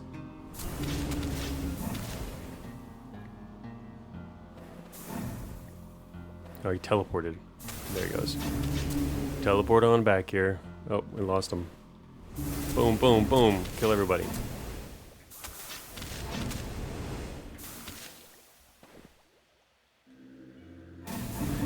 As long as the amount of damage we take doesn't overcome our rate of resurrection healing, we're in fine shape. So far, hasn't really come too close to that. Close. Cosmic Flail, such a cool name. Just almost want to use it just because it's got a cool name, but... Whoops. Oh, you forgot to select roles on Discord. Oh, yeah, you gotta pick the Path of Achra role for it to ping you. Okay, what have we got here? Oh, Kolek, another 20 range, 500 damage piercing dude. And Gora, getting blood. Tooth sword, wind blaze driven. Cool. And there's, wow, double ranged guys. Look at that. Huh. That's cool. I'm gonna go fight them.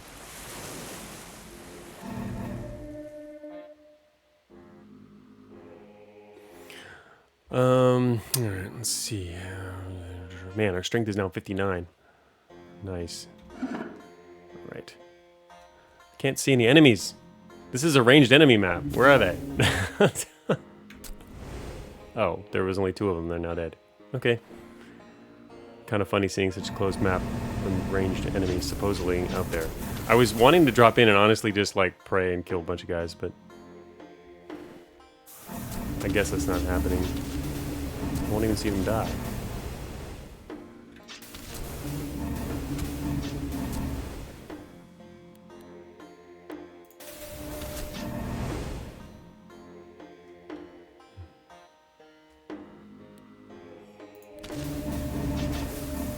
I'm just clicking pray and killing guys. Alright, there's still a few left.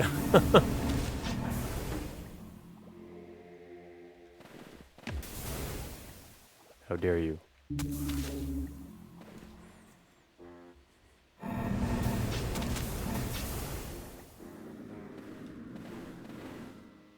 Found some eyes.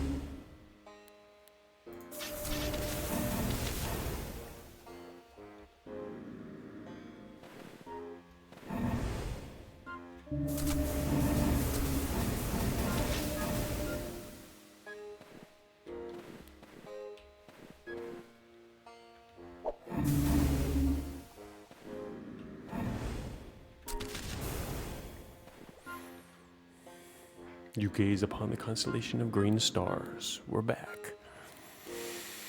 A violet demon. Didn't see that one in the big group last time. And the gold demons and Baelis's. White demon.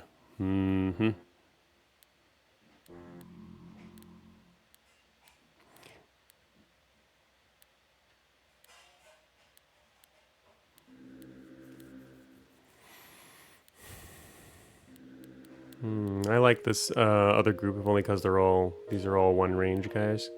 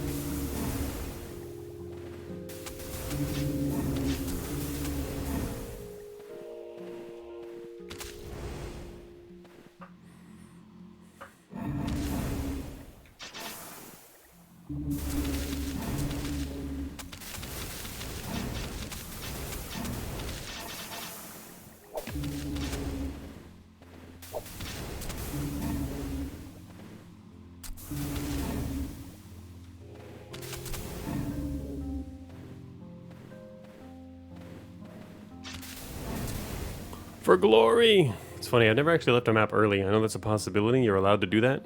And here we are, the King of Many Colors. Well, King of Many Colors, I'm an Imp of Many Colors, so whatever.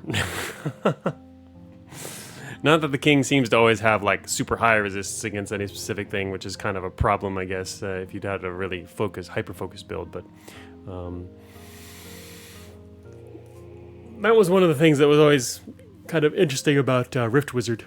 Is that you can come up against, you know, certain enemies that are literally just like you can't do anything to them, so you have to spec into a bunch of different stuff.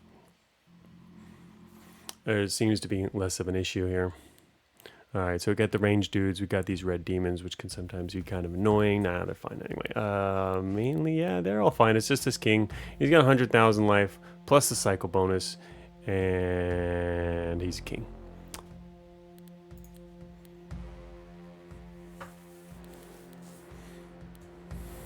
Could do mark to increase damage, or aim. Yeah, mark, aim.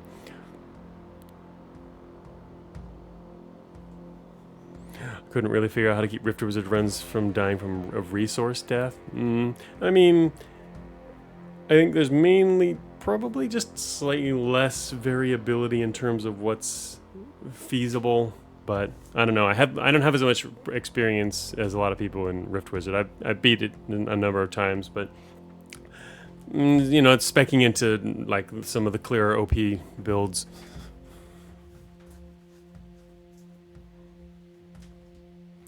Can we try the fire heal and see if that does anything? I guess. That's a good question. Or was this one here?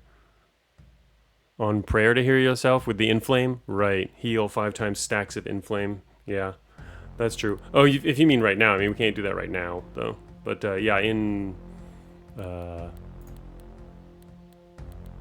unless you meant... Can you actually pray? You mean pray? Can you pray right now? I don't think so. Not from the helm, the skill? Not from the helm, the skill. Wait, what's from the skill? Fire healing? Oh, you mean to buy a cell or what? Oh, fire healing. Oh, this here. Oh, okay. Oh, fire healing. And it's on dealing fire damage, heal yourself is 2 times skill level. On dealing fire damage, heal yourself. The thing is, yeah, I mean, anything that relies on doing a certain kind of damage is things I've been avoiding because we have no way to control that. We're doing random damage. And it's only 2 times skill level, which means, I mean, it'd be bonused. It'd be buffed, sure, with the willpower. I wonder how much it would be. But it's only going to happen when you do fire. I think this makes more sense if you're doing consistent fire damage, right? That's my guess. Because we're not, and we won't be. It'll be pretty rare. So otherwise, yeah, it'd be kind of neat to have an extra heal. Oh, somebody needs some other way to heal would be kind of nice. Technically, we can use this. If we're willing to drop a resurrect, we could, once we're inflamed, start using this. Use a prayer. But what prayers can we actually use? We'd have to use this one, I guess. We'd use our second one because you wouldn't want to do these. These are just damaging. So we'd have to use this middle one. No, we're doing random damage. We're an imp, which means we do random. So, yeah, it's pretty cool. I like it. All right, I guess it's time to face the king. Oh, but was I going to do anything with these? I could just throw something else to get extra benefit out of, like an extra aim, I guess. I didn't even fill our ability slots technically. There was nothing else over there I wanted. Oh, summon to allies. I don't care about them. They're just there to meat shield for a tiny bit. Yeah, it doesn't seem like I want to add anything. Probably aim. Already got extra level 5 on that Asi Malak. So yeah, aim. Level up the aim. In we go. Hello, King. We're here to see you again for the second time in one day. Not expected. This run went a lot faster. No summons here. Time to attack. Okay, yeah. Not. Okay, well, let's raise our speed a bit here. Our strength is now kind of crazy, too.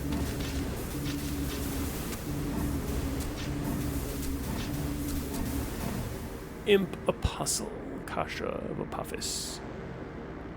Anyone else? Yes, you too. 18,000 damage, 10,000 damage. Ranged melee weapon. Oh, there you are.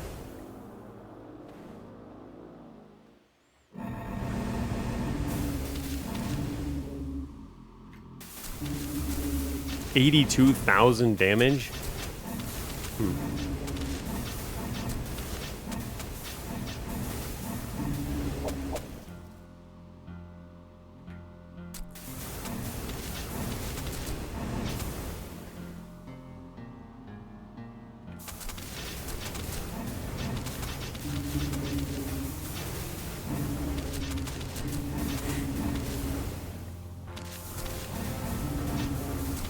'Kind of surprised we're taking so little damage here.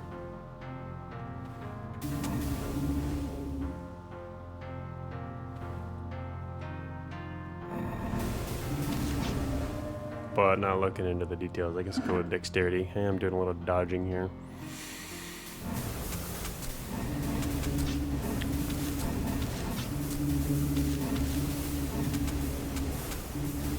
But mainly going on game feel. There is room for that. Oh, hello. Oh, Hungry King. Guy's getting inflamed just walking around.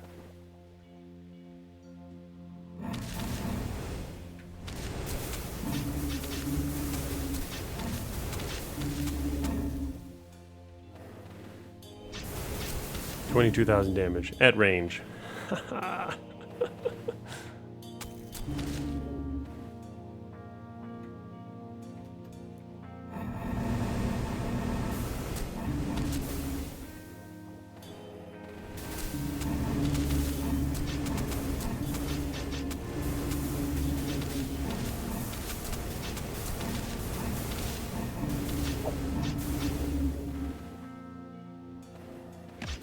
Oh, there's a dude right next to us.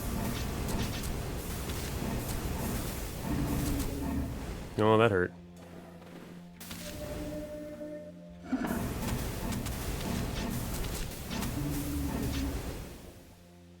So actually, if you can, with this particular build, it seems if you can predict and see when you're gonna die, it makes more sense to use this third ability.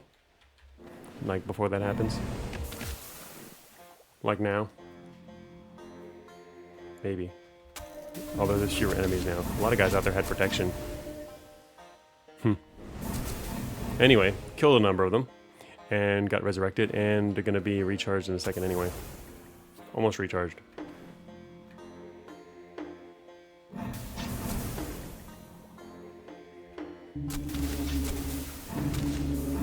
55,000 damage to you.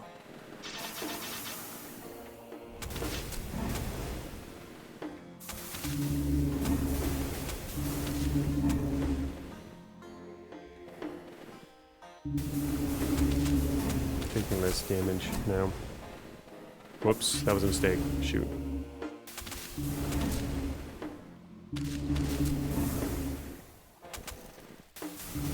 Moved closer when I did not intend to do that. All the rolls in need of added. Won't miss a ping again. Yeah. Drop in some more dexterity. Probably willpower from now on. I don't know. It's nice having all these extra hit points from the strength bonuses too. Okay, this one's map's more open. Finally. And a rather relative dearth of open maps today entirely.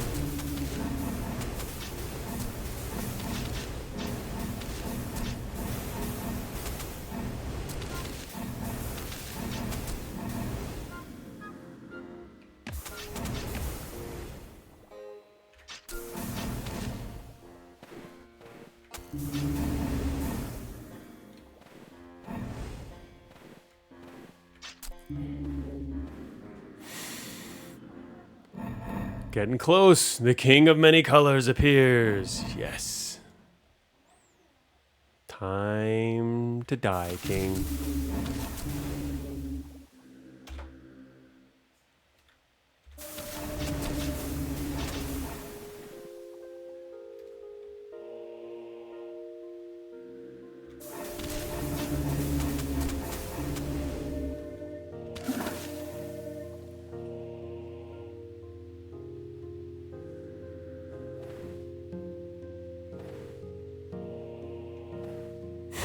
I think that's the king over there. No, that isn't. Here he is. And he died in the first attack. Your glory rises. He's dead. Killed the king. How did he kill the king? Oh, it doesn't work. I was gonna say if I could just start typing, I have to actually put my cursor in there though. Let's see here. We pierced the king, 60,000. We rended him. Here's a lot of damage. We poisoned him for 50,000. We poisoned him for 30,000. He healed for 20,000. Cruel feast. Ah, that was before. I burned him for 50,000. Pummeled him for 10,000. All hail the new Imp King. That's right. Imp King. Victory! Praise Apophis! Yes. You enter the 4th cycle of despair. You won 112 glory. So now I did that. I did an imp. And Imp Apostle+Apophis. I thought, like literally, when I tried this run just really quickly, so I guess it was part of the reason without thinking a whole lot. And it just kept dying really fast early on due to the self-damage. But the self-damage didn't, yeah, I mean, it once you get past the quick early hurdle there, it's just fine. This was actually a really cool build. I look forward to trying this Phoenix that I hear about. Of the cosmic struggle of legendary hue, master of the burning hand, thy spirit unstoppable. Deep with the suffering of night, glorious Achra. Here's our stats. Slightly fewer turns. That's funny. The last run, the summoning run, was 200 turns, and this one was 182. Yet the run was much faster. You've unlocked the Achra lore. Yes. That's a cool build. Yeah, it's 8 million damage total. Highest damage was 87,000 ice. Of course, type is random here, but not as much damage as my other build actually was able to put out. This build was less high damage, more spread the damage across everything. 24 divine interventions. Less than I thought it might be, but that's not a small number either. I mean, my last run was 0, but this run was this build is kind of based on divine interventions. So, killed 1,000 enemies, summoned 500 allies. Dang, I guess they were just getting summoned incidentally. Really happy for those gloves. These are the bracers or whatever they were. They helped. Oh, it's over here. Ice gloves. Those really helped early on. I needed some other things drawing damage before the build really got going. That was helpful.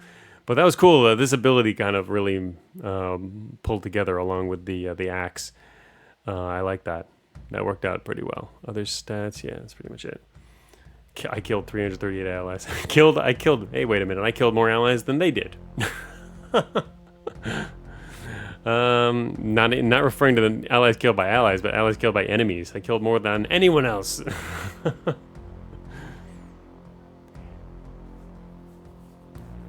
I like taking double the damage you healed. Oh, yeah. Oh, that was cool. That was a neat run. Dang, I also get to unlock stuff again. Yes. I love unlocking things. Achra unlocked. Achra. A violent inhabitant can naturally awaken the feared berserker gang. Huh. Angra. Whoa, what is that? The lawless beast from underground. Presides over hunger, nameless chasms, and monstrosity. Loathes the stars and demands the blood offering of one's followers. Seeking the divine upheaval of the earth. Oh, I'm curious about that one. That's one of those ones that likes when your fellow followers die. Goblin. Tunnel dweller devoted to the ritual offering of treasures. Ooh, cool. I guess we get a naked build and feed them all your parts. Or parts and items. Summoner. I haven't seen it. I played a summoning build already. A conjurer from the desert of the gods. Channels willpower into powerful allies. Huh. I played a summoner without a summoner. I was a warlock summoner. Al-Hajjah unlocked. Traveler can smite enemies through prayer. Marduk, the god of the lost stone city of beasts. Blesses followers with a heavy-horned helm of Marduk. Oh, that's cool. All your allies get I guess it's blessed through the helm, and this is... We'll see. Tengu. Attuned to lightning. I would like to do a lightning build. Arjana. A nomad from the northern realms of dazzling snow. Binds enemies and heals with magic war paint. Cyclops. Derives might from vigor. Huh. Strength from your hit points. An orphan born of the frozen of valor. Channels valiant death into destructive magic. Saurian. A survivor from a clan of poison-spitted reptilians. Now dwells beneath the earth. Cool. I didn't unlock the Phoenix thing yet. Actually, I guess that's in the list here. Alright, that looks like that's what's there right there. It looks like it's Phoenixy. Anyway, even more unlocks to look at next time. So, is it time to make a mind goblin build? I don't know, I'll look through. Yeah, I don't have the healing count strength. I need to fix that.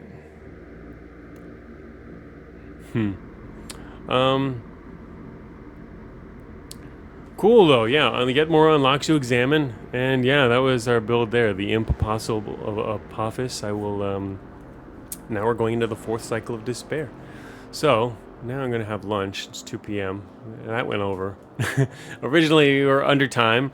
And I just decided I thought I was gonna die in like an hour. It'd be fine, play some new build and die, but it didn't die at 1, so. Oh well. Checked out the lore screen and feats. I have not. There's armory. There's powers. Nemesis. So actually, have we got all of them? Oh, we haven't even unlocked all. I guess we probably unlocked all of them by now. But anyway, it's on the main menu instead. Powers. Right. I can search through. Imagine thy power. So, main menu has. Here's the Makbara, which is our list of characters here. Oh, that's the other. There's the other one that's splatted real quick. What's the order these are in? Kashra. Yeah. Right. You can see the winds there. Little star guys here. Yeah, that was the one real quick before I was headed to make this build and ended up screwing that up, so I ended up doing it again. But, return victorious. And after that, there is lore. I have not even seen the lore page yet. Feats achieved. So, I guess these are equivalent to achievements. That's what we're working toward. These are achievements on Steam as well. Oh, they're not all the achievements though, so. Victory, right, so we got that one early. Pass through the astrolith, achieved. I see, and so, okay, so get to be achieved. So once you've achieved these, you get the lore for each of these. These are So victory with only one type of power is one category, and another category is all of the prestige classes. So here's the very first one we picked here, the Flame Knight. In the ancient war that lit the burning lands, it is said that a Flame Knight wielded a great sword forged from a dragon's breath. He was executed during the reign of the War Queen. His blazing sword, coveted by a pale, shapeless demon, was lost to the stars. And then earlier today, we got the Wormborn. The Wormborn follow in the ways of an exiled grove priest. Upon facing starvation in the deep forest of the west, the priest performed a desperate, life-beckoning ritual. His body was fused with a multitude of emerald-hued worms, the swarming corpse-eaters of that wild place. And so we've got the new lore here, the Achra. The Achra are valiant star warriors that sojourn beyond the astral wall to battle the champions of the Pentat, purple-masked demons of the astral dark. Oh, awesome. So these guys are like against the Pentat. Gotcha. Though the Pentat are numerous and powerful, they refuse to invade Achra so long as a Achra lives. Ha! Preferring the duel festival, the honored contest of power, glorious in the shimmering arches of night. Awesome. I like that. That is cool lore. Thanks. Yeah, thanks for making Path of Achra. Sorry, I love streaming this game. It's a fun game to stream too, and there's a lot of fun lore and things to read and cool names and things to discover.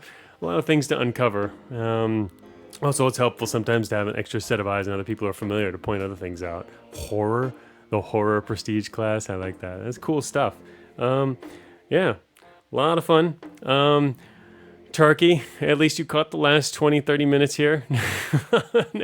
Until next time, that will be it for today's stream. It is late again, but learning more about Path of Achra, definitely getting a feel for it. Still lots more to learn though, so yeah. Thanks everyone for showing up. I know today was an awkward stream day. I don't normally stream on my Mondays. I would stream on Tuesdays, but our power is going to be out tomorrow morning.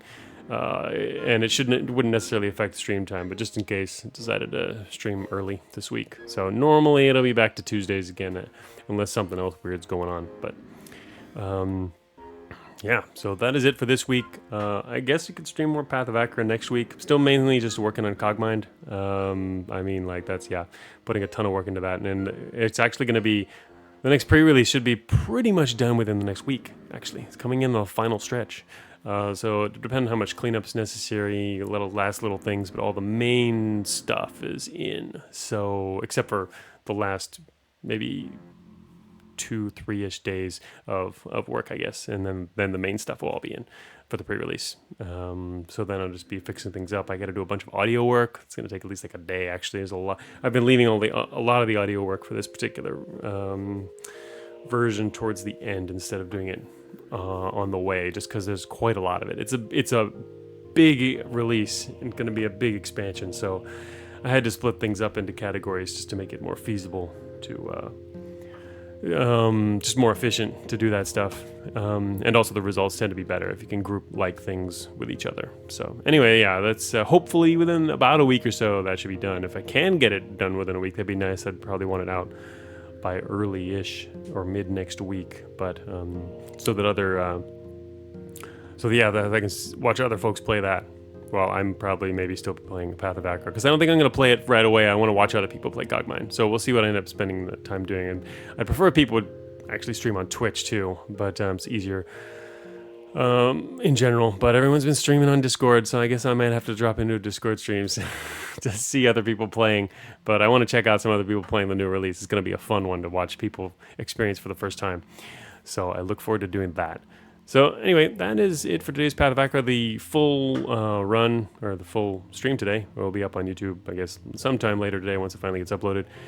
And it's 2 for 1. I'm going to have to add into the title that this is actually a second run packed in here, as well as the conclusion to the first one. So thanks everyone for joining me on this on the Path of Achra, and see you next time.